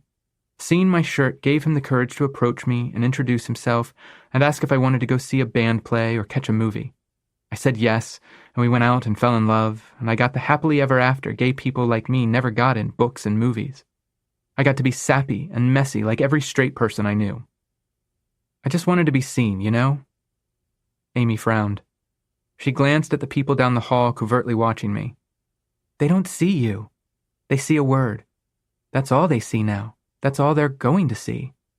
Not you. Just a word." "What was I supposed to do?" I asked. "How else was I supposed to let people know?" Amy shrugged. "I don't know, but sometimes it's better to whisper than to scream."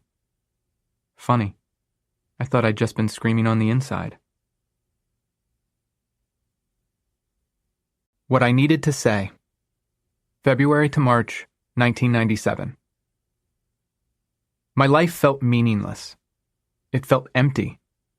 Despite what I'd hoped, my queer shirt hadn't acted like a magnet to other queer students at PBCC. I was, if anything, more isolated than I'd been before. I was cutting myself more frequently, and I was angry all the time. It was an awful cycle that I couldn't break free of. I cut myself because I had all this pain inside of me that I didn't know how to let out, but then I was so ashamed of what I was doing that it amplified my feelings and made me hate myself even more. Cutting wasn't helping. It was making things even worse. I wanted to stop, so I threw myself into work at Sunglass Hut and into the honors project I was working on with Mrs. Harvey, hoping the distractions would help. I still hadn't given up on my dreams of acting, but where they had once seemed within my reach, they now felt impossibly far away. Instead, I focused on writing. Even though I'd been doing it since 3rd grade, I'd never taken it seriously, but Mrs. Harvey was letting me write a short story for the honors project. Throughout January and February, we worked on character sketches and outlines together. Despite the rocky start to our relationship, I'd come to admire her. "What is it you're trying to say with this story, Shaun?" I shrugged. "Do I have to know that right now?" Mrs. Harvey weighed the question for a moment. "Not necessarily, but you should consider your options so that you're not writing aimlessly." Working with outlines was anathema to everything I believed about writing. Writing, I thought, came from inspiration, and inspiration appeared whenever it damn well felt like arriving. The best I could do was set the table and be ready when it decided to show. "I get it, I just don't know what I want to say." "Then, what do you need to say?" Mrs. Harvey leaned on her elbows and rested her head in her hands. She was an older woman with hair the color of an orange sickle. "You okay?" "Just tired." "You didn't seem this tired last semester." Mrs. Harvey looked up. You've got good intuition. That's an important quality for a writer to have. I shook my head. I'm not a writer. Could have fooled me. Well, you're not fooling anyone, I said. You're definitely not okay. A wan smile spread across Mrs. Harvey's face. My cancer's back. Breast cancer. Oh shit, I'm sorry, I didn't mean... It's fine. I wasn't trying to hide it. I felt like an ass. I should have let it go instead of pushing, but that's not how I was wired. You're going to be all right, though. Chemo? Radiation? All of the above, she said. Don't you worry about me. This isn't my first dance. She tapped the pages in front of me. Now, back to your story. I was supposed to turn in the story before spring break, but with only a couple of days until it was due, I hadn't written anything other than the outlines and sketches and a few random scenes. No matter how hard I tried, I couldn't make myself sit down and write the story I'd envisioned. I thought it was my old high school laziness reminding me that it was still hanging around and hadn't gone anywhere. There was nothing wrong with me and nothing wrong with the story. I was simply a lazy prick who couldn't get his head out of his ass long enough to do the work. But my problem ran deeper than my laziness. There was also something fundamentally not working about the narrative I was trying to wrangle. The story was about two boys, Jamie and Nathan, who meet, fall in love, and decide to come out together at school. Only, things don't go as planned, and one of the boys is shot and killed, leaving the other alone. This was the story I'd been programmed to write. It should have been easy, but the words wouldn't come. I thought more about what I was trying to say with the story. I believed I was attempting to tell the truth as I saw it, that I would never find happiness, that if I did, it would end in tragedy, and that it was, therefore, pointless to try. Damn! I slammed my fists on my keyboard, leaned back in my chair, and ran my hands through my greasy hair. It was late. Everyone else had gone to bed. I needed to sleep too, but the story was due in the morning, and I had nothing to show Mrs. Harvey that she hadn't already seen. It's no big deal, I told myself. Only an honors project. The worst thing that would happen is that I wouldn't get the honors designation. It wouldn't affect my grade at all. I sighed and went downstairs to get a drink. My mom was sitting on the couch watching TV. I thought you went to bed. Mom looked over her shoulder. I've got too much to do before we leave. Tahoe? She nodded. My parents were going skiing at Lake Tahoe, leaving me and my brothers home alone again. Like mine, my mom's insomnia was worse when she was stressed. She'd probably spent an hour in bed mentally packing, unpacking, and repacking her suitcases, even though they weren't leaving for a week. Shouldn't you be in bed? I've got a paper to finish. You'll get it done, she said. You always do. I wish I shared your confidence. See you in the morning. I took my tumbler of water upstairs and sat on my floor in front of my CD collection. Music might inspire me. I considered Tori Amos, but landed on Veruca Salt instead. I'd first heard Veruca Salt while working at the Gap. The mall didn't open until noon on Sundays, and Jenny had us come in at 9 to clean the store. And for those 3 hours, we drank coffee and blasted music. A lot of my music education had come from those mornings. The Sunday crew introduced me to Veruca Salt, The Breeders, Liz Phair, Bikini Kill, Concrete Blonde, and so many other amazing bands. I popped in the CD and hit play. The reverb leading into the punishing drums of the first song filled my room, and I stared at my screen and waited for the magic. It didn't come. I didn't type a single word. Then, 20 minutes in, Nina Gordon sang, "Take Me Away," and I stopped to listen, enthralled. The song was called Benjamin, and for 4 minutes and 5 seconds I remained transfixed by it. Maybe it was the plaintive tone of the music. Maybe it was the way Nina Gordon's voice sounded when she sang Benjamin, as if she was both making a statement and asking a question. I don't know, but that song latched onto something within me and refused to let go. When the last note faded, I reached over, returned to the beginning of the track, and put it on repeat. Inspiration had finally arrived.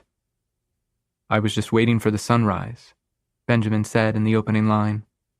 And while my own sunrise crept slowly toward me, I told the story of why Benjamin was waiting.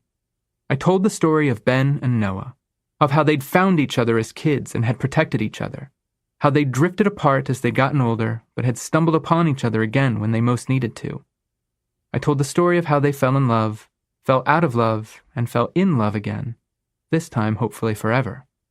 Benjamin was waiting for the sunrise because, he said, every day gives us the chance to start again. Every sunrise is an opportunity to wipe away the things we fucked up. Benjamin and Noah didn't dance on the beach while Mama Cass crooned in the background, but I wrote them a happy ending as Veruca Salt sang on repeat. I trudged into Mrs. Harvey's class, running on nothing but caffeine.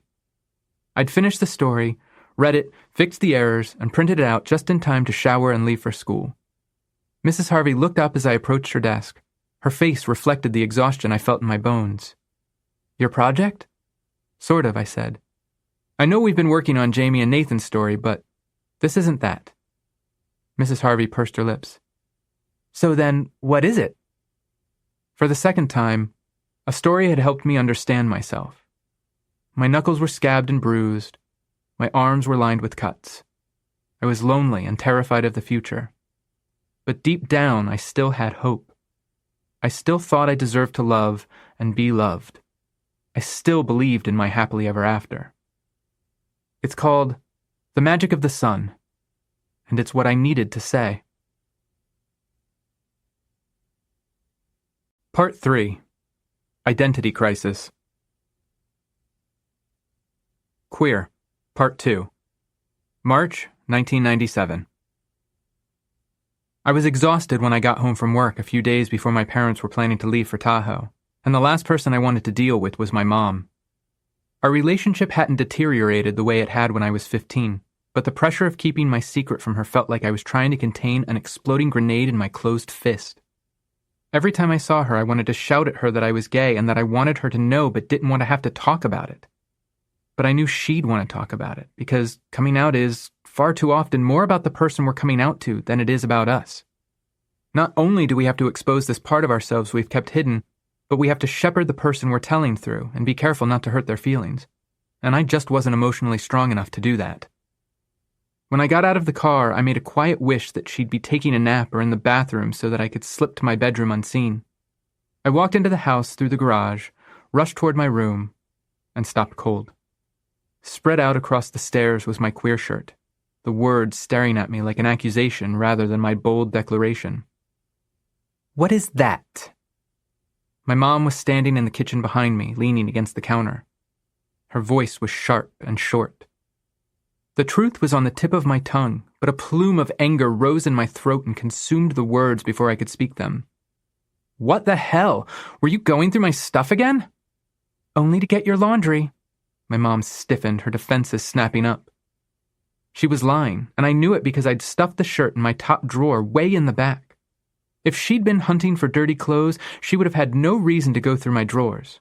My case was airtight, but I couldn't use the evidence against her because that'd be admitting I'd hid the shirt, that it was something to be hidden. We were both lying, and we both knew the other was lying. But neither of us could admit it without admitting truths we weren't ready to speak. I grabbed the shirt and stuffed it under my arm. It's nothing, a joke. Just stay the hell out of my stuff. I marched to my room and slammed the door. I was so angry at her. What if my dad had been home? What if my stepbrothers had seen the shirt?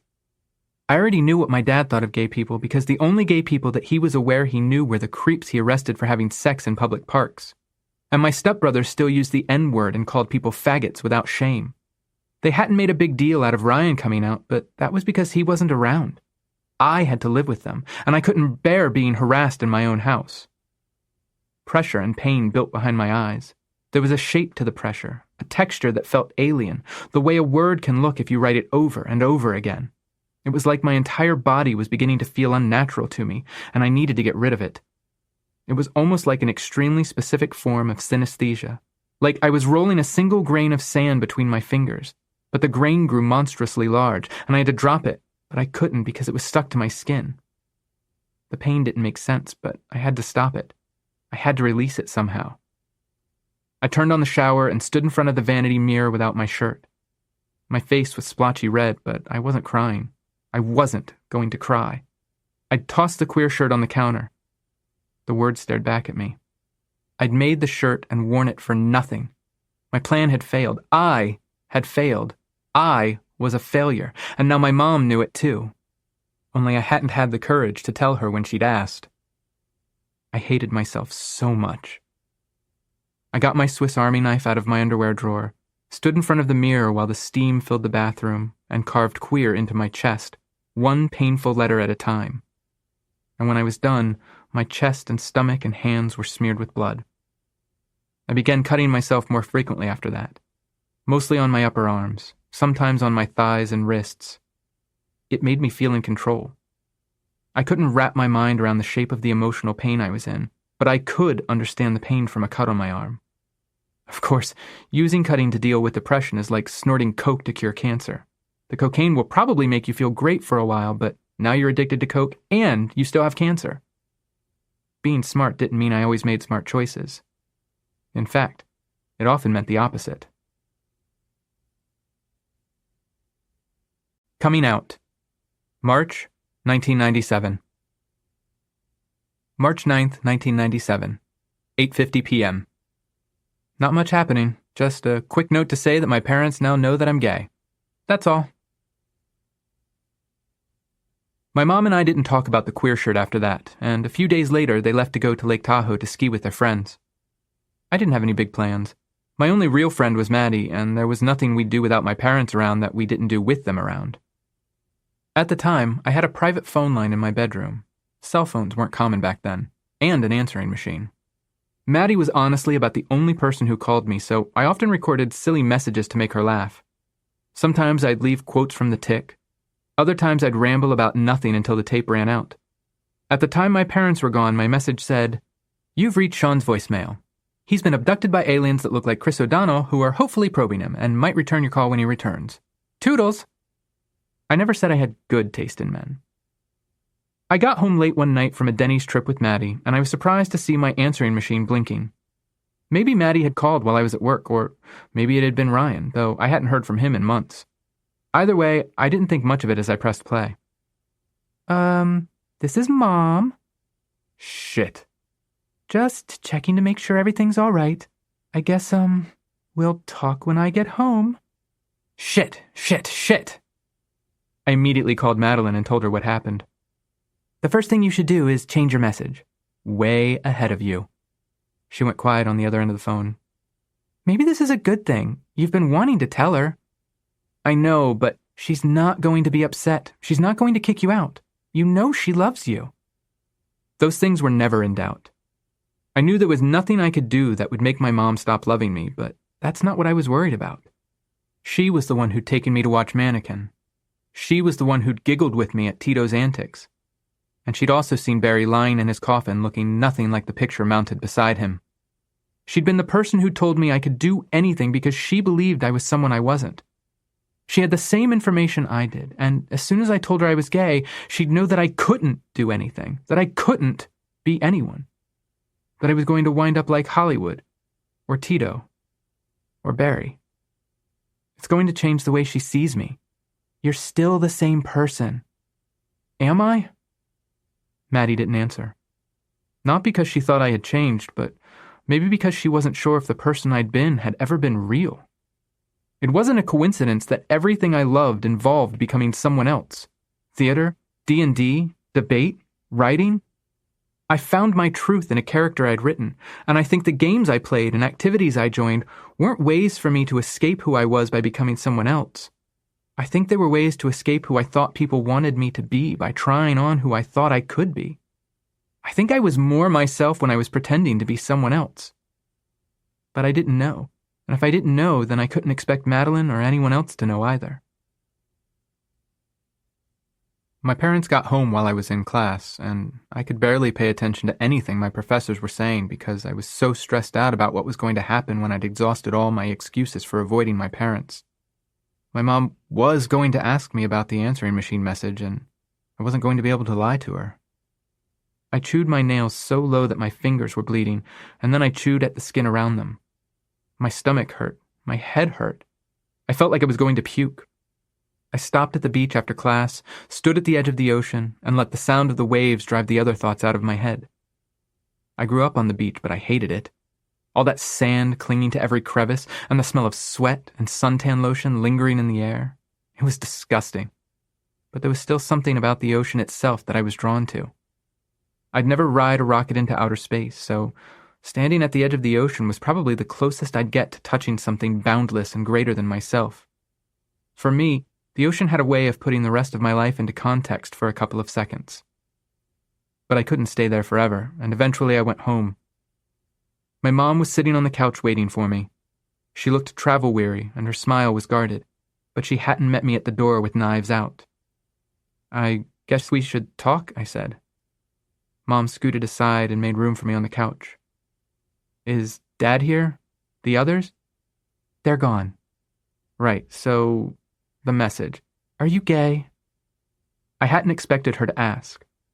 In a way, I was relieved that she'd saved me the trouble of having to spill it. On the other hand, I was annoyed at being rushed. I'd run this whole scenario where I reassured her that this wasn't her fault and then apologized for lying to her, but she'd just gone and tossed it right out there, blowing up my carefully thought-out plan. It was a scenario I hadn't prepared for, and the answer slipped out before I could come up with a way to break it to her gently. "Yes." My mom started to cry. She hadn't cried when Ryan came out, and it was awful watching her cry about me. But, like I said before, sometimes coming out isn't about us. It's not fair that we have to carry the emotional burden of sharing our secret and making sure the person we're coming out to is okay, but we make concessions for the people we care about. Besides, I may have run the scenarios for this conversation, but my mom had been running scenarios about my entire life since the day she learned she was pregnant with me. She'd imagined my life in a million different ways. She'd seen me go to college, become a lawyer, get married, have kids, and retire somewhere warm. She'd seen me drop out of college, wander aimlessly, but eventually find the focus my life had lacked, get married, have kids, and live a quiet existence. Maybe she even imagined that I, like the uncle with whom she'd said I shared many traits, would withdraw from society, spend my life alone in quiet contemplation, and read my days away. But me being gay was not a future scenario she had ever imagined. "I really wanted grandchildren," she said through her tears. Mom didn't say it to hurt me, but it still hurt. I'm not sure there's a thing in the world I could ever really do to disappoint her, but I felt like I disappointed her then. Like I'd stolen something from her that she'd never get back. And it gutted me. "I'm so sorry." She wiped the tears away and hugged me. "Don't be sorry," she said. "Just be safe. Just be happy." My secret was out. I no longer had to hide. That should have been a massive relief, and in many ways it was. But I'd never been afraid of being completely rejected by my family. I hadn't lived under the specter of being thrown out of my house or sent to conversion therapy or anything awful like that. And my mom hadn't brought me up to be particularly religious, so I wasn't struggling with how to reconcile God and being gay. My fears were more about figuring out who I was becoming and who my family expected me to be. In the beginning, my dad treated me like every time I walked out the door, I ran the risk of accidentally falling into a swimming pool filled with heroin and dicks. "Be careful out there," he said as I walked down the stairs one night shortly after I'd come out. My mom had told him so that I wouldn't have to, and he hadn't really acknowledged it openly. We joke in my family, especially my stepdad and stepbrothers. They're uncomfortable with actual emotions, so they use jokes instead. It's common knowledge that you're not part of my family until you've survived a Thanksgiving meal without crying. You had to be able to dish it out as well as take it. But my dad wasn't quite ready to joke about me being gay yet. "I'm just going skating with Maddie." Dad looked at me skeptically. "Still, be careful. I know how things are with your kind." Logically, I understand that he wasn't trying to be offensive, but that one statement forced me to see myself the way he did, as a drug-addicted pervert. And the worst part was that I wasn't certain he was wrong. Oasis, April 1997. I couldn't stop searching for my people, trying to build a family that not only accepted me for who I was, but who also understood me. Theater and debate and my D&D group had come close, but not quite. We were all misfits and outcasts, just not in the same ways. My friends might have understood how it felt to live in the margins, how it felt to have others look down upon or disregard them. But they weren't capable of understanding how it broke me when someone assumed Madeline was my girlfriend, or how tyrannized I felt by a random heterosexual couple casually holding hands in public. They couldn't fathom how I agonized over how I dressed and how I wore my hair, trying to find a personal style that fit me, but that didn't look gay. They'd never get how I constantly analyzed my own voice to make sure it was deep and masculine enough. Even hanging out with Madeline and her boyfriend was painful because it felt like she was shoving in my face how easily the world accepted who and how she chose to love in a way that it would never accept me. I didn't complain about those things, especially not to Maddie, because making her unhappy wouldn't have made me feel better. It would have just made us both unhappy. The best I could do was suffer in silence and continue to hope. Nothing I'd done so far had helped me find people like me, not even advertising my sexuality on my shirt, and I was out of ideas. But the internet offered the opportunity to expand my search beyond the confines of Palm Beach County. I'd already discovered a website called eLight where I posted my poetry, but it felt like a one-way conversation, and I wanted someone to talk to. Then, in April, I stumbled onto Oasis. Founded in 1995, Oasis ran interviews with prominent queer performers like Anthony Rapp, Leah Delaria, and Wilson Cruz, wrote about queer teens in their Profiles Encouraged section, and offered queer youth a safe space to write about anything they wanted in a monthly column. I read every issue of the online magazine that first night, and I especially adored the columns, which were written by queer youth ranging from 13 to their early 20s. I fell in love with all of them. They wrote about their fear of being kicked out if their parents found out they were gay. They wrote about how unfair it was that they couldn't go to prom with the person they really wanted to go with. They wrote about the people who bullied them and how they were having trouble in school because they were scared. They wrote about how they couldn't tell whether the guy at Taco Bell had winked at them or if he just had something in his eye, and how they didn't ask, not because they were afraid of looking foolish, but because they were afraid. Full stop. These were my people.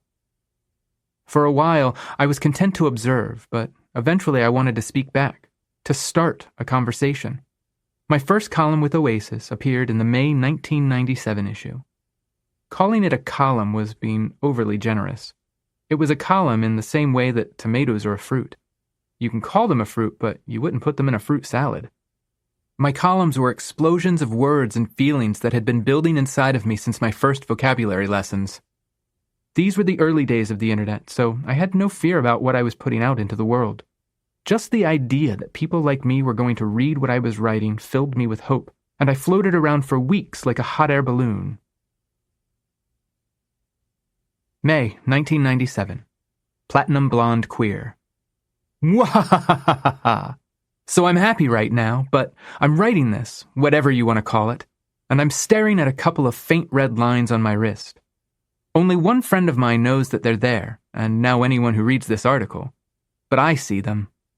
It was less than a week ago that I came within an inch of killing myself. So why was I so low? In a word, I felt worthless. That's not exactly the word my father used, but it's how I felt. Actually, he told me that he was ashamed to be seen with me. I had only just come out to my parents a couple of weeks earlier. How did they take it? Oh, that's another story. But at that particular moment, my stepdad actually, but I don't make that distinction anymore, decided to just blurt out that he didn't want me to get into the drugs that were involved with my lifestyle, and that though he felt selfish saying so, he would be embarrassed to be seen in public with me. That's when I started throwing my own private little pity party. Actually, I did take the opportunity, after beating the hell out of a metal filing cabinet and spraining my ring and pinky fingers to go see The English Patient for the second time. I went by myself, but sometimes movies are more fun that way. I cried at the end, and in the middle, and hell, even in the beginning, too. But when I got home, the hurt from my father's words wasn't gone, and I just wasn't in the mood to go to bed and sleep it off. What's the point? Well, I talked to my mom the next day, and she seemed to think the whole thing was a great big joke. Of course your dad wasn't talking about you being gay. That's what she said. What then? What could he have been talking about? He was talking about your hair. 2 days earlier, I had gone from a light brown-haired boy of 18 to a platinum blonde freak. So I'm happy now. I'm riding the manic, depressive roller coaster that every teenager rides. Sure, it's a little bit worse because being gay, we have to deal with bigotry and coming out, but that's life. My dad cared more about my hair than about the fact that I'm gay. So I came to a conclusion from all of this. I'm just not ready to kill myself over my hair. I'm honestly surprised no one reported me to the police. Maybe they thought I was joking, but I wasn't joking. I had gone so far as to write a story that was a poorly disguised suicide note that began laying the groundwork for why I believed I didn't matter and deserved to die. Even though I was discussing killing myself, I think writing for Oasis, having a place to vent, was one of the main reasons I didn't do it at that time. But it was definitely on my mind. 24-hour notice. May, 1997. Sometimes I think about killing myself. It was dark out, hot. Mosquitoes swarmed around us, and I slapped at them. I was wearing a green plaid shirt and jeans, and silver hoops hung from my ears. Madeline was also in jeans and a t-shirt and a cardigan. She'd recently cut her hair, and it was so curly I had to constantly remind myself not to make a single strawberry shortcake joke. We were wandering the boardwalks that zigged and zagged through the retention ponds and fake Florida greenery behind her housing community. Madeline stopped. Like, for real? I shrugged. I don't know. I mean, it's not like I've made a plan or anything. Is that part of it? She motioned at my right hand. My knuckles were swollen and bruised. A flap of dried skin still hung off the knuckle over my pinky and was scabbed underneath. Maybe. I punched my filing cabinet. Again, it was no longer fit for holding documents and should have gone in the trash. Madeline led us to a wooden bench and we sat. Why? I chuckled. If I knew that, then why do you want to kill yourself? I tried to come up with a way to describe the shape and texture of the pain inside of me. How sometimes the smallest injury felt like my body was being dragged across asphalt, skinning me down to muscle and bone. How, when I closed my eyes, I could feel the pain in my skull like a hot pebble in my shoe. How no matter what I did, I couldn't seem to reach that pebble, not even when it grew so large that I felt like I was going to collapse under the weight of it. But while my new vocabulary had given me words for some things, it hadn't given me the words for this. I don't know. Everything feels pointless. Sometimes. Then why bother? Because why not? I didn't expect Madeline to have the answers. I wasn't looking for answers. Instead, I think I was hoping for reasons. I get it, she said. There are days I feel the same way. You do? This surprised me. I'd become accustomed to Maddie's black moods, the dark cloud that descended upon her from time to time. I recognized it, understood it. Hell, I felt a kinship with it. But I never considered she might have felt the same way I did about living and dying. I didn't think anyone did. Maddie nodded. Life really fucking sucks sometimes. No use denying it. She smiled at me in this way that got me every time, because it was the one smile in my life that said, I see you. I get you. I hear you. But, listen, promise me that if you're ever serious about doing it, that you'll call me and give me 24 hours to talk to you about it. And I'll promise the same thing. So, like, a 24-hour notice? Exactly. It made sense in a way, and I liked knowing that if something happened to Maddie where she felt like life wasn't worth living, she'd give me 24 hours to prove to her otherwise. So I grinned. Yeah, deal. Good. She clutched her Muppet lunchbox that she used for a purse and said, IHOP, my treat. In that moment, when I made the promise, I believed I'd keep it. I believed that I was in control. It wasn't depression taking the wheel and making me feel like I wanted to die. That feeling was just a logical inevitability of my life to that point. I believed my suicidal thoughts were rational and that I could choose to ignore them. That the next time they surfaced, I'd have the frame of mind to pick up the phone, call Maddie, and tell her I needed help. Faggot Flag. May, 1997. I liked my job at Sunglass Hut, and I liked my boss, Carlos, but I wasn't out at the store.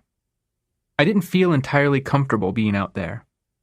The other employees were guys, and they often talked about women in ways that made me worry they wouldn't accept me if they knew I was gay. I didn't join in their conversations, but I didn't call them out on the hurtful comments they made either. Instead, I melted into the background. At school, even though my queer shirt had failed, I decided I still wanted to let people know I was gay, so I'd bought a little pride flag that I kept pinned to my backpack. Not one person had mentioned it since I'd put it on, and I'd mostly forgotten it was there. Near the end of the semester, I pulled into the parking lot at the mall, nearly late for my shift at Sunglass Hut. I had my final exam in statistics, and I'd have time to study if it was slow, so I grabbed my backpack and ran in. Carlos was with a customer when I got to the store, and there were others waiting, so I tossed my backpack in the corner, clocked in, and got to work. Carlos and I were a great sales team. He was suave and funny, quick with compliments, and then I came along with all the technical details: lens materials, light transmission percentages, frame durability, distortion amount, and overloaded their brains. By the time we finished with a customer, they walked out feeling like they were wearing state-of-the-art sunglasses that made them look amazing. I hated sales, but I was oddly good at it. While Carlos rang up our last customer, another came in asking me to tighten the screws in their sunglasses, which I quickly did and sent the customer on their way. Carlos stood by the register with his hands on his hips. He looked at me, then at the ground. "What's with the faggot flag?" My heart skipped. I glanced to where Carlos had been looking, to where I'd dumped my backpack on the ground when I'd gotten to the store. I hadn't noticed that my rainbow pin was poking out, begging to be seen. I liked and admired Carlos, and I didn't want to lose my job, but I also wanted him to respect me, and I didn't think lying to him was a great way to achieve that. The worst thing that would happen was that he'd fire me. Maybe not outright, but after writing me up for a string of minor infractions so that he could say he hadn't fired me for being gay, but because I was a substandard employee. Not that it would have mattered. There were no protections for queer workers in Florida. But I could find another job. I'd still be able to eat, still have a place to live.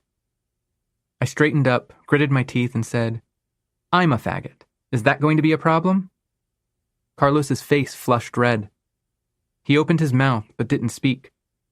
I waited for what felt like a whole minute, and then I grabbed my bag and took it into the back room. It wasn't so much a room as it was a hallway, but at least I didn't have to deal with Carlos staring at me. I leaned against the wall and tried to catch my breath. I was terrified, but also exhilarated. I'd stood up for myself, and it had felt good. Carlos knocked sharply on the door, which I knew meant there were customers to help. We were busy for a weekday, and it kept us from being able to talk to each other about anything but sunglasses for an hour, but eventually the rush died down, and we were alone in the store again. "I don't have a problem with faggots," Carlos said. I was cleaning the fingerprints off the tops of the glass cases. I never would have thought you were one." I stopped and turned to him. "Can you please stop using that word?" "Faggot?" "Yeah," I said. "That one." "Sorry, it's common where I'm from." "I get that, but I really hate it." "Done." "Really? Just like that?" Carlos shrugged. "Is gay better?" "Yeah, much." This conversation was not going the way I had expected, and I was happy, but a little surprised. Carlos spent the next hour peppering me with questions like when I knew and why I didn't act like other gay people he'd met and whether I'd been with another guy. "But the most important question," he asked, is, "how does my ass look in these pants? Good, right?" I busted up laughing. "I'm not answering that." "You can tell me."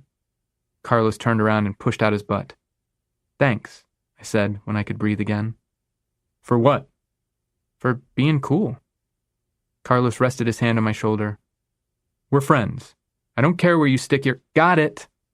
But come on, check out my ass." Key West, June, 1997. I feel like I'm coming out of my skin. It was well after midnight, and IHOP was empty except for us, our server, and the kitchen staff. We'd switched over from Denny's because, while the food was only marginally better, it was far quieter and we could actually hear ourselves talk. "Boredom?" Maddie asked as she lingered over her wilted little salad. I struggled to find the words. "No, I mean, Carlos is keeping me busy at the store, and I like having the money." "Then what?" "I don't know," I said. "I just feel like I'm going to explode if I don't get out of here." "Then let's take a trip. Where do we need phone books from next?" Maddie and I loved taking day trips together. We'd gone to Universal Studios and Disney. We'd even taken a trip to steal Orlando phone books. Why? Because we were going to become actors and we needed the phone books to find agents and playhouses and to schedule auditions. And we got them from Orlando because it was the closest big city to us. After a terrifying crawl through downtown Orlando, I parked in front of the phone company offices while Madeline crept inside. She came running back out a couple of minutes later, carrying an armful of phone books, dumped them into my back seat, and dove in, yelling, "Go, go, go!" We needed one phone book. We brought back half a dozen. I shrugged and shoved my own salad aside, determined to save most of my stomach space for the grilled cheese and fries we both had coming. Don't you ever want to get away for a while? Go someplace no one knows you so that you can be yourself. Sometimes. I guess that's kind of what I want now. Maddie glanced up as our server brought us our sandwiches and cleared away the salad plates. We made small talk with her, asked about her daughter, and then dug in. IHOP's grilled cheese was not good once it began to congeal. "How about Key West?" Maddie asked while I was mid-bite. "Key West?" I said, though it came out sounding like, "Key West?" "Sure. We'll drive down for a couple of days, get a hotel. It'll be great. I'll finally have the opportunity to snap a couple of early morning blackmail pictures to use against you when we're old and I need a favor." I rolled my eyes. "You know you never have to blackmail me for a favor." "Yeah, but where's the fun in that?" She was quiet for a second. "Well, what do you think? Can you get the time off?" I'd been to the Keys a couple of times before. The last time had left an indelible stain on my soul because I'd gone with my stepdad and stepbrothers to dive for lobsters. I remember two things about that trip: getting incredibly seasick and the sound a lobster makes when you detach its tail from its body while it's still alive. That high-pitched scream had crawled into my brain, and I'd never been able to shake it loose. But, as a vegetarian, I doubted Madeline had any interest in diving for lobsters, and Key West seemed like it might be the kind of place where I could be myself without the fear of being ridiculed. I could fly my queer flag high, and no one would say anything about it, if they noticed at all. My only concern was being disappointed. What if Key West wasn't the accepting wonderland I'd heard it was? What if I got there and felt just as oppressed as I did everywhere else? It's not necessarily that I couldn't handle those things. Hell, I'd come to expect them. It's that I didn't want to face disappointment and lose hope. Which is exactly what would happen if we went to Key West and it sucked. But I needed to escape. I was coming apart at the seams. Being out to my parents was a blessing and a curse. It was a blessing because I didn't have to hide anymore. There was no one of importance in my life who didn't know I was gay. But it was a curse because the way they treated me had changed. Jokes, for example. They stopped joking with me. Before I came out, my dad would call, "Don't forget to use a condom," when I'd leave the house at night. When one of my stepbrothers would go out, he'd remind them not to get anyone pregnant, even if they weren't going on a date. If we were all watching TV and an attractive woman popped up on the screen, he'd make a bawdy comment about her, and everyone would laugh. After I came out, those jokes stopped around me. If my dad and brothers were talking about girls and I walked into the room, they'd suddenly go quiet and pretend they hadn't been talking. Maybe they were acting differently because they knew that men could be dangerous, because they hadn't worried about me when they thought I was dating girls. But I don't think their treatment of me changed because they saw the world as it was, but rather because of the way they saw me. Still, I was happy that they knew. I was happy writing for Oasis and Elite. I was happy that my second semester of college was done, that I'd finished with straight A's again, and that I'd be going to FAU in the fall. Those were the little highs that sustained me during the nights when I'd cut myself and cry. But I needed more. "Fine," I said. "Let's do this." I pointed at the rainbow flags flying from the shops on Duval Street. "Look!" I felt like I was in a parade being welcomed home after having been lost at sea for a decade. "It's very cool," Maddie said.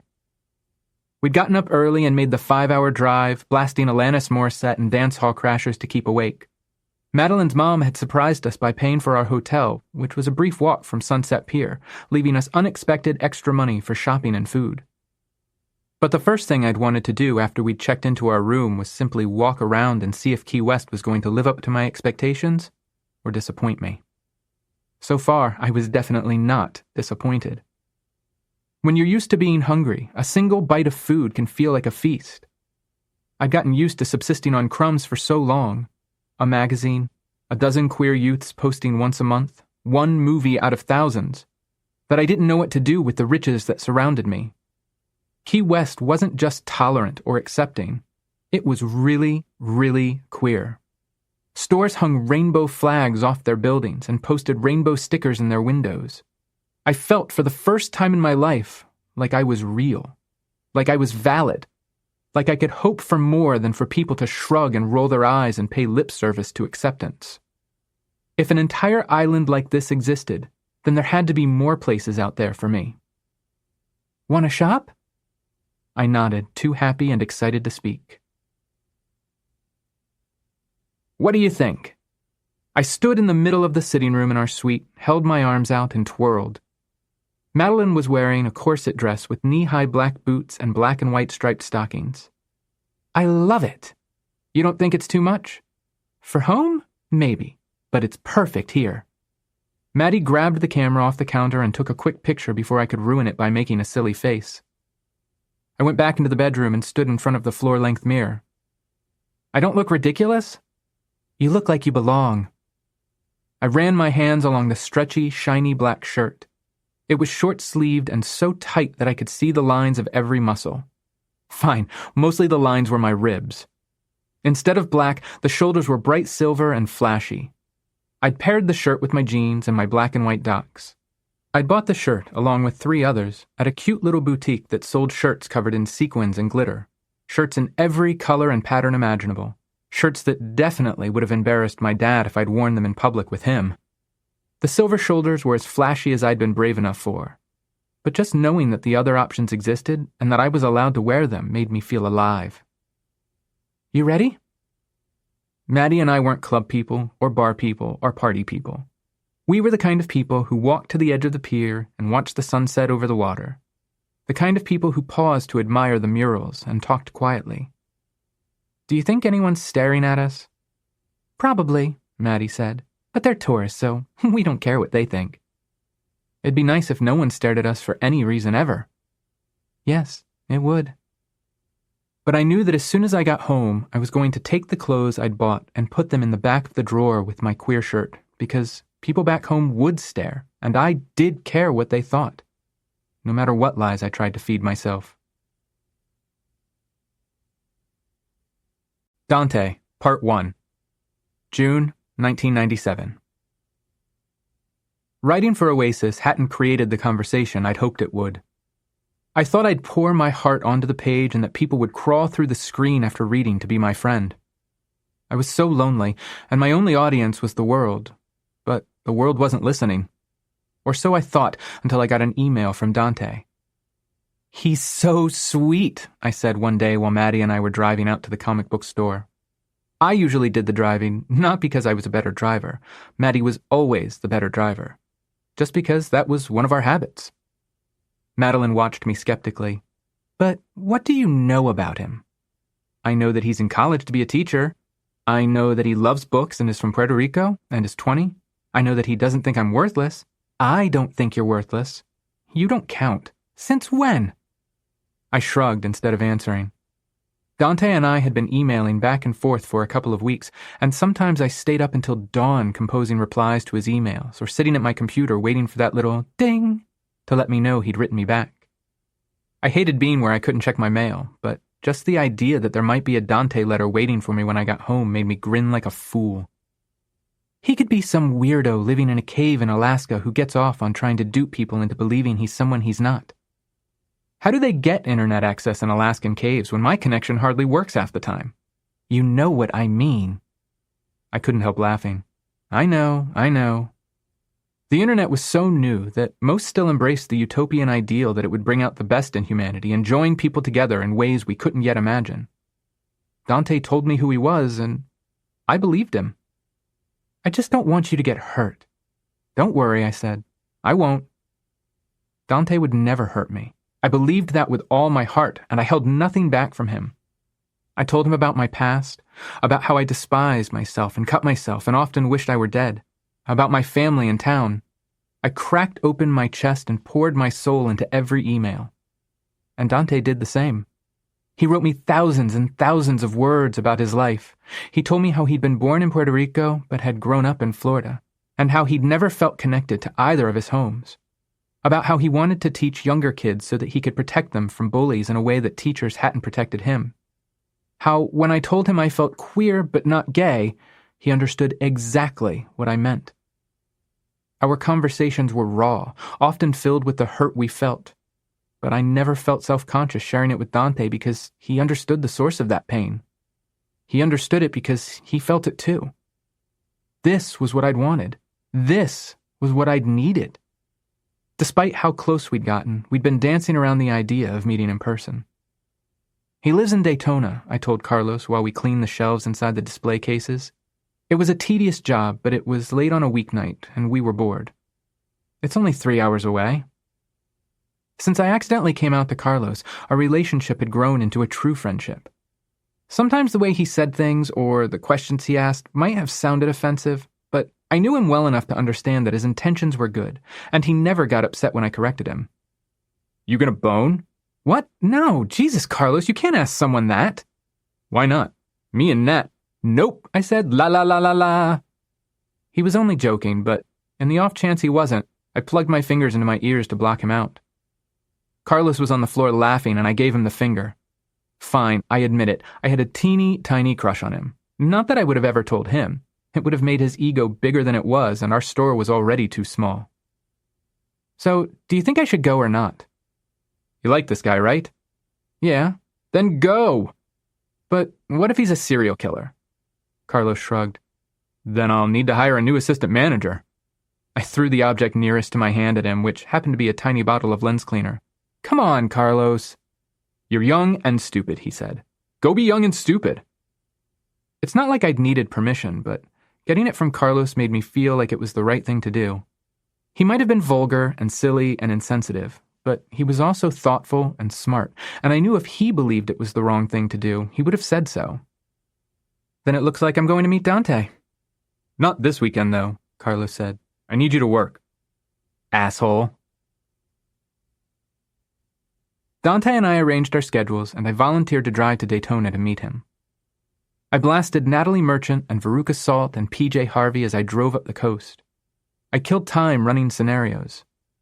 What if I didn't like Dante? What if he didn't like me? What if we ran out of things to talk about? Talking to a live person was different from writing an email. I wouldn't have hours to craft the perfect response. I couldn't linger over a sentence, tweaking it until it sounded just right. I might drool on the table or snort while laughing and choke on a French fry. Dante might actually be a creep. No one knew exactly where I was. I told Maddie and Carlos about Dante, but not where I was going, and I hadn't said anything to my parents. They probably assumed I was at work. As I neared the Applebee's where we'd agreed to meet, a voice in my brain started yelling, "What are you doing? Turn around! Run! Don't do this! You're going to screw it up!" I pulled over at a rest stop to breathe. I got out of the car and leaned against the hood and tried to catch my breath. All I had to do was go home. Go home and write Dante and tell him something came up.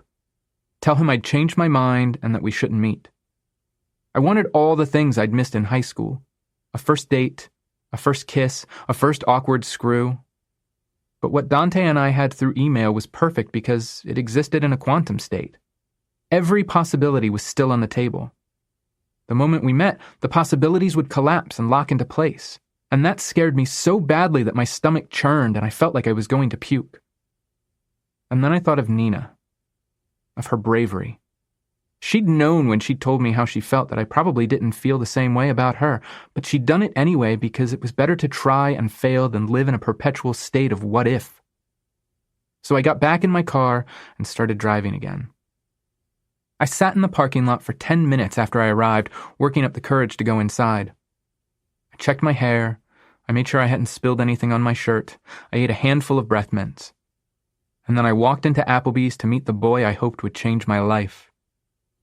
Though Dante didn't look exactly like the picture he'd sent me, I recognized him immediately. His style was aggressively normal. He was a little shorter than me, a bit squishy around the middle. He had brown hair, a goatee, brown eyes, and he was wearing a plaid button-down with cargo shorts. "Shaun?" I smiled shyly, not sure what to say. "Hey, Dante." "Should we get a table?" I liked that he asked rather than assumed. Almost as if he was giving me an out in case I'd taken one look at him and changed my mind. "Definitely." Our server led us to a table near the window and took our drink order. To keep my hands busy, I emptied about a dozen packets of sugar into my iced tea and stirred the sludge around, knowing it would never, ever dissolve. I'm not sure which of us was more nervous. We'd been talking for weeks and had shared incredibly personal secrets, yet there we were, unable to look each other in the eyes for more than a moment, fingers dancing on the table, shifting anxiously in the booth. It was cute and a little pathetic, but mostly cute. So, how was the drive? Long. Sorry, Dante said. Next time, I'll come to you. If there is a next time. I'm not assuming there will be, but if there is, and you want me to, I'll drive. It was the most adorable word vomit I'd ever experienced. Red crept into Dante's cheeks, and he kept looking at the table. I wanted to reach over and hug him so badly. Have you seen Con Air yet? I asked. Dante shook his head. Oh my God, it was awful. We have to go see it. And yes, I'm assuming we will go see a movie at some point in the near future. Dante looked me in the eyes and smiled, and what a beautiful smile it was. We kept talking in fits and starts, but somewhere between ordering our food and the server delivering it, our conversation shifted from awkward to effortless. We finished our lunches and moved on to dessert, then to coffee. Our server shift ended and our new server introduced herself. Dante and I talked until our throats were raw and laughed until we cried. The world evaporated. We were the only two people left alive, alone at an Applebee's in Daytona Beach, Florida. And then it was time for me to go home. I didn't want to, but my parents would be wondering where I was, and I had work the next day. Dante and I lingered in the parking lot for another hour trying to figure out how to say goodbye to each other. The thing was, I didn't want to say goodbye. I didn't want to leave him, not when I'd just found him. But I had to. Dante hugged me, and it felt like the first time someone had ever touched me. Like I'd been marooned on a deserted island for the first 19 years of my life, and Dante had seen my signal fire and found me, and I didn't have to be alone anymore. I drove home wearing a smile as big as the moon. I checked my email when I got home, and Dante had written me a long letter telling me how much fun he'd had and how he hadn't wanted me to leave and how he'd wanted to kiss me in the parking lot. I wrote back telling him that I wished he had. XY, July 1997. I learned about XY through Oasis. XY was a print magazine created and edited by Peter Ian Cummings that featured photo shoots of attractive and often scantily clad young men making out with each other or posing suggestively. It was basically softcore porn with a few articles and opinion pieces thrown in. I loved it. But while it was basically jerk-off material, it was also the first time I saw queer life normalized. The boys making out on the pages weren't ashamed. They were openly displaying who they were. Yeah, it was posed, and no, most people don't ride their skateboards through their neighborhood in their underwear, but it made me feel seen the way I'd felt seen and normal in Key West. Like I wasn't something dirty that had to remain hidden. Obviously, I bought a subscription. Though I was out to my parents, I still wasn't comfortable being out. I didn't want to do anything to remind them that I was different. So I rented a mailbox nearby for my monthly XY subscription to go to, as well as anything else I didn't want them to see, like the pride pins and shirts I bought. My success with my honors writing project for Mrs. Harvey had given me the confidence to keep writing, and when I saw that XY was accepting submissions, I threw together a few opinion pieces on topics ranging from pride to the future and mailed them in. Yes, the mail. Printed paper, folded and stuffed into an envelope. And then I waited. XY printed my essay about coming out in the July 1997 Pride issue. It was an incredibly bad essay about what I considered the dangers of young people coming out too early to be. But I was so proud of that piece that I actually went into a Barnes & Noble and bought a copy. From a real live person. No stealing this time. Yes, the cashier threw me some funny looks, but I'd actually been able to purchase something I'd written in a bookstore, so I was bulletproof for the rest of that day. Nothing could hurt me. Seeing my name and something I'd written in the pages of a magazine dedicated to being gay, a magazine that was sold at Barnes & Noble, made me feel powerful. It made me feel like maybe being queer wasn't so bad. At the same time, XY exemplified everything about the gay community I feared I would have to become. Sure, it was both body and sex positive, but it made me feel ugly that I didn't look like any of the barely clothed boys on its pages.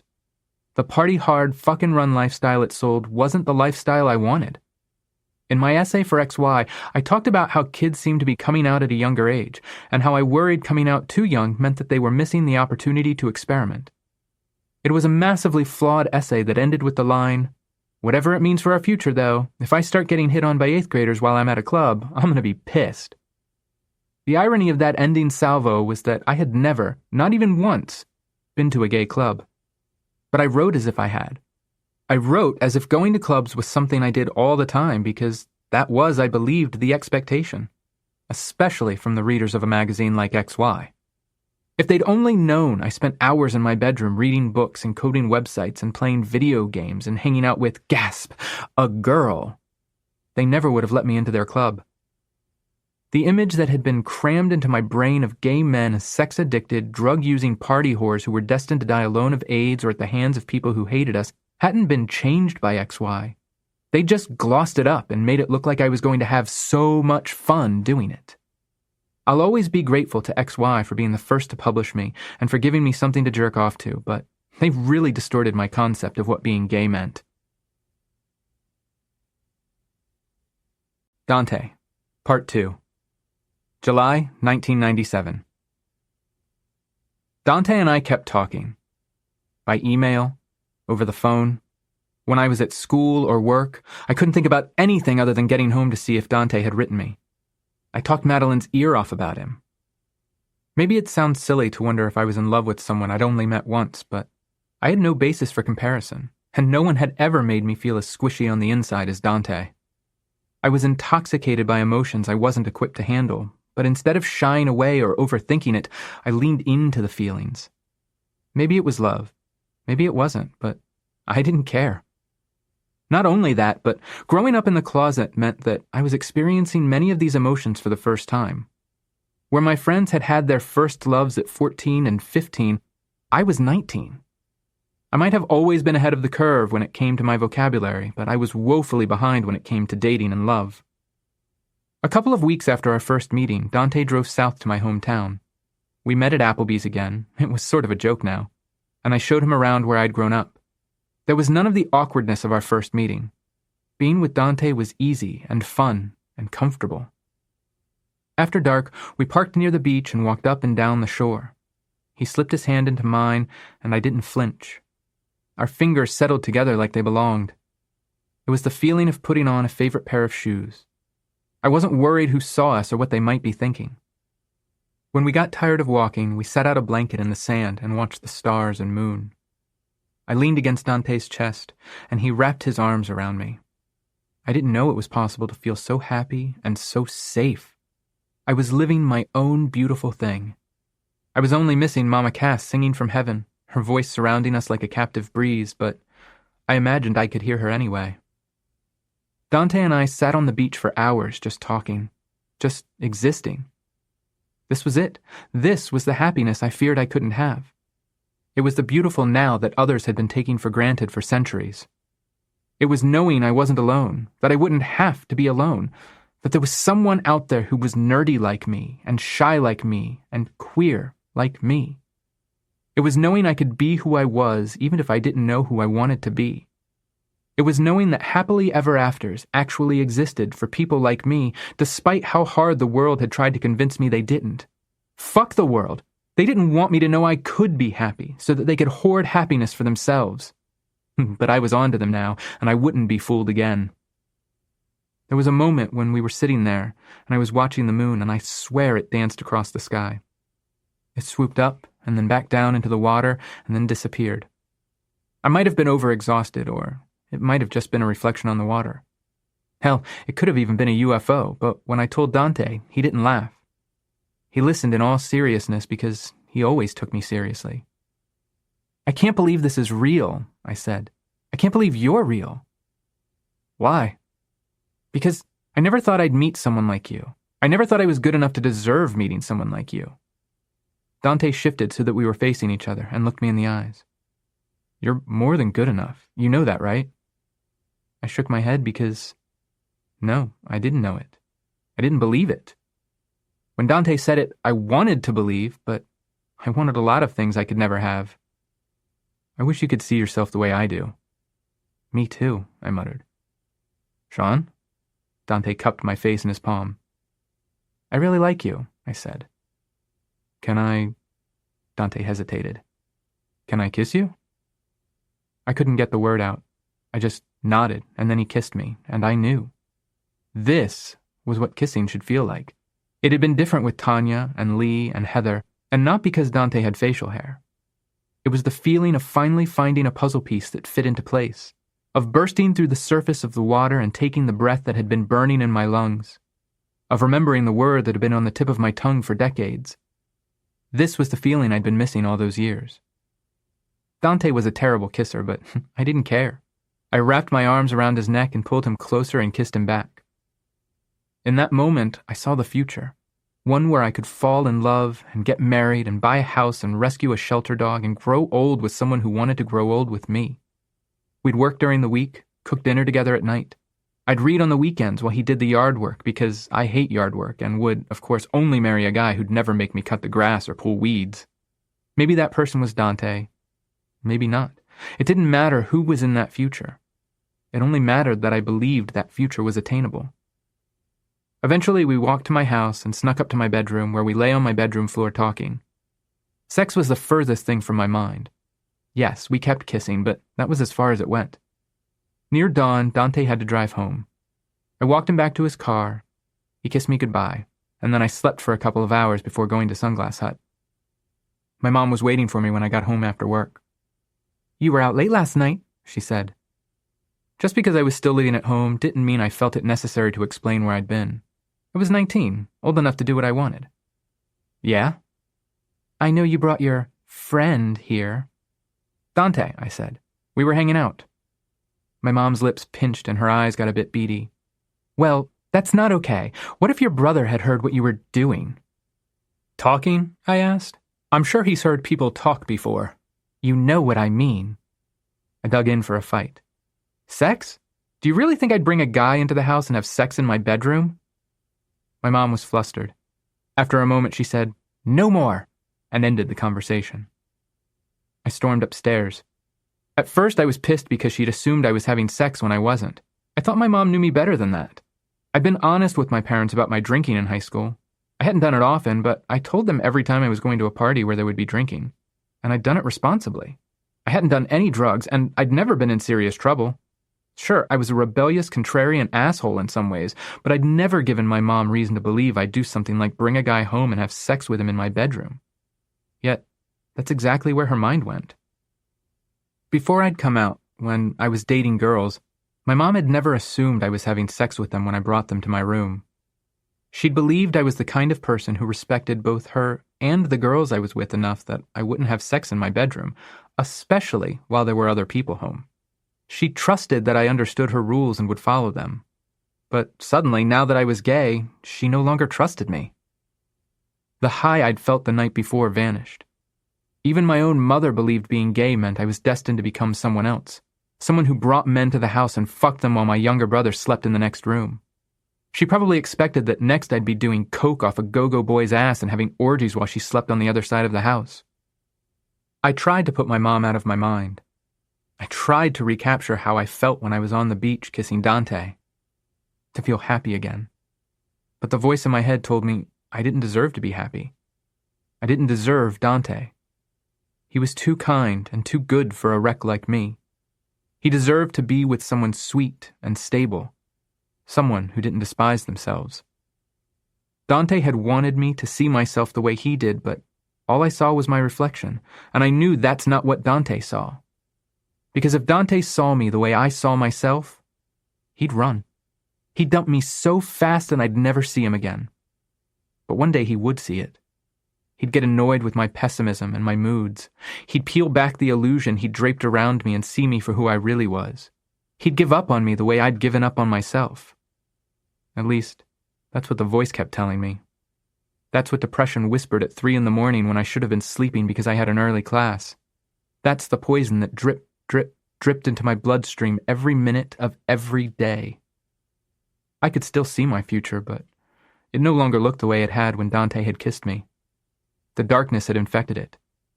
I would never be happy, never be loved. If I continued seeing Dante, it would only end badly. He'd grow to despise me the way I despised myself, the way everyone despised me. So I dialed my ISP, opened Eudora, logged into my email account, and wrote Dante an email. Unlike nearly every other email I'd written to him, I kept this one short, simply explaining that I wasn't the person he thought I was, and that I needed to end our relationship before he realized it and his feelings for me turned to hate. Then I pressed send and broke both our hearts. The Boy with the Dragon Tattoo. August 1997. Transferring from Palm Beach Community College to Florida Atlantic University wasn't a huge leap, but it made me feel like I was doing something. The one thing I hated most about my new school was the commute. It was 45 minutes from school to home if traffic wasn't awful, longer if it was, which was normally always. School ate up a large chunk of my time, and work devoured the rest. I slipped into a routine that numbed my mind and kept me from thinking too much about my life and how much I hated it. And then I met the boy with the dragon tattoo. Though the sunglass hut I worked at was one of the busiest in the state, they still gave us solo shifts during the weekday mornings and evenings. There was a period of overlap in the afternoon, but we worked alone for 3 or 4 hours. It was an inconvenience, yeah, but I got a lot of homework done without Carlos or any of the other employees around to bug me. I was working alone on a particularly slow night doing the assigned reading for my literature class when I heard the clomp of shoes on tile that told me I had a customer. "Hi, welcome to Sunglass Hut." I forced cheer into my voice even though cheery was the last thing I felt. "Hey." Standing at the edge of the store was a guy about my age. Slim, with blue eyes, long lashes, curly brown hair, and a stylized dragon tattoo peeking out of his left sleeve. He was dressed casually, and he had a metal stud piercing in his lip that I thought was sexy as hell. "I need sunglasses, I guess." I shrugged. "Sorry, all out. Can I interest you in a gently used and totally useless early British literature textbook?" I held up the thick book with a grin. "Sunglasses would be more useful."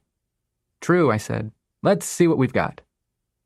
I ran through the standard list of questions I asked every customer who came into the store with exactly zero idea what they were looking for, and narrowed the selection down to a few choices for the guy to try on. He slipped a pair of black plastic shades on, stood up straight with his hands on his hips, and turned toward me. "Do you like them?" Oh, I did. I liked them very much. "They're great," is what I managed to spit out. "That's what's important," he said. Was he flirting? Did he smile at me, or was he smiling at himself in the huge mirror that covered the back wall behind me? Of course he wasn't flirting with me. Why would anyone in their right mind flirt with me?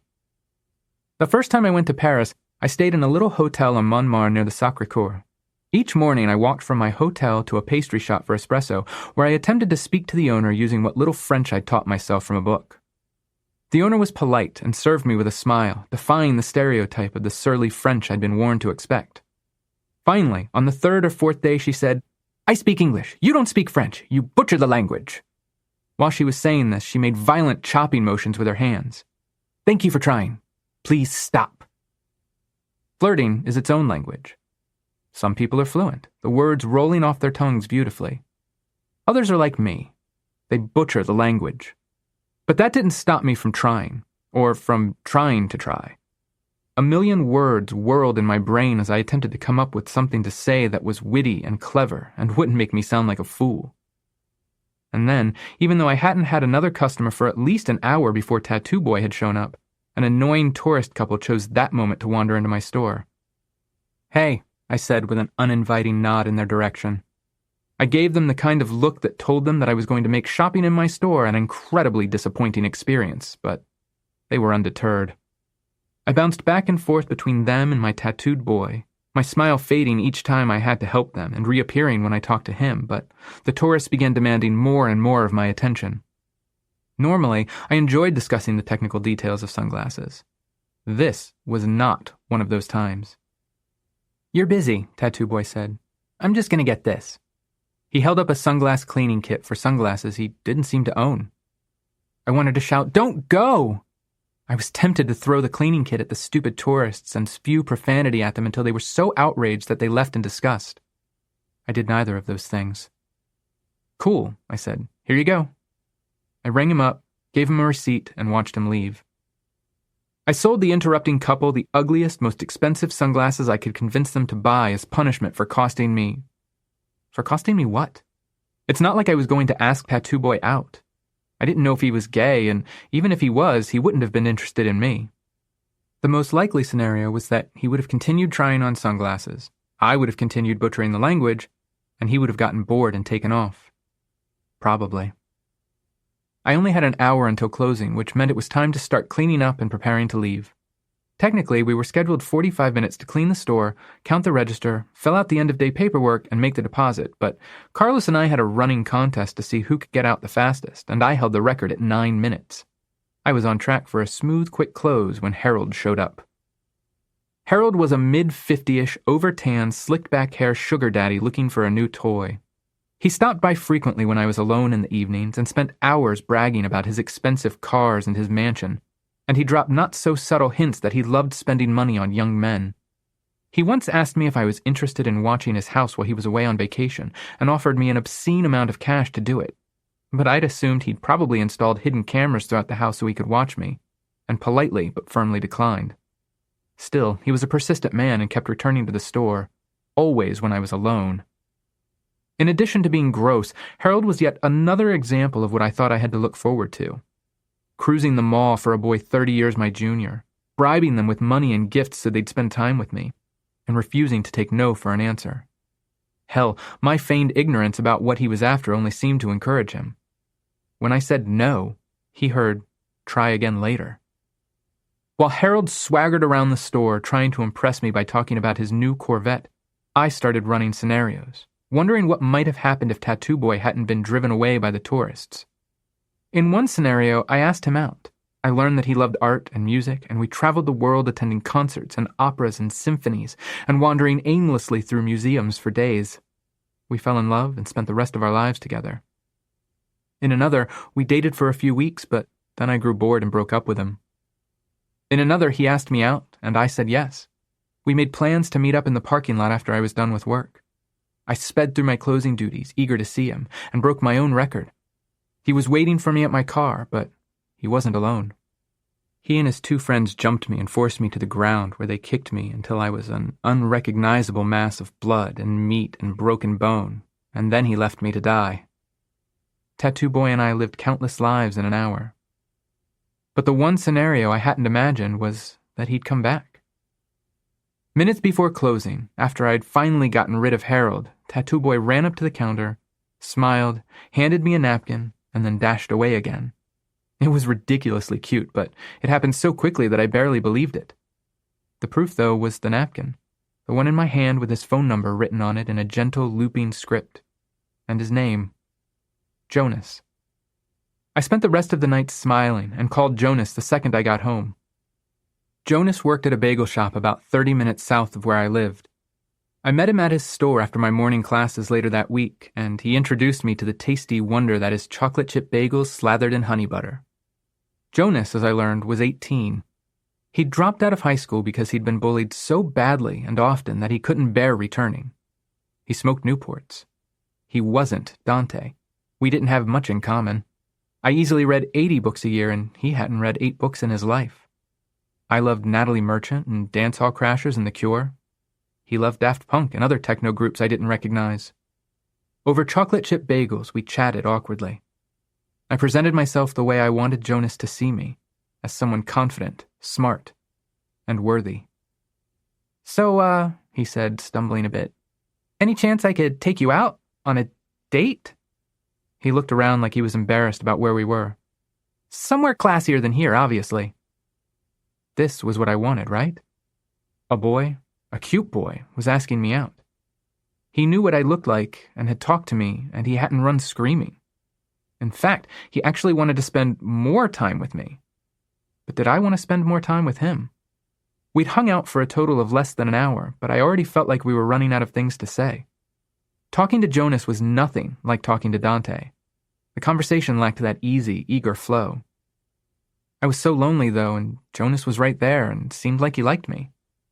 Definitely, I said. On our first date, Jonas took me to a gay bar, but hadn't checked their schedule, so we happened to show up on the one night of the week they catered to lesbians. Which, if I'm being honest, I was glad for. I held a lot of misconceptions about the gay community for a long time. Misconceptions that made me feel uncomfortable around other gay people.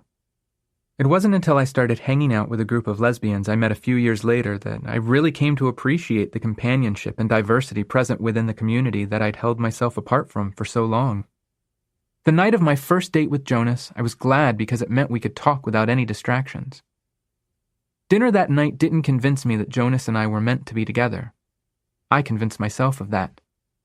I wanted to be with someone, anyone, so badly that I deceived myself into believing Jonas was more than he was. Sexual attraction for me begins with a mental and emotional connection. It's a stereotype that gay men are promiscuous and hypersexual, but it's a stereotype we've earned, though we don't deserve the judgment that comes along with it. I, however, never understood it. I believed that that's how I was supposed to be, but it wasn't how I'd ever felt. The idea of having sex with someone I didn't genuinely care about was weird, and I had to convince myself that Jonas and I had forged that kind of bond. After dinner, we parked on a strip of grass at the airport where people lined up to watch planes take off and had sex in the back seat of my Mustang. I was irrationally happy at first. It was one thing to believe I was gay, but another to get naked with a guy and know with absolute certainty. Though, let me be clear, sex isn't a determining factor for sexuality. For me, however, it was the last item on my checklist of things I needed to do to prove to myself I was actually undeniably gay. I thought that by lying to the Dracula cast about losing my virginity back in 9th grade, I'd robbed myself of the privilege of talking to someone about my first time. But I found that I didn't want to tell anyone about what I'd done with Jonas. I was ecstatic I'd done it, but I wouldn't say I enjoyed it. A, it was in the cramped back seat of my car. The seats folded down into a hatchback, but Jonas and I were both around 6 feet tall, so it was uncomfortable. B, I had no clue what I was doing. Did blowjobs require actual blowing? What the hell was a top and what was a bottom? Do all gay men bite like that? Was he serious about rimming? Look, this country is shameful when it comes to sex education. It's even worse when it comes to educating teens about sex that doesn't involve a penis inside a vagina. Nothing had prepared me for sex with another man. Nothing. But the primary reason I didn't enjoy it was because, see, I wasn't into Jonas. He was hot, he could be funny, and he had good taste in bagels and bagel spreads, but that wasn't enough. I kept going out with him, though, because I was lonely. We went to movies, and we went shopping and out to eat, but mostly we spent a lot of time having sex. We both lived with our parents, which made finding places to do it difficult. That's all we did. Look for places to do it where we wouldn't get caught. In one moment of desperation, we even spent the night at a sketchy hotel in West Palm by I-95. I hated every second of it. It's what you deserve. That's what the voice whispered whenever I wondered why I stayed with Jonas. He's who you deserve. This was what I'd imagined being gay would be like. Meaningless sex with someone I didn't love or enjoy spending time with. I didn't even bother using condoms because I hated myself so much and figured getting sick was a fate I was unworthy of escaping. I'd hated myself because I was gay and lonely. I hated myself even more because I was trying to fill that loneliness by sleeping with a guy who meant nothing to me and to whom I meant nothing. Maybe you're sitting in your room or in the hall between classes and you're screaming at me, "But you could have had better than Jonas. You had Dante. He was sweet. Why didn't you stay with him?" Because depression works best when it creates an environment where it can't be detected. It wants you to wonder if you're depressed because you have depression or because of external circumstances in your life. Depression told me I didn't deserve someone like Dante, that I wasn't good enough, and that I belonged with someone like Jonas. That he was the kind of guy I could expect to spend my life with, and the kind of guy I could expect to become. Depression made sure I chose the path that would make me the most miserable, so that I would believe I was unhappy because of my life, and not because of unbalanced brain chemicals.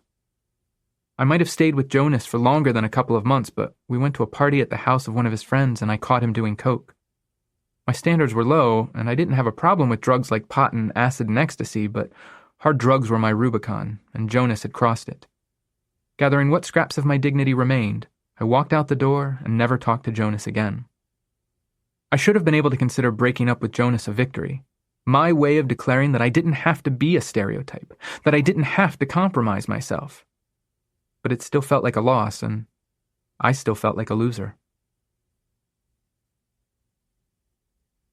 My Bloody Valentine. September 1997 to December 1997. Smoking is a disgusting habit. I started doing it to catch the attention of a guy I'd never said a single word to, but had a crush on nonetheless. I was 19 and should have known better, about smoking and about the boy. He was in my practical logic class at FAU, and he wore one of several different My Bloody Valentine t-shirts to our lectures on Mondays, Wednesdays, and Fridays. I didn't even know his name, but in my head I called him Winston. He had this sort of curly, grungy brown hair, a plain face, and black painted fingernails. He looked like he could be my type, which, after breaking up with Jonas, was any guy who would talk to me. Losing my virginity in the back seat of my car had convinced me that just about everything I believed about being gay was true. I would need to compromise if I hoped to find any kind of happiness before someone beat me to death. I'd need to be more like Jonas, screw a bunch of guys or put every white powder I could find up my nose before I died of AIDS. But while I could tell myself I needed to change, I couldn't do it overnight. I couldn't ignore 19 years of insecurity. I needed a plan. I arrived early to class every day and noticed that Winston did too. Usually he stood by the door and smoked while waiting for the class before us to be dismissed. I tried to devise a way to approach him that wouldn't make me look like a weirdo. I considered asking him about one of our assignments, but he slept through more classes than I did. The band My Bloody Valentine seemed like a good opening. Thinking Winston and I could bond over our shared love of odd music definitely had merit. Or so I believed until I purchased a My Bloody Valentine CD at Music Exchange. You could call what was on that CD music, but I wouldn't have. It was kind of new wave screechy, not my thing. And not that I had much room to talk. My taste in music was, and still is, pretty questionable. But I couldn't simply walk up to Winston and talk to him. Bad things happen when I improvised. The answer came to me when I discovered an empty cigarette pack Jonas had left behind crumpled under the seat of my car one day while cleaning it out. I could ask Winston to bum a smoke. The plan was cool and casual, and if it didn't lead to us falling in love and spending the rest of my potentially short life with him, then at least I wouldn't look like a complete jackass, right? There was only one problem with my idea. Okay, there were multiple problems with it, but only one that I saw at the time. Winston and I had been in class together for well over a month, and he'd never witnessed me smoking. He'd see right through my subterfuge, know I was only pretending I smoked in order to talk to him, and would rightfully write me off as a freak. I needed to establish my bona fides. I needed Winston to see me smoking for a while before I asked him for a cigarette. What ridiculous moron pretends to smoke just to get a guy to talk to him? Me. I did. I was that moron. Everything I knew about smoking, I learned from Jonas. He smoked menthols, so I bought and smoked menthols. The first few times I lit up, I felt like I was sucking minty hornets into my lungs from a fire hose, and I coughed until my eyes watered and burned. But I powered through. I smoked in the car on the way to and from school. I smoked between classes. I walked to the beach at night and smoked by the water so that my parents, who had both quit smoking years before, wouldn't find out. And slowly, I began smoking in front of Winston. "Hey, can I bum a cigarette?" I pulled off my headphones and said, "What?" to the guy blocking my view of Winston. "Cigarette?" "Yeah, sure." I flipped the pack open and let the guy take one, ignoring his attempts to speak to me so that he'd leave and I could continue pretending to smoke and to also be completely and utterly disinterested in Winston. My plan was working. I no longer coughed when I lit up. The heaviness in my chest that I used to only feel when smoking had taken up full-time residence, and my mouth no longer tasted like a smoldering tumor because I no longer tasted much of anything. I was officially a smoker. "You're not this guy," Madeline said one Saturday as we strolled through Toys R Us. "Really, who are you?" "Me," I said, "just with a higher risk of lung cancer." Maddie shook her head. She'd cut her hair to her shoulders and let it go curly, and she was wearing combat boots, striped leggings, a long skirt, and a t-shirt. She looked like a punky, Wiccan, Muppet-loving goddess. "No," she said. "You're the boy who sleeps during class and wears socks with sandals and thinks spiking the fake tea during Little Women with powdered Gatorade was both scandalous and hilarious." "It wasn't?" "No." We stopped walking to look at the action figures and dolls. Maddie was a collector. I collected so that I could spend time with her. Why did you start smoking?" She'd smelled it on me when I'd picked her up from her house. I promised not to smoke around her and hoped she'd drop it. She didn't, though, but I didn't want to explain about Winston. I told her about Jonas because my neck had looked like I'd lost a fight with a Cthulian tentacle god after our first date. All she'd seen when she'd looked at Jonas was a tattooed high school dropout with no goals, no plans, and nothing to offer me. I'd tried to describe in detail his positive attributes, but she hadn't been interested. So I was afraid if I told her I was only smoking so that I could use it as an excuse to strike up a conversation with Winston, it would unfavorably color her initial opinion of him. "Don't know," I said, "because I felt like it." "Well, that's stupid." She wasn't wrong. It would have been stupid if it had been my actual reason, but since it wasn't, I ignored her. I happened to believe my reason and plan were brilliant, and if Winston and I were still together with our dogs and kids and grandkids when we were old, the story of me taking up smoking for love would make everyone with feelings clutch their hearts and coo, "Aww." I did wonder at Madeline's original question, though. Who was I? It was a relief to be the Shaun who smokes around Maddie, but Shaun who smokes was only a character I'd created for Winston. If I was that Shaun around Maddie now, who had I been before, and where had he gone? I didn't think Maddie was only talking about smoking. I was the Shaun who smokes, the Shaun who dates cokeheads with dragon tattoos and has sex with them in his car. I was the Shaun who lies to his mother about where he's spending his nights, the Shaun who traded Belly and Alanis Morissette for Dancehall Crashers and Pansy Division, the Shaun who carved lines into his upper arms and wrists and thighs with razor blades and glass. She said I wasn't that guy, but I'd done those things, and actions make the man, yes? I lit up in the parking lot, and Maddie sat in the car while I finished. 2 days before final exams, I was waiting outside of Practical Logic. I was smoking. It was one of those rare, freezing Florida days that made me hate that I couldn't smoke inside, and hate that I'd become one of those people I used to laugh at for shivering in the cold or rain to feed their nicotine addiction. I stubbed out my cigarette when I saw Winston approaching, and I shoved my mostly full pack of Newports into my backpack. Today was the day. I was the Shaun who smokes. I was the Shaun who walks up to boys in My Bloody Valentine shirts and asks them for a cigarette. I was the Shaun who was grateful for sweatshirts to hide the hash marks on his skin. I was the Shaun who talked to cute boys and went out with them even though we had no future because I ruined everything I touched. I was the Shaun who stood up and walked towards Winston. He looked up. Stubble painted his upper lip and chin, but his cheeks were smooth. His eyes were blue, and he was shorter than he'd seemed when I was the Shaun who watched from afar. "Hey," I said. My voice felt deeper, probably a side effect of torturing my vocal cords with superheated smoke and tar and whatever other chemicals I'd been sucking into my lungs. "Hey." His voice was wispy, breathless like he'd just woken up. "I saw you smoking over here. Maybe you see me smoking over there." I rambled. I was a rambler. I'm still a rambler. He stared. Clearly not a rambler. "Anyway, I left my pack at home, and I was wondering..." Winston shook his head. "All out. Sorry." I didn't know what to do or say. I'd spent the last 2 months preparing this cover, and every single time someone asked me for a cigarette, I'd open my pack to them. The possibility had never occurred to me that Winston would refuse, and now I was stuck in this scenario I hadn't planned for, and thought I might vomit or cry or skip the final exam because who cares anymore? I only knew that I had to do something because seconds had passed and I was still standing there. So I motioned at his shirt and said, "You like My Bloody Valentine?" He did. He just didn't like me. Any version of me. All my careful planning and all I'd gotten for my trouble was addicted to cigarettes. Pounding and pounding and pounding. January 1998. FAU was as far as I could get from home, but it wasn't far enough. Look, I didn't hate my parents. They weren't monsters.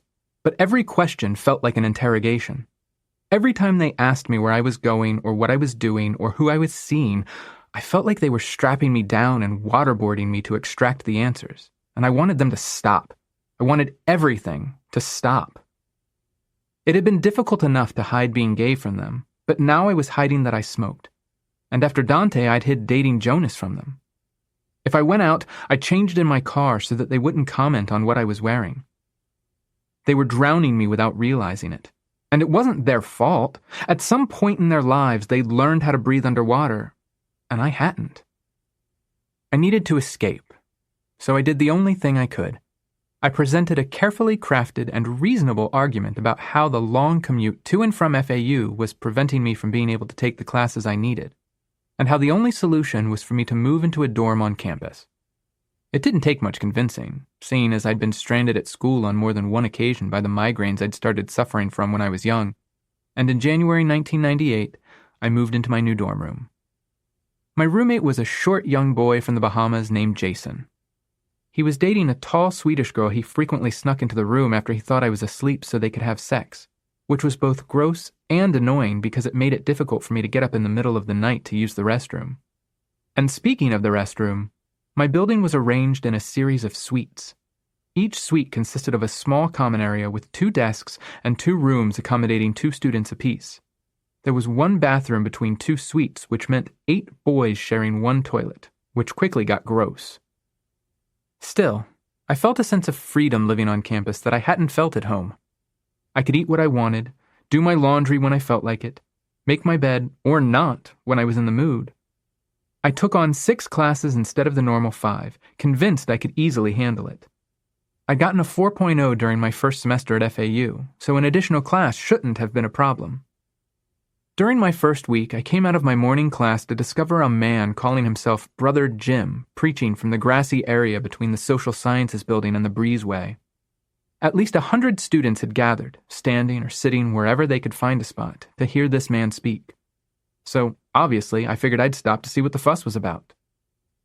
Over the course of an hour, Brother Jim called young women sluts and whores, told Jewish people they were going to hell, explained that Catholics were the spawn of Satan, and spent a curiously inordinate amount of time lecturing us about sex and masturbation.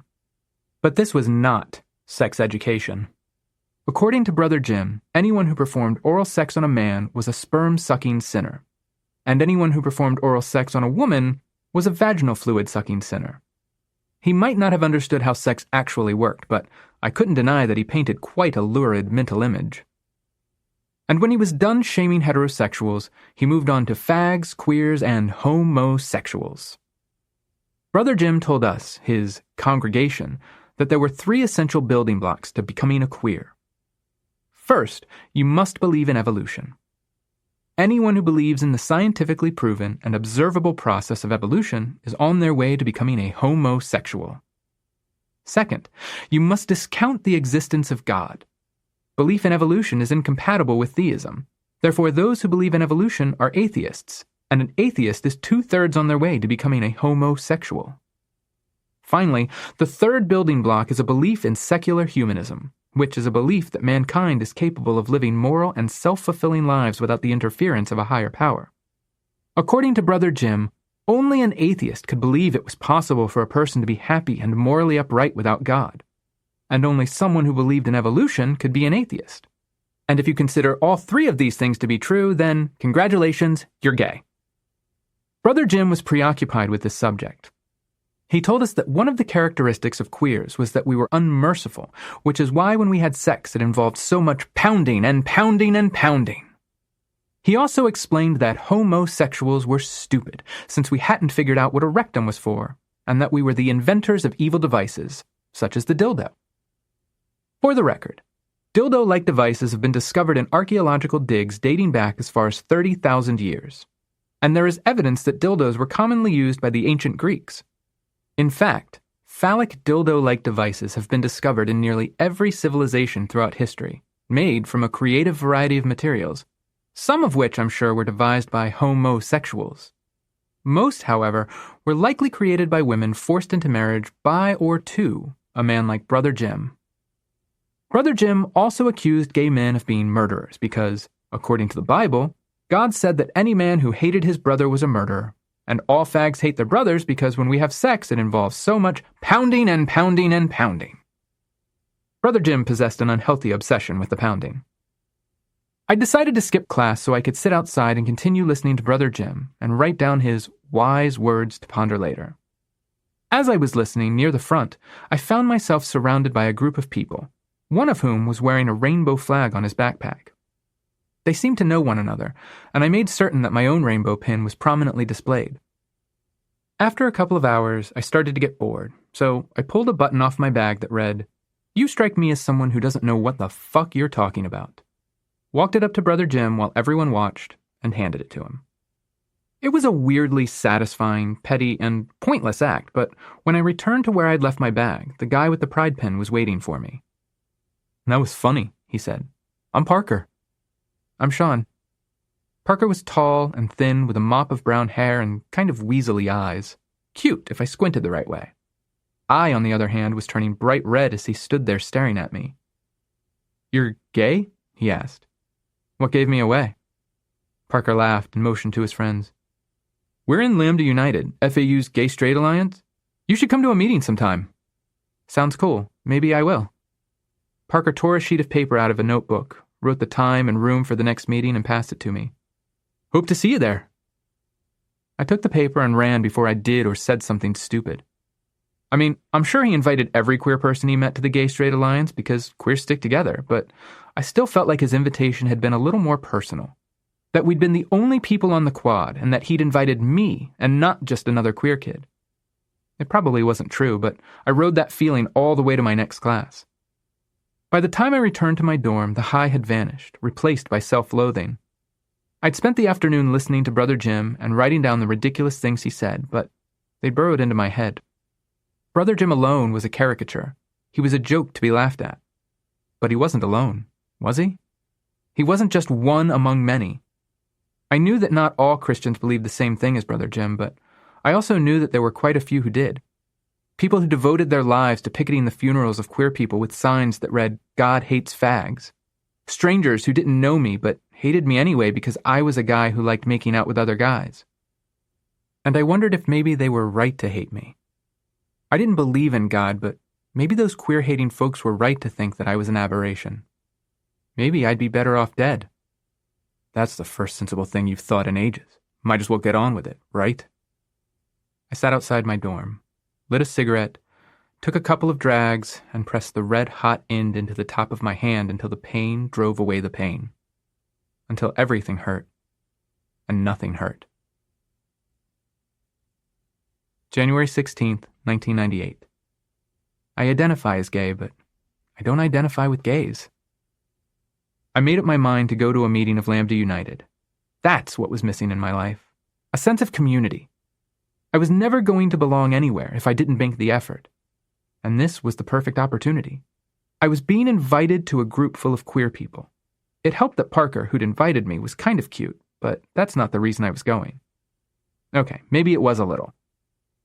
January 16th was a Friday. I sometimes went home for the weekends, but I liked staying on campus when I could. There weren't many people there. I could skate everywhere, and it was just nice being able to do what I wanted without my mom leaning over my shoulder, constantly questioning my decisions.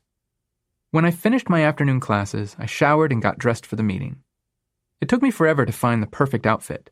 I needed one that said, "I know I look good, but I swear I just threw this on and definitely didn't put any real effort into it."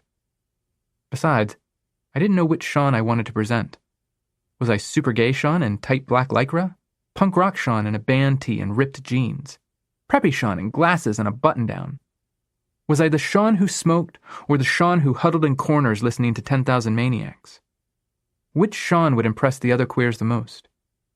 Which one would they accept? None of them, asshole. Come on, that's not helping. You're a loser, and everyone will see through you. I sat on the end of my bed and buried my face in my hands. Maybe I shouldn't go. I'm not going to like anyone, and they're not going to like me. It's just that simple, so what's the use in trying? "Hey, Shaun, what's happening?" Jason walked in and tossed his backpack on the bed. His locks hung to his shoulders, and he was always smiling. "Nothing. Just thinking about going to a meeting for some club." I hadn't told Jason I was gay, but I hadn't exactly hidden it either. I was sure he'd seen the rainbow pin stuck to my backpack, and I figured if he wanted to ask me about it, he would. He hadn't, which was weird, seeing as he forced me to listen to his sex life every time I woke up in the middle of the night. I mean, I knew he was straight, but did he really need to shove it in my face? "You thinking about not going?" Jason asked. I shrugged. "Maybe." "You should go," he said. "You need friends." I guess my nights of sitting in and playing on the internet or watching Buffy the Vampire Slayer had earned me a reputation as a loser. Anyway, I won't be here this weekend, he went on, so the palace is yours. Jason was a good guy, and he was right. I should go. I was scared, but so what? I'd done way scarier stuff than going to a meeting. I'd driven 3 hours to hang out with a guy who might have been a serial murderer, and I'd eventually kissed him. I'd had sex at the airport, in my car, where lots of people had probably seen it. Yes, just thinking about how many people likely watched me having gay sex for the first time does still keep me up at night. Just like not going to this meeting would have if I'd chickened out. Fine, I'll go, I said to Jason. See you Sunday. I smoked 3 cigarettes on the 5-minute walk from my dorm to the building where the Lambda United meeting was being held. My stomach was in knots, but I forced myself to climb the stairs and go inside. Parker wasn't there. The girls he'd been with weren't there. There was an older man, probably a professor, and a few people I didn't recognize. I stood in the doorway watching, afraid to enter. The older man spotted me shaking in the doorway. A friendly smile lit up his face, and he beelined toward me. Hi, you must be new. He introduced himself as Will, Lambda United's faculty advisor, and then he ushered me around the room. I'd never been in a space with so many queer people my age at the same time. I couldn't say anything except my name, and I couldn't remember the names that were rapidly fired at me. While Will was showing me around, Parker and the girls I'd seen him with earlier showed up, and the meeting began. It was disappointing. As the meeting progressed, the conversation devolved into a gripe session about queer life, how annoying clubs were, and how everyone went anyway. I had nothing to contribute, which was definitely out of the ordinary for me, and I couldn't wait for the meeting to end. I felt so out of place.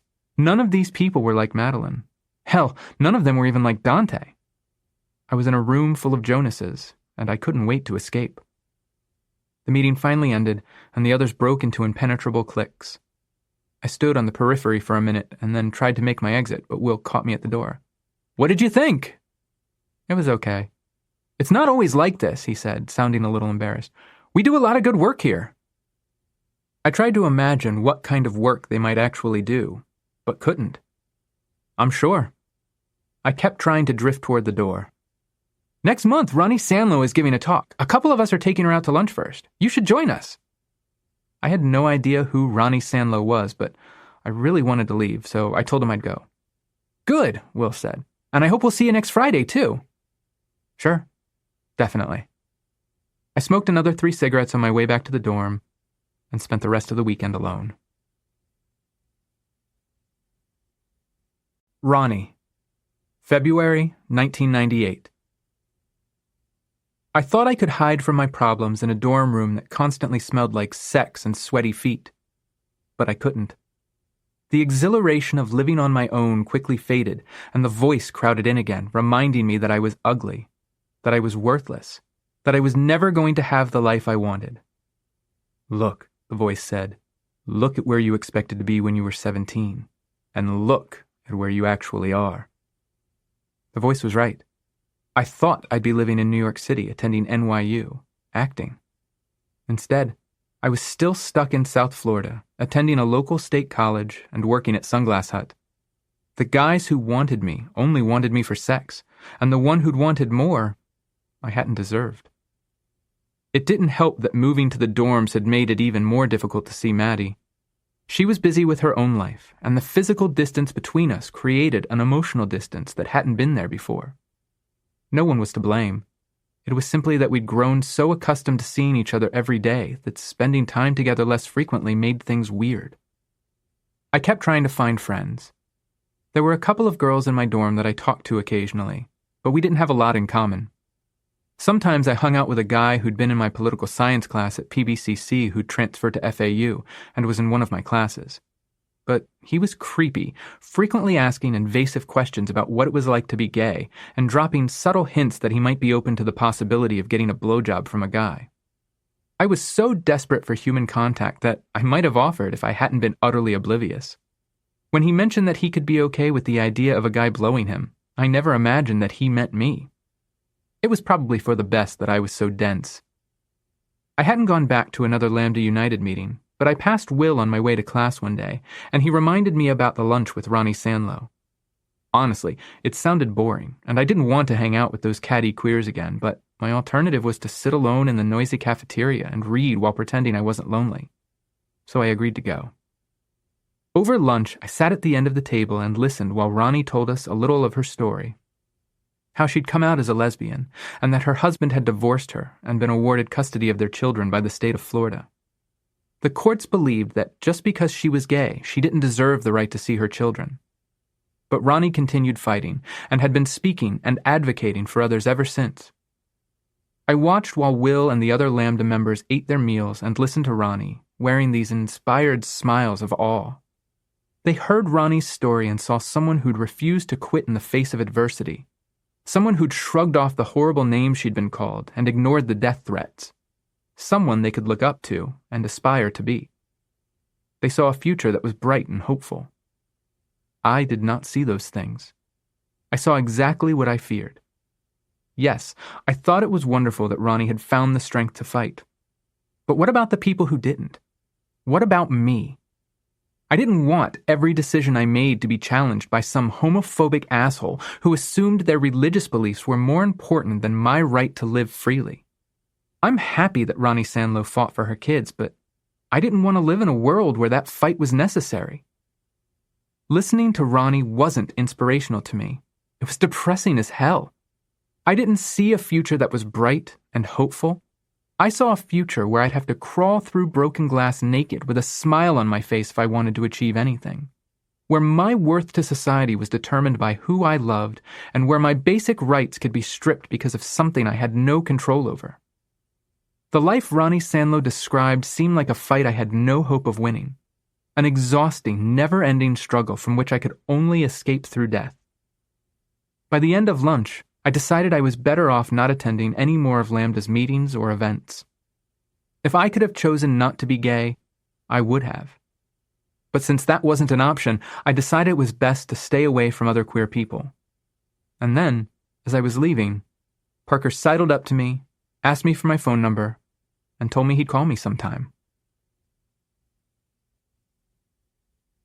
Part 4. Depression Math. Spring break. March 1998. If I'd been more observant, I would have slept through the month of March. I'd stolen the Playgirl and been caught in March.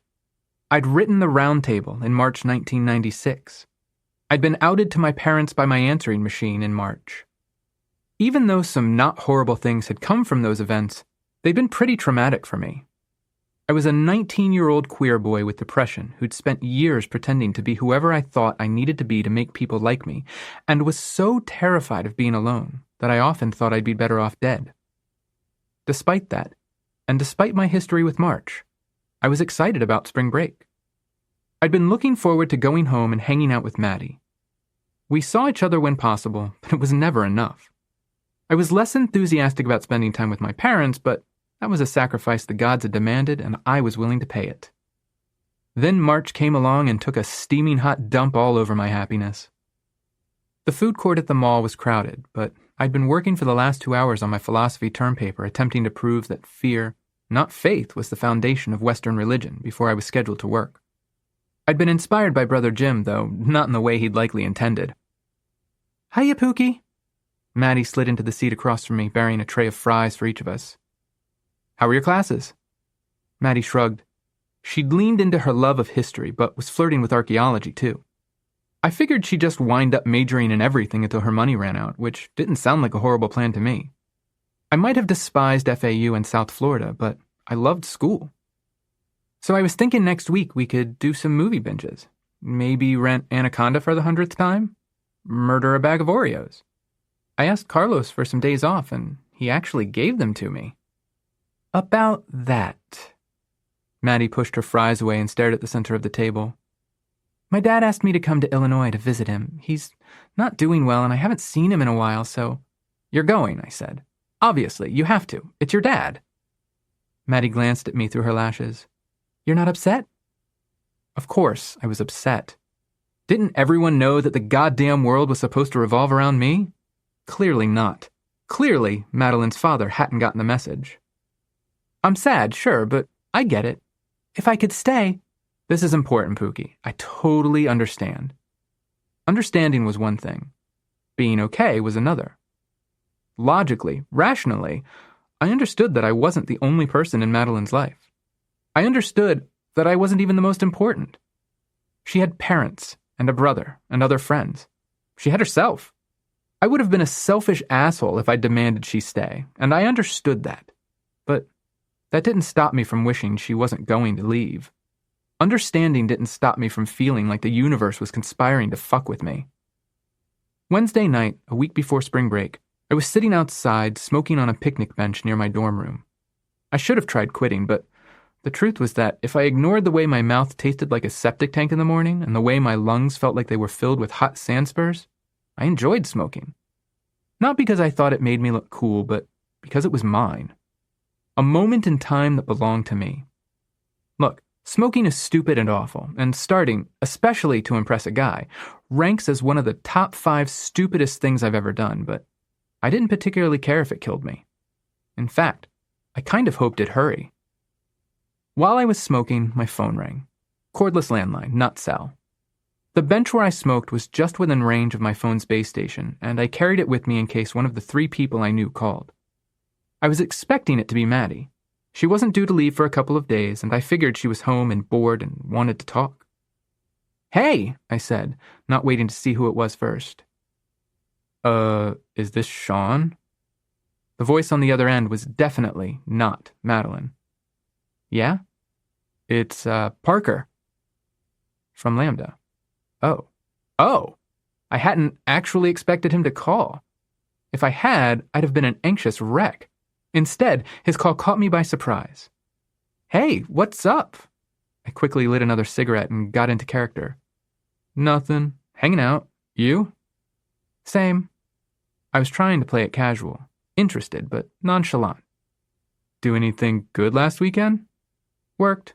Saw a movie with a friend. You?" "Yeah, work. Went to a party. It was cool." This was my longest conversation with Parker, and I wanted to dig out my teeth with a rusty nail. But he was a sort of cute, real-life person on the phone who seemed interested in talking to me, so I kept chatting and smoking. After 3 cigarettes, we ran out of things to say.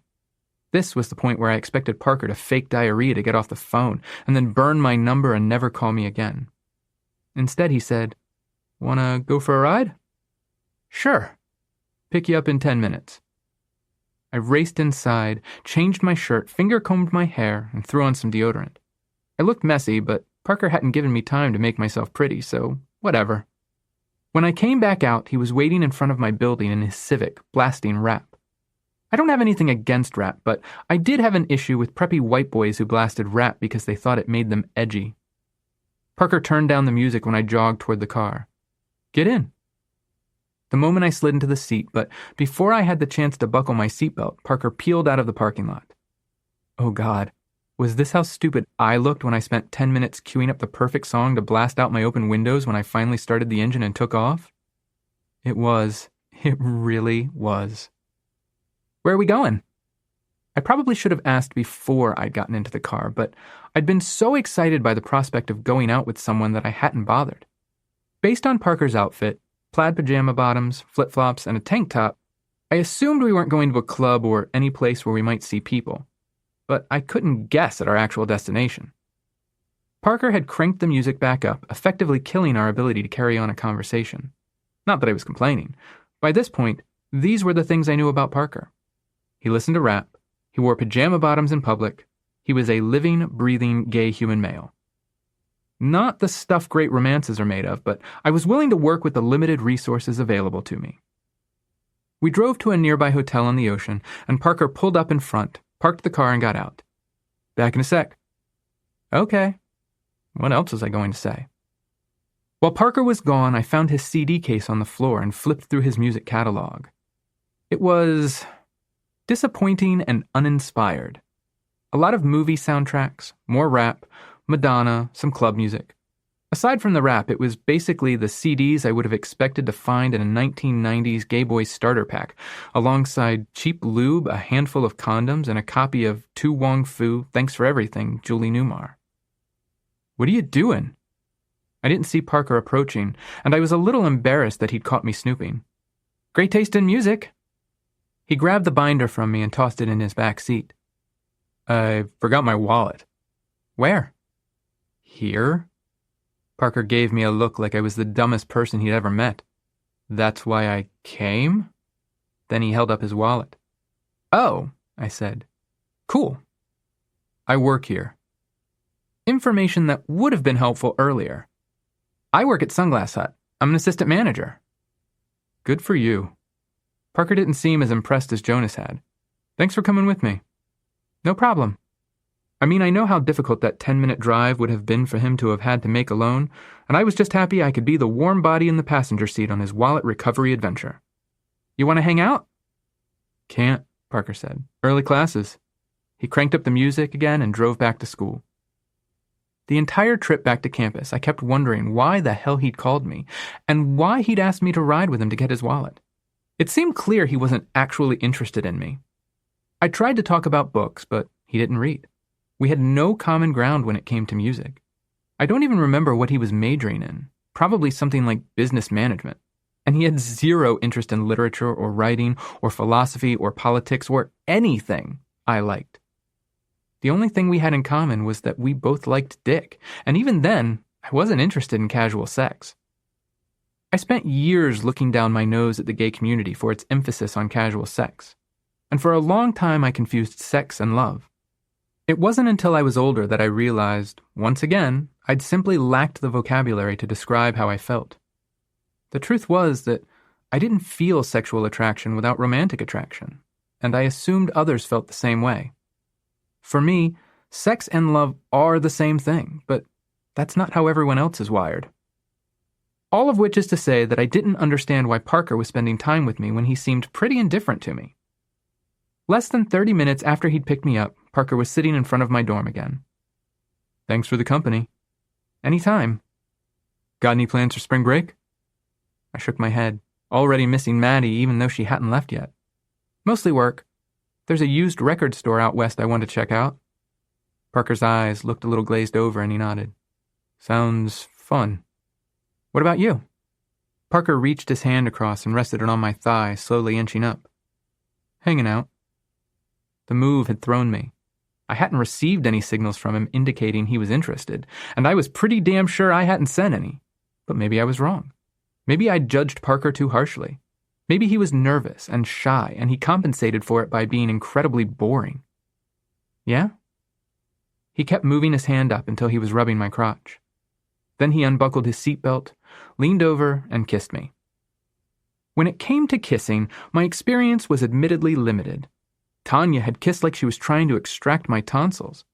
Lee had approached kissing methodically, like she might be quizzed on it later. Dante was the kind of kisser best described as eager and wet, like making out with a cocker spaniel. Jonas treated kissing like a contact sport, and I'd come away with the bruises to prove it. Parker, on the other hand, kissed me like he'd spent weeks on a desert island without food, and he thought I had a potato chip crumb wedged somewhere between my molars. There was a lot of tongue involved. I'm not sure how someone so little could have a tongue that long. He must have kept it wound up in a spool in his mouth. And while Parker was kissing me, his hands groped at me like he was checking for tumors. I went along with it because I felt lucky that a boy was interested enough to want to kiss me. The voice in my head was going, "I don't know why he likes you either, but you best get some before he realizes what a disgusting troll you really are." We made out for 10 minutes, and then Parker pulled away and said, "See you around." It felt like a dismissal. Was he mad that I hadn't invited him into my dorm room? Jason was probably there with his girlfriend, which might have been awkward, and I definitely wasn't going to have sex with him in his car.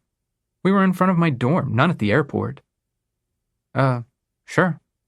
I grabbed the handle and opened the door. I was barely out of the car before Parker took off and was gone, leaving me wondering if I'd imagined the whole stupid adventure. Cookie Monster, March 1998. Spring break began, Madeline left for Illinois. I broke the news to my mom that I'd decided to stay in the dorms, and I told Carlos I didn't need time off. I planned to work so much that I didn't have time to think. But of course, I always found time to think. Depression affects everyone differently. It frequently turned me into an insomniac, and I'd find myself awake at 3 a.m, smoking cigarettes and searching the internet for people to talk to. I'd stopped writing for Oasis back in December, not because I'd run out of things to say, but because I suspected no one was listening. I didn't think I'd ever find someone online who wanted to talk to me, but I kept trying anyway. I told myself I wasn't hanging around school waiting for Parker to call, but that's exactly what I was doing. He'd kissed me, and I assumed that it had meant something, though I wasn't sure what. But if it had, why hadn't he called? What was he waiting for? I ran the scenarios. He'd gotten home after kissing me the other night and had thrown my phone number away because he'd been so disgusted that the thought of seeing me gave him diarrhea.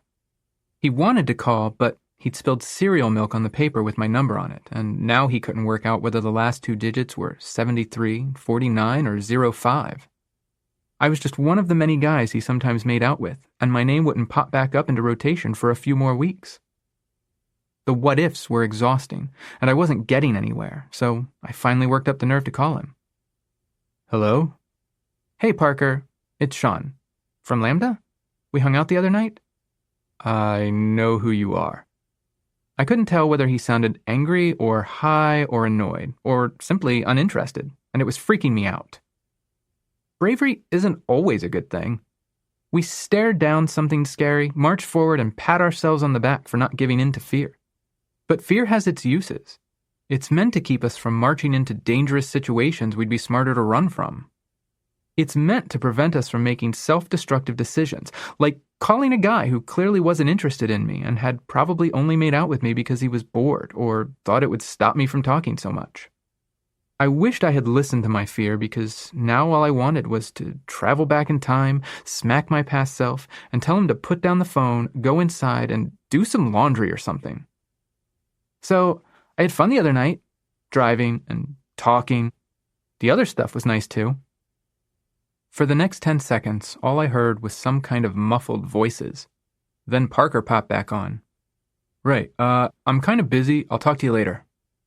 Cool, I said. Later. But by the time I finished the words, he'd already hung up. Fuck. I lost it. I sat outside and smoked and cried. I was wiping tears away when a girl who lived in my building saw me and headed my way. Carly was someone I ran into in the laundry room, but not someone I'd ever taken the time to get to know. You okay? I hoped I'd dried my eyes and wiped my nose and that I just looked miserable and not like I'd been crying. I guess. Just some stuff. Girl stuff? I shook my head. Guy stuff? I nodded without thinking. I was still afraid of admitting I was gay to other people, but I'd just told Carly and she hadn't freaked, so that was cool. Come out with us, she said. Me and a couple of friends are going to Fort Lauderdale. It'll take your mind off the stuff. Thanks, I said, but I'm not in the mood. Carly shrugged. Well, sitting here waiting for him to call isn't going to help you either. And she took off. She was right. I knew she was right. So I strapped on my rollerblades and skated around campus. There was something wonderful about speeding along the slick cement halls that were usually filled with people running from one place to another. I felt like I owned the school. I'd actually gotten pretty good on my skates, taking turns way too fast, jumping benches and other obstacles in the dark, just begging to get hurt. Kind of like with smoking. I guess you could say I was passively suicidal. I wasn't going to kill myself, but I wasn't going to stop dumb luck from taking me out either. When I returned to my dorm, sweaty but still wide awake, I had a message on my answering machine. From Parker. I immediately returned his call, and he told me he was hanging out and making cookies and asked if I wanted to come over. I told him I'd be there in 15 minutes. So, here's the thing. Did I actually want to hang out with Parker, or did I just want Parker to want to hang out with me? That's a question I still don't know the answer to. I think it's probably closer to B than A. I was lonely. I wanted someone to believe I was worth spending time with. The voice in my head told me I was utterly worthless, so I derived any value I had as a human being from others. I wanted to belong. I wanted to be wanted. And Parker was the only gay person I knew who could provide that. Or so I thought. I showered in record time, got dressed, and drove to Parker's. He also lived on campus, but he lived in the nicer and much more expensive student apartments. Parker opened the door when I knocked. He was in shorts and a tank top and was wearing a baseball cap that made his ears look flappy and huge. "Hey," he said, and then wandered into the living room like he'd already forgotten he'd invited me over. The house smelled like cookies, which was an immediate turn-on. Nice place. It wasn't that nice. I mean, it was nicer than my room, but still reeked of dude bro funk, like feet and body spray and old pizza and at least one questionably crusty sock stuck between the couch cushions. It was basically a studio with a kitchenette and a bunk bed over the couch. The Craft was playing on the TV, which I gave Parker points for, and he had a computer set up on his desk. "Want a beer?"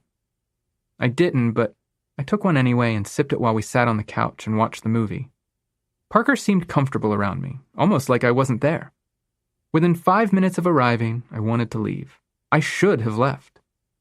But I didn't because, as pathetic as it was better than being alone. "So, what's your deal?" Parker asked. "What do you mean? You single? You ever even dated anyone?" I shrugged. "I broke up with a guy a few months ago for being a cokehead." Parker, who'd polished off at least 3 beers since I'd arrived and who'd probably had a couple before then, nodded along. His eyes were heavy and his lids fluttered. "So, you're not with anyone now?" "Nope. How about you?" "Not really." Not really is not really an answer. That's like saying it's complicated. No shit. Everything's complicated. I've always maintained a strict policy of not cheating on guys. I've never done it. Once, I was dating a guy named Tim, who I only really stayed with to kill time, and I met another guy at a club through a friend of a friend. Carter and I hit it off, spent the night dancing and joking, but when Carter tried to kiss me, I made him wait, found a payphone, called Tim, and told him we shouldn't see each other anymore. He threatened to hunt me down and kill me and called me a terrible human being who deserved to die. And then when he was done, I hung up, went back inside, and spent the rest of the evening making out with Carter outside on the club's patio. All of which is to say that I wasn't comfortable with Parker's gray area answer. "Do you have a boyfriend?" I asked. "Nah." "Okay," I said. "Then is there someone who'd be hurt or pissed if you fooled around with me?" Instead of answering, Parker kissed me. Or rather, he tried to kiss me. What he really did was lean toward me and fall into my lips and then grope at me. Clearly, Parker was drunker than I thought, and I wasn't actually that into him physically, so I tried to disentangle myself from his grabby hands. "Maybe we shouldn't," I said. "Whatever." I took whatever to mean that he understood and was cool just hanging out. I turned the TV to one of the late-night shows and started planning my exit strategy. But Parker had been doing some planning of his own. When I sat back down, Parker closed the distance between us. "I'm not really with anyone." I didn't believe him, but I wanted to. I wanted to believe he'd invited me over because he was interested in getting to know me, because I'd said something that he'd found intriguing, and not because he thought I'd have sex with him. Parker took my hand and rubbed it against the bulge in his pants. There was no mistaking what he wanted and why he'd invited me over. "I'm gonna go."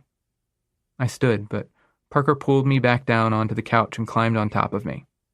He kissed me and rubbed his crotch against my arm. "Come on," he said. I didn't want to have sex with Parker. I just wanted to go home. "If you leave now, he'll never talk to you again," said the voice in my head. "If he likes you enough to want to fool around, you'd be an idiot to turn him down. It's not like the boys are beating down your door." And what if it led to something more? What if sex before conversation was just how things worked in the gay community? What if fucking was the homosexual equivalent of shaking hands? If I didn't give Parker what he wanted, I might miss out on the chance to really get to know him. So I shut my eyes and kissed him back. Parker tugged off his shirt and ground against me, sliding into my lap. We shifted until I was on my back on the couch, and he was on top of me. So far, all we'd done was kiss, and it was fine. At the time, Parker wasn't the worst kisser I'd ever been with, so at least he had that going for him. After 20 years of experience, I can now officially rank Parker in the bottom 5. He was awful. I lost track of time. My body responded to Parker's in a way that felt like betrayal. I didn't want this, but I wanted to want it. It reminded me of watching The Little Mermaid with Tanya. The difference being that I could see myself being attracted to Parker if I got to know him better. But rather than fight it, I gave in. Parker unbuttoned his shorts and tugged them down around his knees. He rubbed his dick against my thigh 3, maybe 4 times. His body stiffened, and then he came on the leg of my jeans. "Sorry," he said with an insincere shrug. I grabbed Parker's discarded tank top and mopped up the mess he'd squirted onto my pants. Then I went to the bathroom to wash my hands. When I returned, Parker was asleep. I got out of there and sat in my car and cried, shaking so badly that I couldn't drive until I'd calmed down. Parker had used me. He hadn't wanted to get to know me better. He hadn't even wanted to have sex with me. He'd lured me to his apartment with the promise of cookies so he could treat me like a jizz rag. The cookies had been a lie, and Parker had been a liar. Everything's Good. March 1998. The next night I was alone at Sunglass Hut, sitting behind the long glass case, mostly listening to 10,000 Maniacs' Unplugged album for the 7 billionth time and trying not to cry. "What are you doing? You're an imbecile. And ugly. Have you looked at yourself? It doesn't matter what color you dye your hair, you're still a grotesque freak." The same voice that had convinced me to dye my hair blonde was now attacking me for it. He was using you. He never liked you. And you didn't even get a cookie. How have you survived this long? The pressure started building in my gut. A tightening that spread to my eyes. My stomach hurt, and my eyes hurt, and I felt the voice as poison spreading through my blood to my arms and legs like 1,000,000,000,000 tiny spiders searching for an escape route. And if they couldn't find a way out, they were going to rip their way free. I ducked into the back room, pulled down the toolbox, and dug around until I found the pack of box cutter blades. I peeked my head out to make sure there were no customers. There weren't, and I didn't expect there to be many on a Wednesday night. I pushed back the sleeve of my black polo, exposing my right bicep. There were a dozen lines across my skin. Some were little more than scars. Some were scabs. "You ought to cut a lot farther down your arm if you ask me." My skin was expanding. It was tight like a balloon, and it hurt, and I just wanted it to stop hurting for 1 second. I slashed across my arm with the razor and gasped. A 2-inch-long vertical line of blood welled up. I cut again. And again. 3 lines.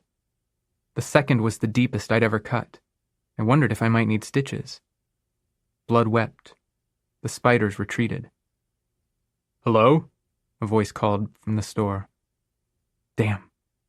I grabbed a wad of paper towels and wiped up the blood before pulling my sleeve back down and walking back onto the floor.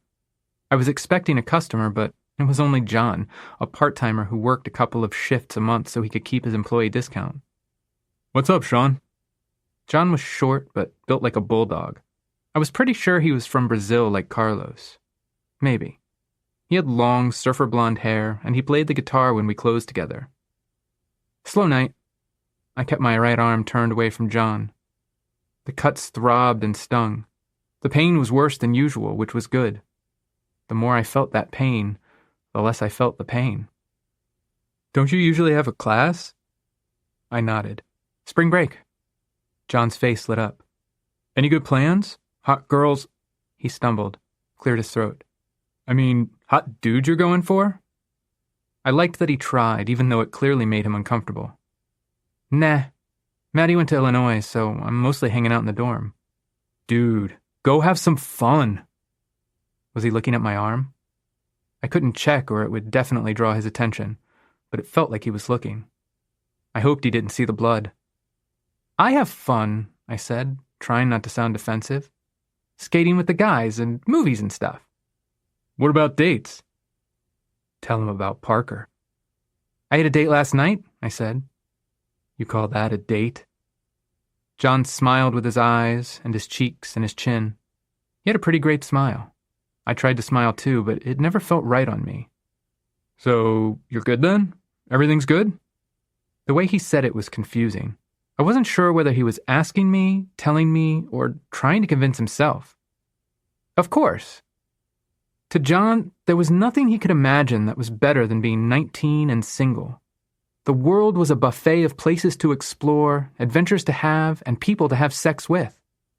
I could have explained what had actually happened on my date with Parker, told him how embarrassed I was that I'd fallen for Parker's pathetic performance, how ashamed I was that, even knowing Parker was using me, I'd still called him and left a message to see if he wanted to hang out again.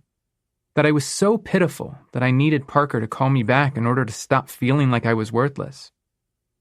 I could have told John all that.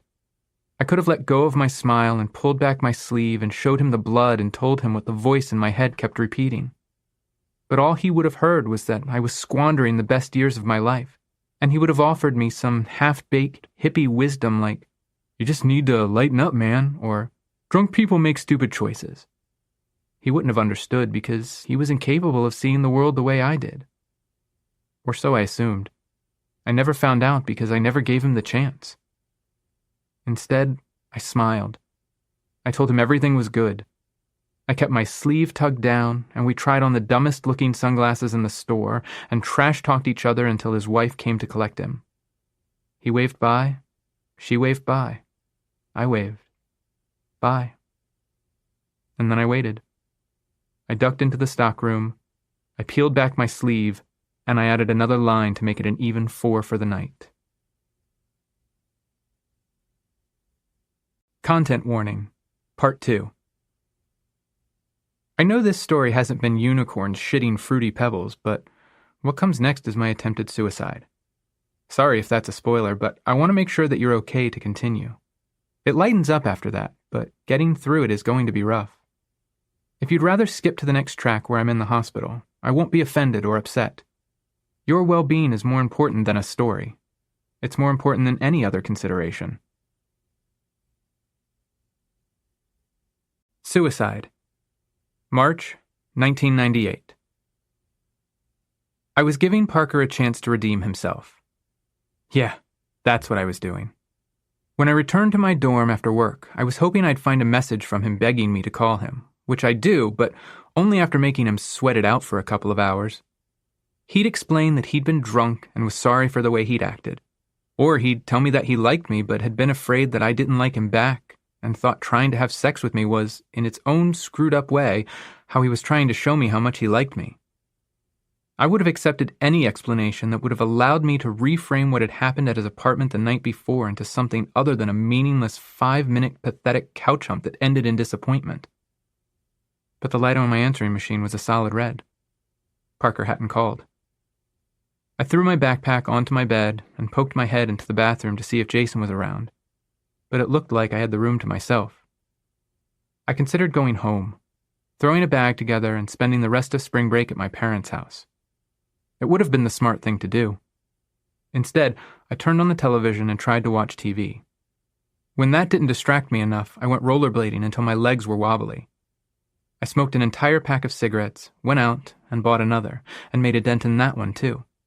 I smoked so much that my lungs felt like I'd turned them inside out and scrubbed them with broken glass.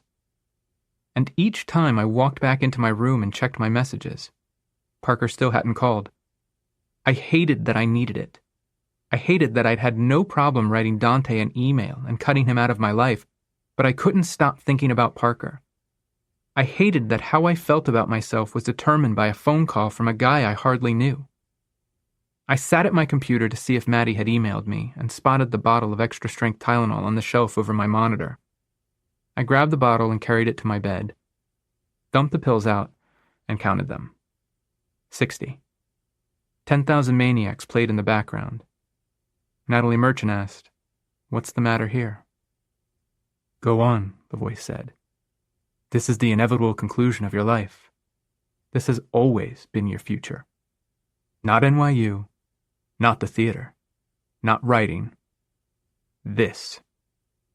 Everything fell into place and seemed so logical to me.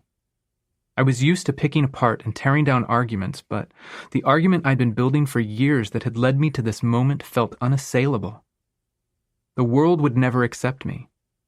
Gay men were murdered. Gay men were deemed unfit to serve openly in the military. Gay men weren't allowed to get married to other men. Gay men died of AIDS. Gay men could play no role in life other than that of the celibate comic relief or the tragic victim. I'd tried to blend in. I'd tried to be myself while also playing the role society wanted me to play. But it hadn't worked. I'd been rejected from pursuing my dream at NYU. Hadn't been able to escape Florida. Even my ideas were dismissed by my peers when they found out I was gay. My parents were good people, but they couldn't help how they felt. My dad was embarrassed to be seen with me. He didn't know how to relate to me because I didn't play football or fish or care about mowing the lawn. Every time the phone rang, he probably expected to hear one of his cop buddies on the other end telling him I'd been arrested for soliciting sex in a public restroom. And I know my mom loved me more than anything, but she'd immediately assumed the worst the one time I'd brought a guy home. My best friend was a beacon, but she had her own life to live. I'd been holding on to her so tightly that we'd fought whenever she'd gotten a boyfriend.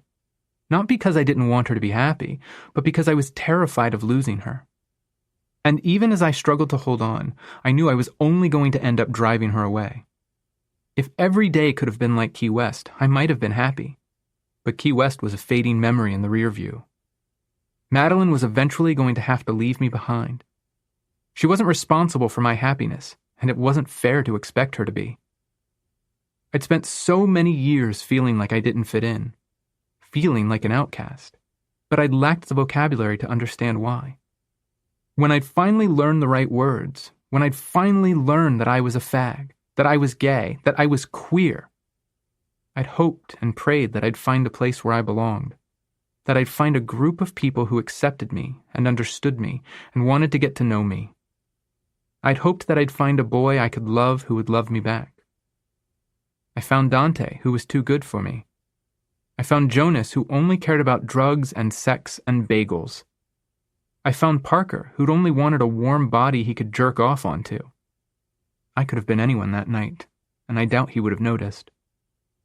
The world was never going to allow me to be happy. My family was never going to accept me. My best friend was eventually going to leave me. I would never find acceptance in the gay community unless I fundamentally changed everything about myself. It's not like I hadn't done it before. I'd taken up smoking just for the chance to talk to a guy I knew nothing about. I could get drunk and dance to music I didn't like, take a couple bumps of coke and screw some guys whose names I didn't want to know. But what would my future look like then? Would that make me happy? No. The best case scenario was that I'd wind up like Harold, rich but lonely, trolling the mall for barely legal boys whom I'd have to lavish money on just to get them to spend time with me. The worst case scenario wasn't death. It was becoming exactly what my mom and dad and the world assumed I'd become. The things I wanted were simple. I wanted to study English. I wanted to find a nice, preppy boy with a hint of a punk side. I wanted to spend Sunday mornings in bed listening to Natalie Merchant. I wanted to grow old and get jobs and buy a house and sell the house and all our belongings so we could travel around the world. I wanted someone I could jump out of a plane with. I wanted someone I could share a book with. I wanted someone who could argue with me and someone who knew when to let me win. I wanted normal. I wanted a normal life. I wanted what every non-queer person takes for granted. I wanted the rights non-queer people are given without hesitation. But you'll never have those things. I would never have those things. When I looked into the future, I saw nothing but pain. Either I changed everything about myself in order to fit in, or I continued on my miserable path. The math was simple. It always added up to the same solution. I couldn't control how society treated me. I couldn't control how my parents felt. I couldn't control my friends' lives. I couldn't control how other gay men saw me. But I could control my own life. In fact, my life was the only thing I had full control over. And the logical way for me to stay true to myself and not compromise who I was to end my life on my terms. It made perfect sense. If I was never going to be happy in life, then what was the point of living? March 11th, 1998. I think I'm finally ready. That's how my suicide note began. I wrote it in a green journal Maddie had given me for Christmas. I laid out my reasons for wanting to die. I wrote my mom, Maddie, my brother, Carlos, friends I hadn't seen in a while who might wonder. I left each of them advice that I thought might help them. Why?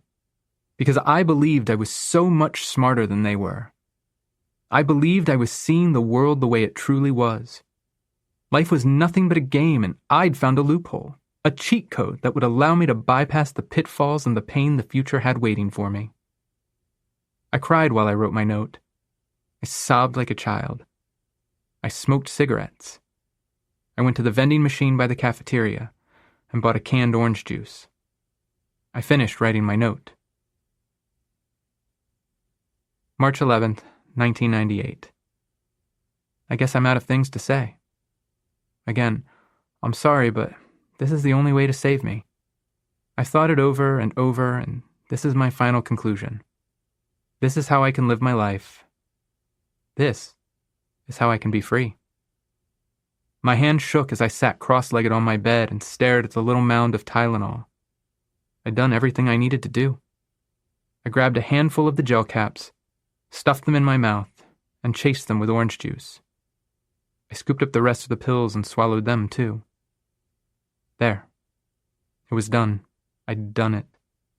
I was going to die. I had an erection, which felt really inappropriate and weird, but also, whatever. I was done trying to figure that thing out. I put on the Cranberries. Everybody else is doing it, so why can't we? A perfect album from the first song to the last. Pressed play, shut off the lights, lay down, and closed my eyes, expecting never to open them again. I waited for Dolores O'Riordan's siren voice to lure me to sleep, but after 15 minutes, I was wide awake and still alive. My mind raced. I had no idea how the Tylenol was going to kill me. Would I die in agony? Would I drift off in painless sleep? Thinking about it made me anxious, so I got up and went outside for a cigarette. I lit one and smoked it. It was cold, and I wrapped my arms around my body and shivered. Now that I'd done it, I was eager for it to be over. I'd made the decision, finally, and I didn't want to have to wait any longer than necessary. I figured I should stay in my room, but I couldn't sit still, so I lit another cigarette and took off walking. I should have been at peace with my decision, but my mind lingered on Parker. How the night might have been different if he'd called me back. If spring break might have been different if he'd wanted to cuddle and watch a movie rather than watch a movie and then jerk off on me. When I'd gone to see him, I hadn't been looking for someone to screw. I'd been looking for someone to love. For someone to love me. I lost track of where I was walking and ended up at an outdoor amphitheater in the grass with tiered seating. I lay down on the stage and smoked, blowing the smoke into the air and imagining it was my life slowly leaving my body. This is where I should die. It seemed fitting that I die on a stage, playing yet another role, this time that of the martyr. I began to laugh, a belly laugh that filled the night and wouldn't stop. It was even less appropriate than my suicide boner. Everything was so absurd. Life, my life, the people in it. It was absolutely irrational. Nothing about life made a goddamn bit of sense. Yet we kept pretending we understood what we were doing or what we were supposed to do when the truth was that we didn't have a clue at all. Oh shit. Maybe I didn't have a clue. This was for real. This was me taking my life. Once I died, there was no coming back. No do-overs. No extra life at the end of the game. Oh God, what have I done? My laughter turned to tears, and my tears to panic. I rolled off the stage and tried to throw up. I stuck my fingers down my throat, but nothing happened. Jonas had joked about me not having a gag reflex, but it wasn't a joke now. I couldn't force myself to puke. I got up and walked again. Tears streamed down my face. Snot dripped from my nose. I stumbled along the pathways between the trees, stopping every couple of feet to shove my fingers down my throat. Nothing happened. I fell into the grass and crawled on the ground until I found a tree branch the width of my thumb, and I put it in my mouth until it hit the back of my throat and... What the fuck am I doing? I stopped. This is ridiculous. I threw the branch aside, stood up, and brushed my hands on my pants. I lit a cigarette and smoked until I regained my calm. This was okay. I was okay. Everything was okay. Okay. When I finished my cigarette, I shoved my hands in my pockets and walked back to my dorm room. This time when I lay down and closed my eyes, I fell asleep immediately. 911. March, 1998. I woke up in agony. I felt like a pair of angry rats were trying to claw their way free of my stomach. I jumped out of bed before I was fully awake, ran to the bathroom, closed myself in a stall, knelt on the disgusting floor, and puked. My vomit was a slimy, mellow yellow color and smelled like acid. I hadn't eaten much the previous day, so there wasn't any food in me to come up, but I couldn't stop vomiting. I'm alive. The thought occurred to me after one of the waves of nausea ended, and I was sitting on the cool floor that was definitely covered in dried piss. I'd taken 60 Tylenol and survived. I felt like I was being slowly turned inside out, but I could deal with that because I was alive. I don't believe in God or fate or any type of predestination, but I do believe that every single thing we've done leads to everything we do, and that it's kind of pointless to regret the past when it's the cause of our present. Which I get seems stupid if your present sucks, but the present will soon become the past. The thing you hate now, the thing that's making you feel like you can't go on today, might become the reason you're speaking in front of a crowd or taking a class or applying for a job or reading a book. At 19, sitting on that disgusting bathroom floor, I hadn't really crystallized my philosophy on life, but I began to think that while I might not be particularly thrilled with my current situation, I was mostly okay with still living. And then I threw up again. "Shaun?" Jason called. "You okay in there?" It was 2 p.m. Over 12 hours since I'd taken the Tylenol. I'd gone back to bed and slept for a while, but I was up again puking, and my stomach hurt worse than before. The rats had bred. There weren't 2 in my belly, there were 20, and they were on fire. "Fine," I yelled. "Just a stomach bug." I lost track of time sitting on the floor. I began to wonder if I still might die. If this was just how Tylenol worked. There would be no quick death in sleep for me. My death would be slow and long and agonizing. That initial spark of wanting to live I'd woken up with had faded, probably because of the pain. Not even the voice of depression could cut through so much pain. Eventually the puking stopped. I tried to drink some water but couldn't keep it down. I tried to go back to bed, but the rats continued breeding and clawing and biting, and they were still on fire. They were balls of fighting, fucking, fiery fury, and I just wanted them to stop torturing me. If I said that I finally picked up the phone and called 911 because I was desperate to live, I'd be lying. And I swore when I started writing this that I would only tell the truth.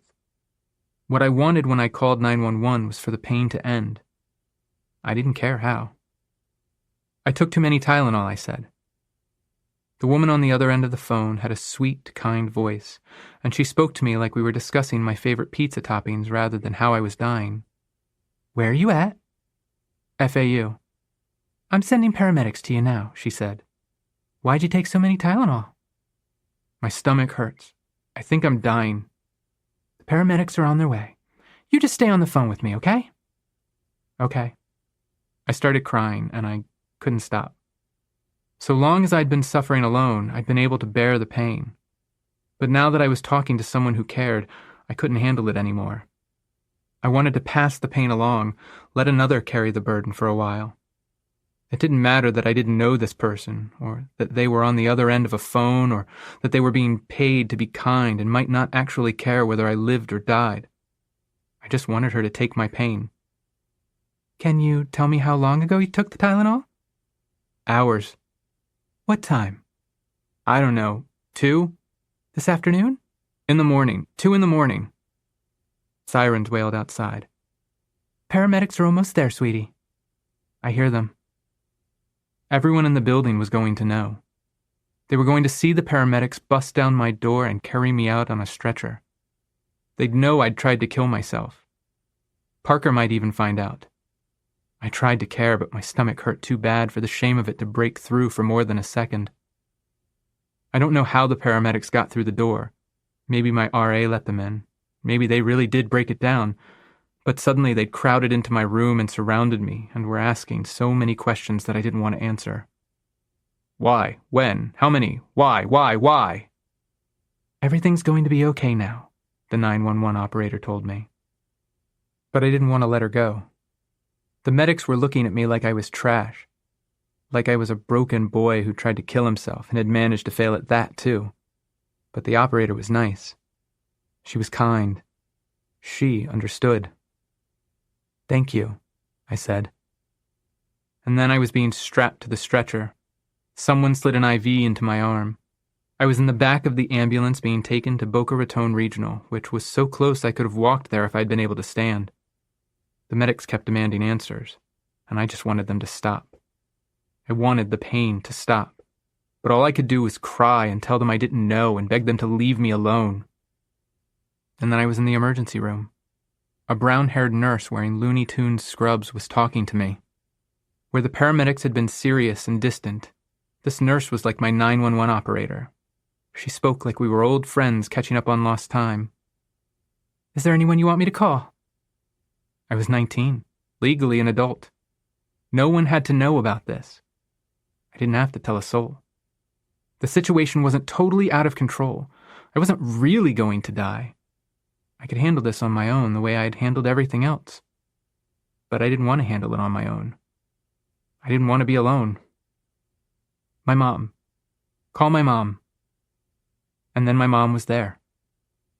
I swear to God my mom must have magic powers or the ability to open portals between two locations, because only a few seconds passed between me begging for her and her appearing. I've never asked my mom what happened when she got that call. Did she leap into her car and break every speed limit, managing to make the 45-minute drive in 15? Did she get my dad to drive and use his lights and sirens even though it was against regulations? Did she drop the phone when the nurse called her, or did she take her fears and anxieties and lock them in a box to deal with later? I've never asked because I don't want to know. And maybe I should ask because this is a memoir and I'm trying to get it all right, but I'm honestly not sure I can deal with that truth from my mom. I'm not sure I can hear what she would tell me. Digging through my old emails and journals and stories and poems has opened my eyes to a lot of things I didn't realize about myself. It's forced me to remember and admit to things that I'd blocked out or forgotten. It's been an education, one I've embraced despite the pain. But, in this case, I'm okay remaining ignorant. My mom didn't ask why. She didn't ask how.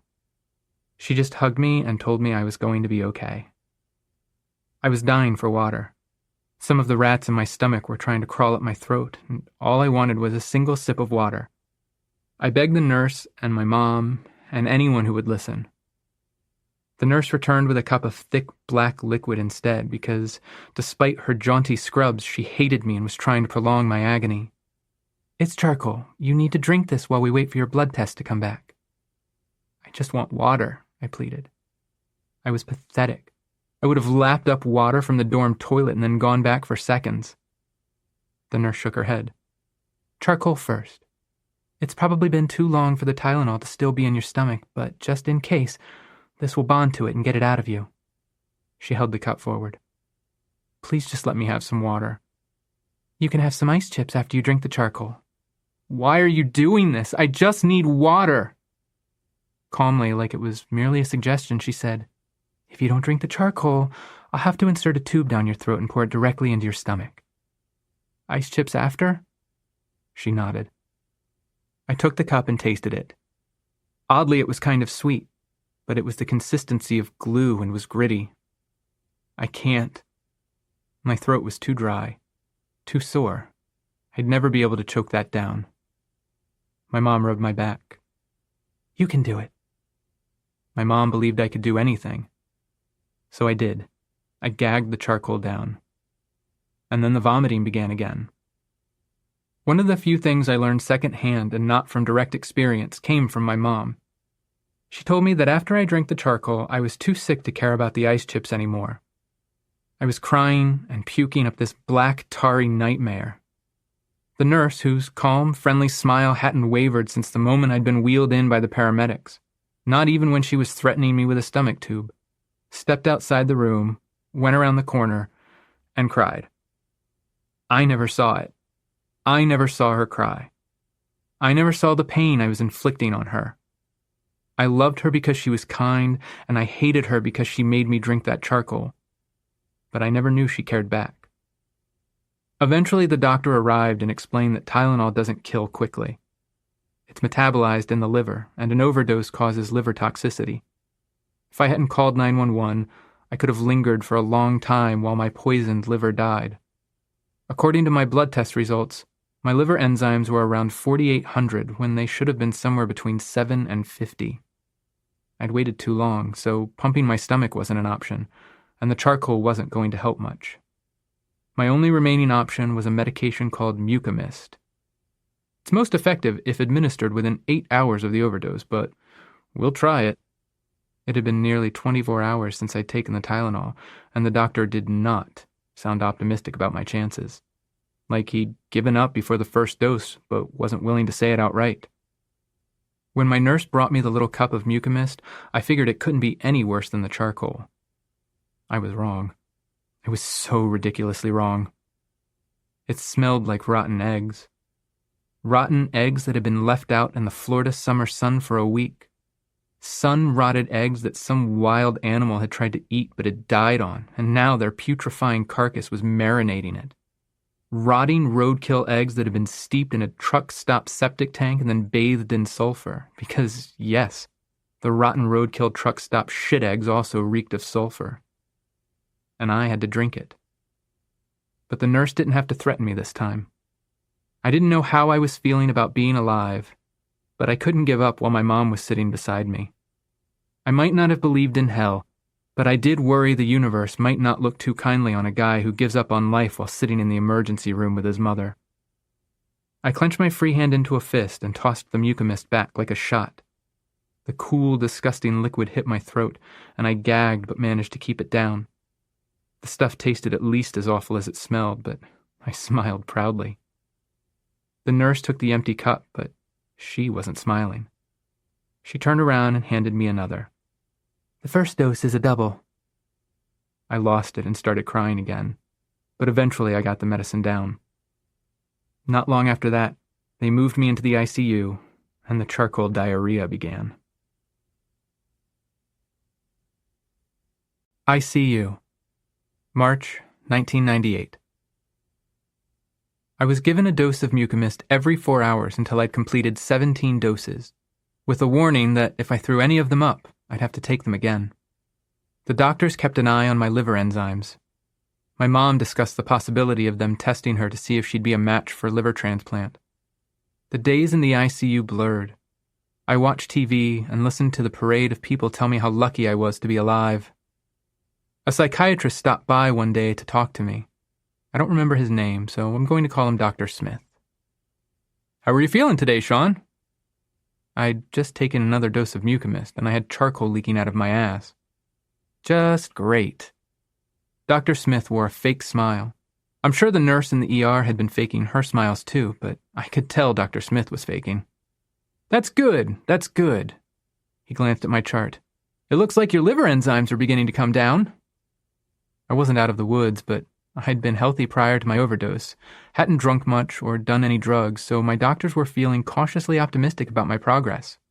They were even talking about moving me out of the ICU if my levels continued dropping once I'd finished my Mucomist treatment. Yep. Do you know why I'm here? I shrugged. The initial surge of joy at living had already begun to fade. I'm here to talk to you about why you attempted to take your own life. Do you want to talk about that with me? Not really. Dr. Smith laughed.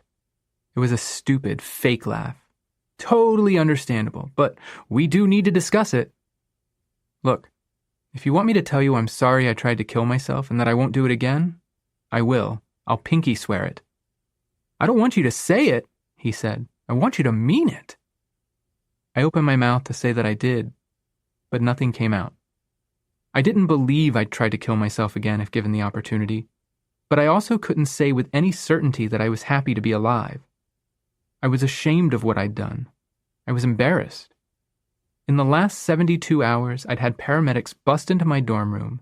I'd cried in the ER. I'd shit charcoal in my bed and had been forced to lay there while nurses cleaned me and my sheets. I'd put my mom through hell. I'd put my friends through hell. I'd made a mess of everything because I was too weak to live and too stupid to die. Here's the thing, Dr. Smith said.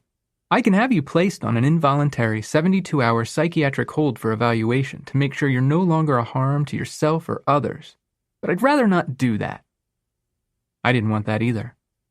Stigma surrounding mental health was and is awful.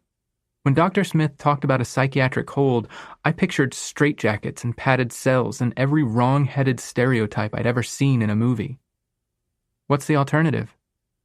You voluntarily admit yourself to a psychiatric treatment facility. So I did.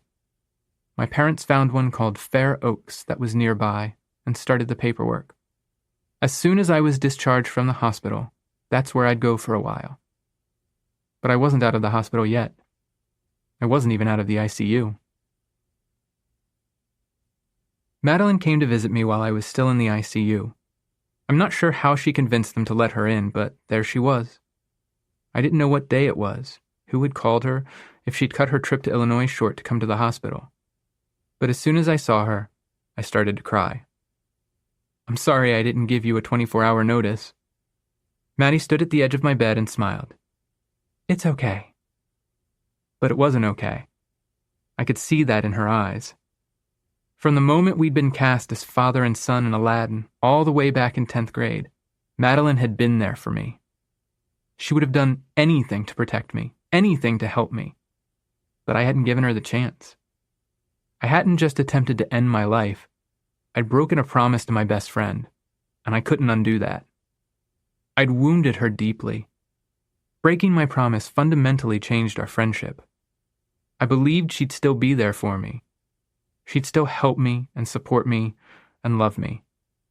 But I doubted she would ever trust me again. God, I love you, Maddie, and I'm so sorry. I love you too, Pookie Bear. But next time you don't want me to go away for spring break, just tell me. Why? March, 1998. After nearly a week in the ICU, I was moved into a regular room where my parents or a hired nurse were required to stay with me at all times to make sure I didn't hurt myself again. I hadn't been alone in almost 2 weeks. I hadn't shaved or showered. I hadn't gone to the bathroom without someone hovering outside the door, which I was required to leave open. I hadn't talked about what had happened either, and I wasn't planning to start anytime soon. My liver enzymes continued to drop, but I was informed that it would be months before I was completely in the clear, and I'd need to continue to have my liver function tested regularly and stay away from alcohol. Carlos popped his head into my room. He was the last person I'd expected to see. Hola, you look like shit, man. The nurse glanced at him, and then at me questioningly. He's a friend, I said, and he's not wrong. My babysitter, I said to Carlos after the nurse left.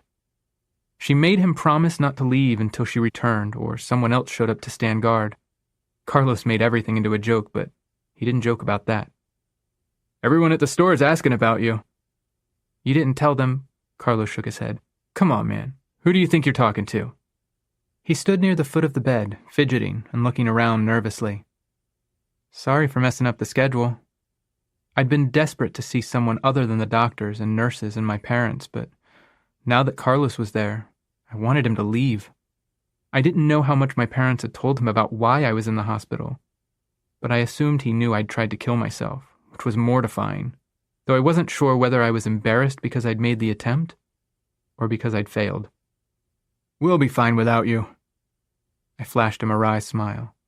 Thanks. You know what I mean. I don't know when I'll be back. Candy told me. Candy was my mom, Candace. She and Carlos adored each other, which wasn't unusual since most people loved both of them. What surprised me was that either of them cared about me. "They feed you in here?" "At least 3 nurses have tried to insist that I must have an eating disorder, and they keep trying to force me to eat." I was 5'11" and weighed about 125 pounds despite eating anything and everything I could stuff into my mouth. "Do they bring you extra Jell-O?" "Pudding." "Lucky.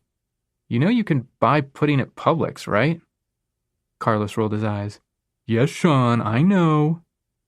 He stuck around for a while and regaled me with stories from the store. He could turn even the most mundane interaction into a hilarious tale guaranteed to leave me crying. It was part of his charm. I don't remember how long he stayed, but when he was ready to leave, he stared quietly for a moment and then said, "Why'd you do it?" My smile faded. My muscles clenched. I couldn't look Carlos in the eyes. The paramedics had asked me why. So had the ER doctors and nurses and the psychiatrist who'd stopped by the ICU. But every person who'd asked had done so wearing an expression and holding their breath like it was a faulty grenade that could explode at the slightest jiggle. They asked out of duty, but they were hoping I wouldn't answer because I was fragile and weak. But Carlos had never treated me that way, and he wasn't about to start now. So he waited for an answer. Finally I said, "I don't know." Right then, at that moment, it was the best I could come up with. Fair Oaks, March 1998. Carlos was the last person to visit me before I was finally released to check myself into Fair Oaks. My parents had convinced Dr. Smith to let them drive me from the hospital to Fair Oaks so that we could stop for lunch on the way. I'm sure my mom spent the entire time wondering if she could kidnap me, lock me in a room, and never let me leave so that she could be certain I never hurt myself again. But since that wasn't an option, we went to Cracker Barrel. Their okra and homophobia may have been shameful, but I loved their chicken and dumplings. I may have taken advantage of the situation to break it to my parents that I'd started smoking. They were both disappointed, but they weren't going to yell at me on the way to a psychiatric hospital. I even got them to stop and buy me cigarettes so that I could smoke on the way. I don't know how my mom didn't cry when she checked me in, but she held it together. At least for me, she did. When my parents left, I was led to an exam room by a nurse who hit me with a ton of questions. Had I ever been depressed?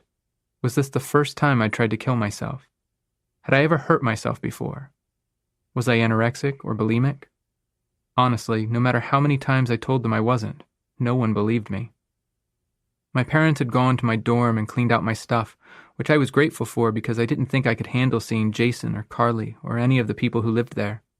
They'd also packed me a bag with some clothes and toiletries. The nurse dug through my belongings and took my shaving razor, my shoelaces, my belt, the cord from my hoodie, and my pen. I was allowed to keep some loose sheets of paper and a pencil. "Now, I need you to take off your clothes," the nurse said. "Excuse me?" "To check for scars and other injuries you might have caused yourself." The nurse was nice and friendly, but I had no desire to strip for him.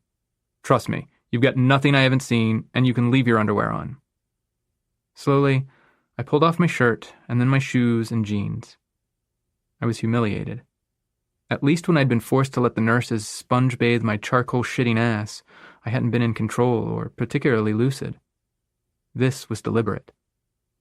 The nurse immediately began to catalog my scabs and scars. "You do these to yourself?" I nodded. Sometimes with a Swiss Army knife, sometimes with a razor. I watched as he marked them down on an outline of a body, front and back. He made a mark for each place I'd hurt myself. There were so many. Most were concentrated on my upper right arm, which made sense since I'm left-handed, but there were marks on the underside of my right wrist and left wrist and upper thighs and chest. "This one on your knee?" I laughed. "No, I fell when I was 8 and my front tooth went into my kneecap." He frowned, looking at me skeptically. "I swear," I said, "I had these giant buck teeth when I was young, and I was really clumsy." Finally, he moved on, but I'm still not sure he believed me. "What about your knuckles?" The pinky knuckle of my right hand was deformed and scabbed. Sometimes I punch things. The nurse looked up, so I added, "Never people, just walls. And filing cabinets." "Filing cabinets?" "One, filing cabinet. And the burns? Cigarettes. The nurse marked where the burn scars on the top of my hand and underside of my arm were. You'll be allowed to smoke while you're here, but we'll keep your cigarettes, and you won't be allowed to have your own lighter. And someone will be with you, watching you while you smoke. If you try to burn yourself, you'll lose smoking privileges. I nodded. Got it. Anything else you want to tell me? I'm gay, I said. I don't know why, but I was standing in that room mostly naked, cold and humiliated while the nurse recorded the story of my life that I'd been writing on my body, and I'd never felt so exposed. I couldn't lie to him. I couldn't hide anything. He knew I'd tried to kill myself. He knew I was clumsy. He knew I'd cut and punched and burned myself. He knew what I looked like in my underwear. He might as well know I was gay, too. Cool, but I don't really need that for your file. He nodded and shuffled the papers. You can get dressed now. Because I was privileged enough to have good insurance through my stepdad's job and parents who were willing to pay the deductibles, I got to stay in a really nice treatment facility. I shared a room with a guy named Jose who rarely got out of bed. I ate 3 decent meals a day while the nurses watched to make sure I cleaned my plate, and I attended solo therapy sessions as well as group therapy. My first night at Fair Oaks, I was watching television with the others, and one of the nurses brought a young woman back who'd undergone ECT, electroconvulsive therapy. She spent the rest of the evening staring at the television and not saying a word. I didn't know anything about ECT at the time other than what I'd seen in movies, so I didn't know that it had gotten a bad reputation, but actually has a lot of therapeutic value in cases where medication proves ineffective. All I saw was a young woman who appeared catatonic and empty. Because of the damage to my liver, the doctors at Fair Oaks weren't allowed to put me on any type of medications for depression, and I feared they'd subject me to ECT if I didn't get better quickly enough. There was no ECT for me, though. My treatment mostly involved talking. My main doctor, Dr. Lewis, was a plain-spoken older man who made very little of an impression on me. I know we discussed why I'd taken the Tylenol, and he attempted to provide me with some strategies for dealing with my depression when it got bad, but I quickly understood what it was he wanted to hear and what it would take to get released. So I said those things. During one of my cigarette breaks, I was standing outside smoking when a nurse walked up behind me and put his hand on my shoulder. His name was Ed, and he was lanky and bald and had loaned me a couple of smokes when I ran out to tide me over until my parents could bring more. How's it going in here? I shrugged.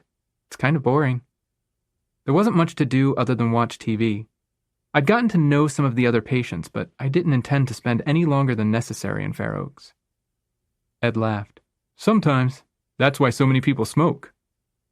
The patio we smoked on was in a sad state of disrepair. Most of the plants were dead or dying, and there were cigarette butts everywhere. I just can't wait to get out of here. Already? I mean, yeah, isn't that a good thing? Depends on why you want out. Having my cigarette breaks regulated caused me to smoke faster so that I could squeeze 2 cigarettes into one break. I'm not going to kill myself, if that's what you're asking. Just, I heard you're gay, he said. Me too. I froze when he said it, suddenly aware of how close he was standing to me, of how he touched my shoulder earlier, of where everyone else on the patio was standing. Had they overheard us talking? Had they heard Ed say the word gay? Yeah. Don't worry about it, he said. I know it's rough, but you'll find your people. I didn't know what he meant. Honestly, as soon as he told me he was gay, I became suspicious of him. I assumed he was only being nice to me in exchange for sex. He never tried anything, nor had he actually given me any reason to believe he wanted to sleep with me, but that's where my brain went. I firmly believed my worth to the gay community depended on my willingness to party and sleep with every man who wanted me. As a result, I became standoffish to Ed. I'm not sure if he noticed that I avoided him after that, but I really hope he didn't take it personally. I was just a confused kid who'd learned the vocabulary of being gay from a world that hated fags.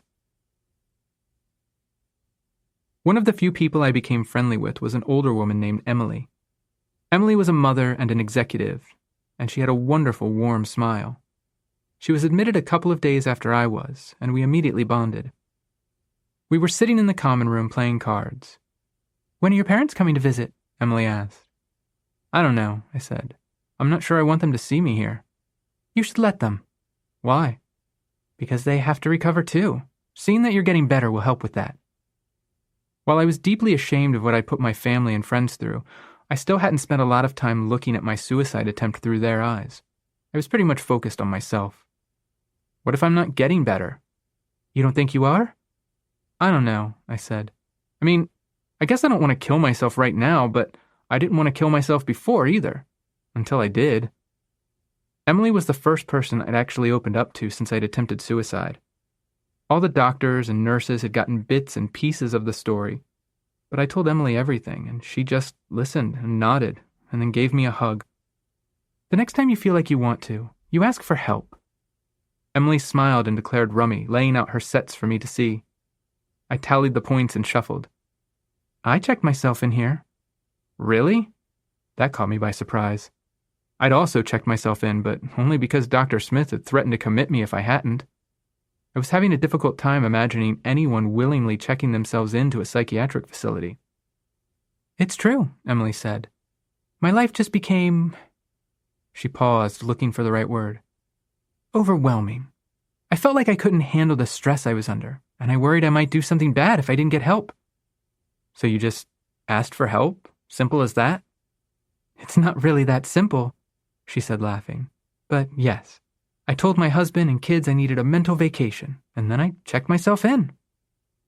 A mental vacation. I'd never heard anyone talk about mental health that way. Emily wasn't ashamed of being in Fair Oaks. She wasn't worried anyone was going to think she was weak for needing help. In fact, she was acting like she'd done something brave by recognizing she needed help and asking for it. And she had. Fine, I said. I'll let my parents come visit. Emily, it turned out, had a friend who was an editor at a publisher in New York. When we were both out of Fair Oaks, I visited her at her house and met her family, and she sent a copy of a story I'd written to her publisher friend. A couple of months later, the editor sent back my story with a wonderful letter tearing it to shreds, but also pointing out my strengths and encouraging me to continue writing. I lost that letter along with a box of other belongings during a move many, many years ago, and therefore don't remember who the editor was, but both she and Emily are among the reasons I'm writing this today.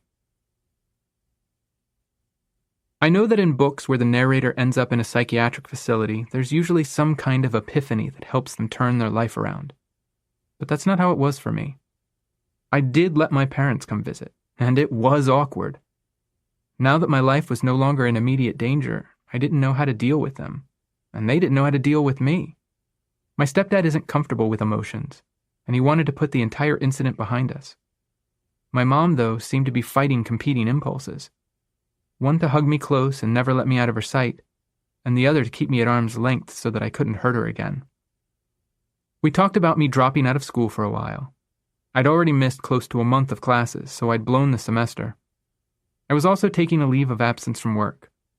We avoided discussing the future.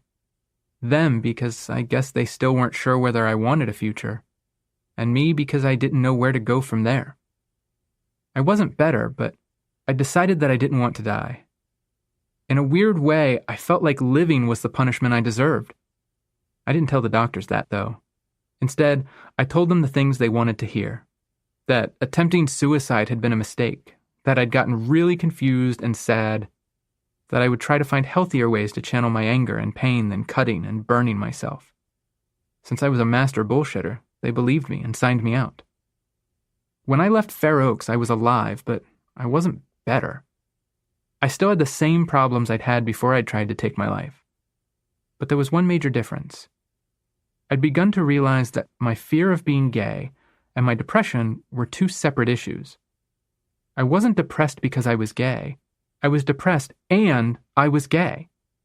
Being gay doesn't make a person depressed any more than being depressed makes a person gay. My self-hate was caused by my complete misunderstanding of myself and what being gay meant. My depression simply used it as a way to beat me down. But that's the thing about depression math. 1 + 1 doesn't equal 3. The numbers never add up, but depression keeps you from showing your work and figuring that out. It took me a long time to work through it, but understanding that, and understanding that there was no shame in asking for help, were good first steps. 20 years and counting. So we're at an end. Not the end, but simply one ending. And a beginning. I wanted to write Brave Face because while I love the message of it gets better, I worry that it's not enough. When does it get better? How long does it take? How does it happen? Those are the unanswered questions I wanted to try to tackle. Because getting better isn't something that happens overnight. It can take years. Sometimes it gets better, then it gets worse, better, worse again, and then better. And sometimes it's not a simple either or. Sometimes it gets better and it gets worse. At the end of the day, what changes isn't life. It's us. Moving to New York City wouldn't have fixed my problems. They would have still been there, but I would have been going through them without the people in my life who cared about me. Without Madeline and Carlos and my family. Moving wouldn't have fixed anything. Only I could do that. It's easy for me to tell you that it gets better because I'm in a good place. I've made a career of doing what I love. I'm financially secure. I've come to terms with who I am, and I actually like that person. I've learned how to manage my depression in a healthy way. But 20 years have passed between when I got out of Fair Oaks and now, and those changes didn't occur right away.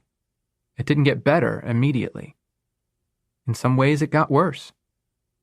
I stopped cutting and burning myself and eventually went back to work. Ed was right.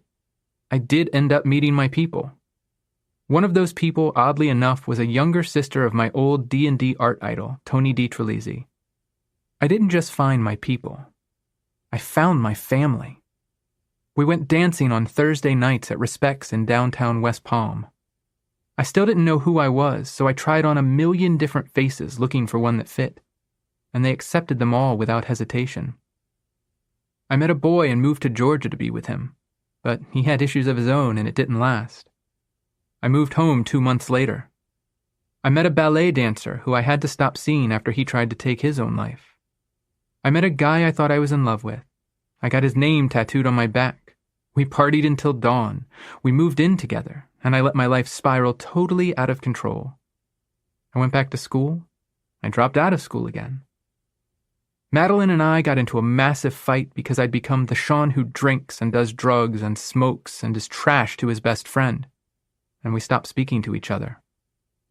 I moved with my boyfriend to Rhode Island without telling anyone and didn't talk to my family for months, which was a cruel thing to do and is one of the few decisions I've made in my life that I truly regret. My boyfriend and I broke up because he'd been cheating on me.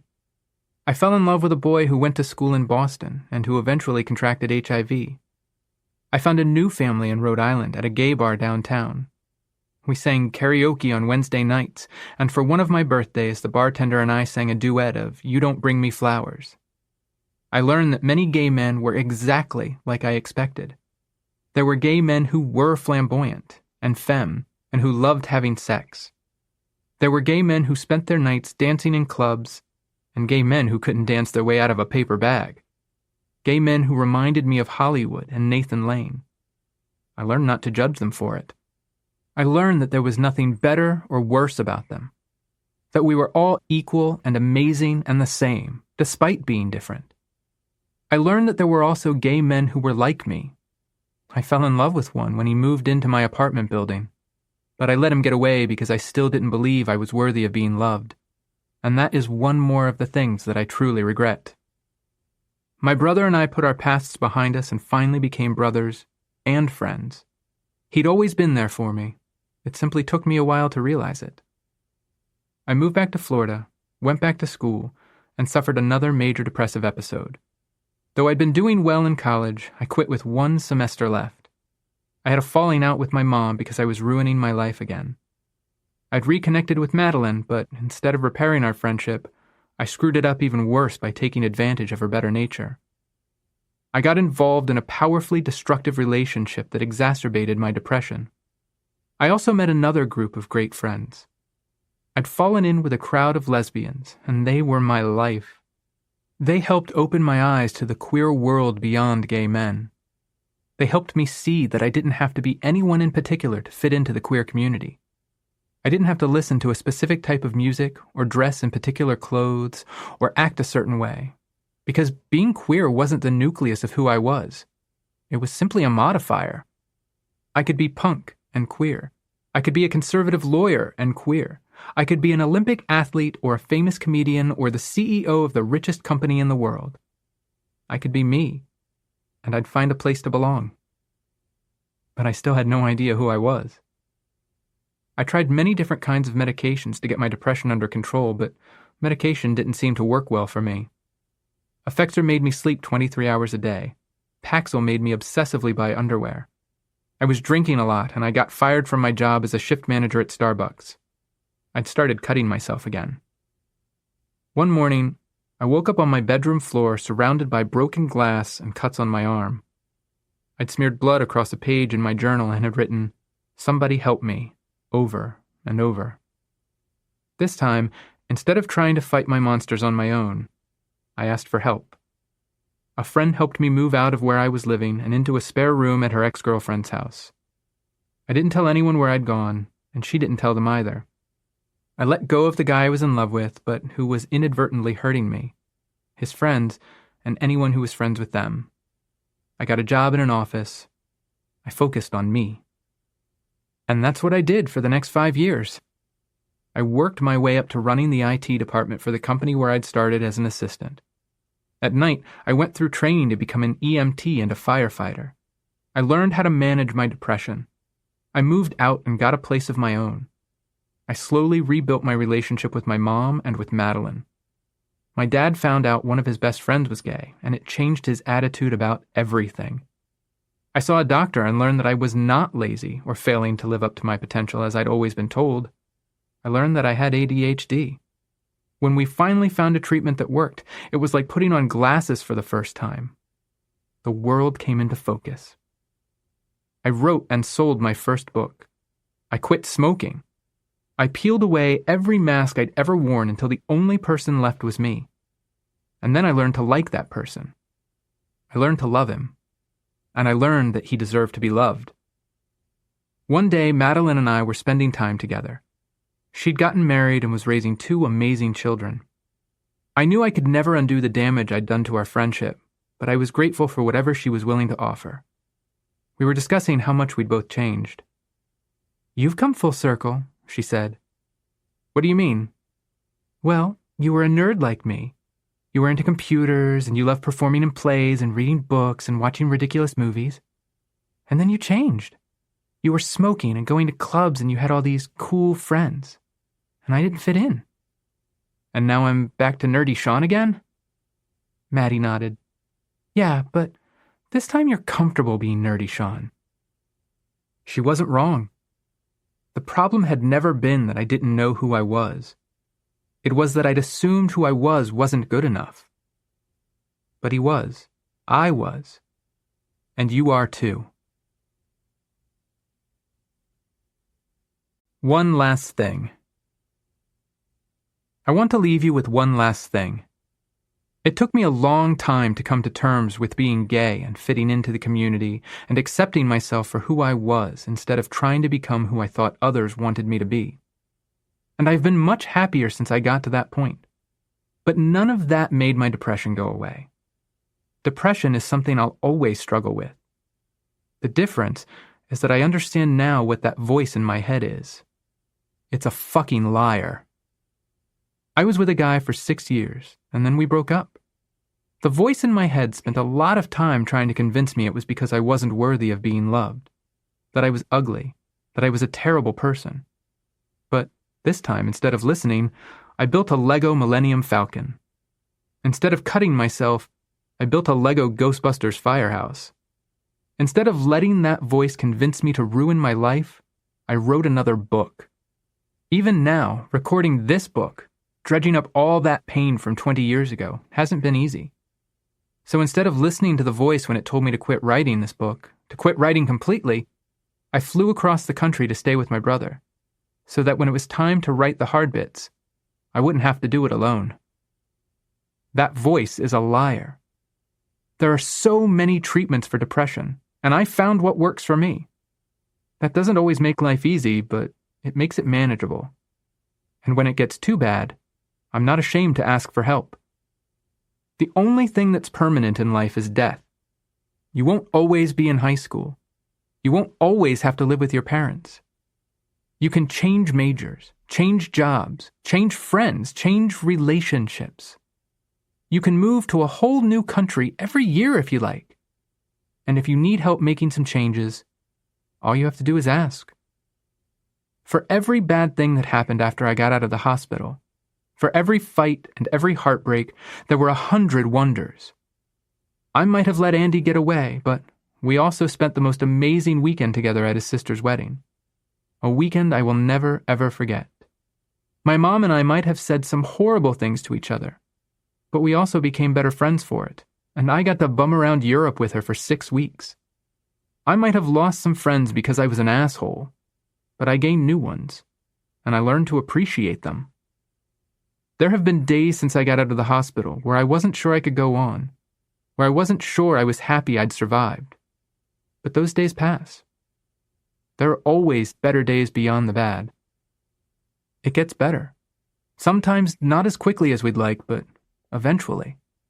You get better. You learn and you grow and you accept yourself for who you are and know that you are good enough. It takes work. It takes patience. And often it takes help. But it does and will get better. And you don't have to do it alone. You don't have to put on a brave face and pretend that everything's okay. It's okay to hurt, and it's okay to ask for help. You can show people who you really are, and you'll still be worthy of being loved.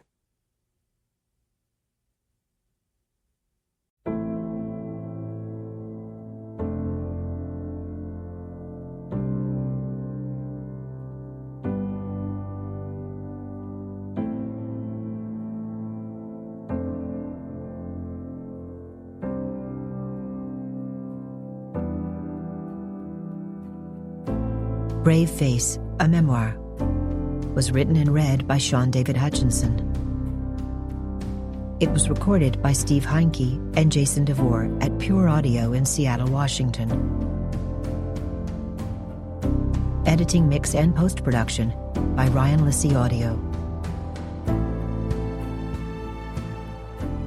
The associate producer was Allison Light. Brave Face, a Memoir, was produced and directed by Taryn Accobiato. This has been a presentation of Simon & Schuster Audio.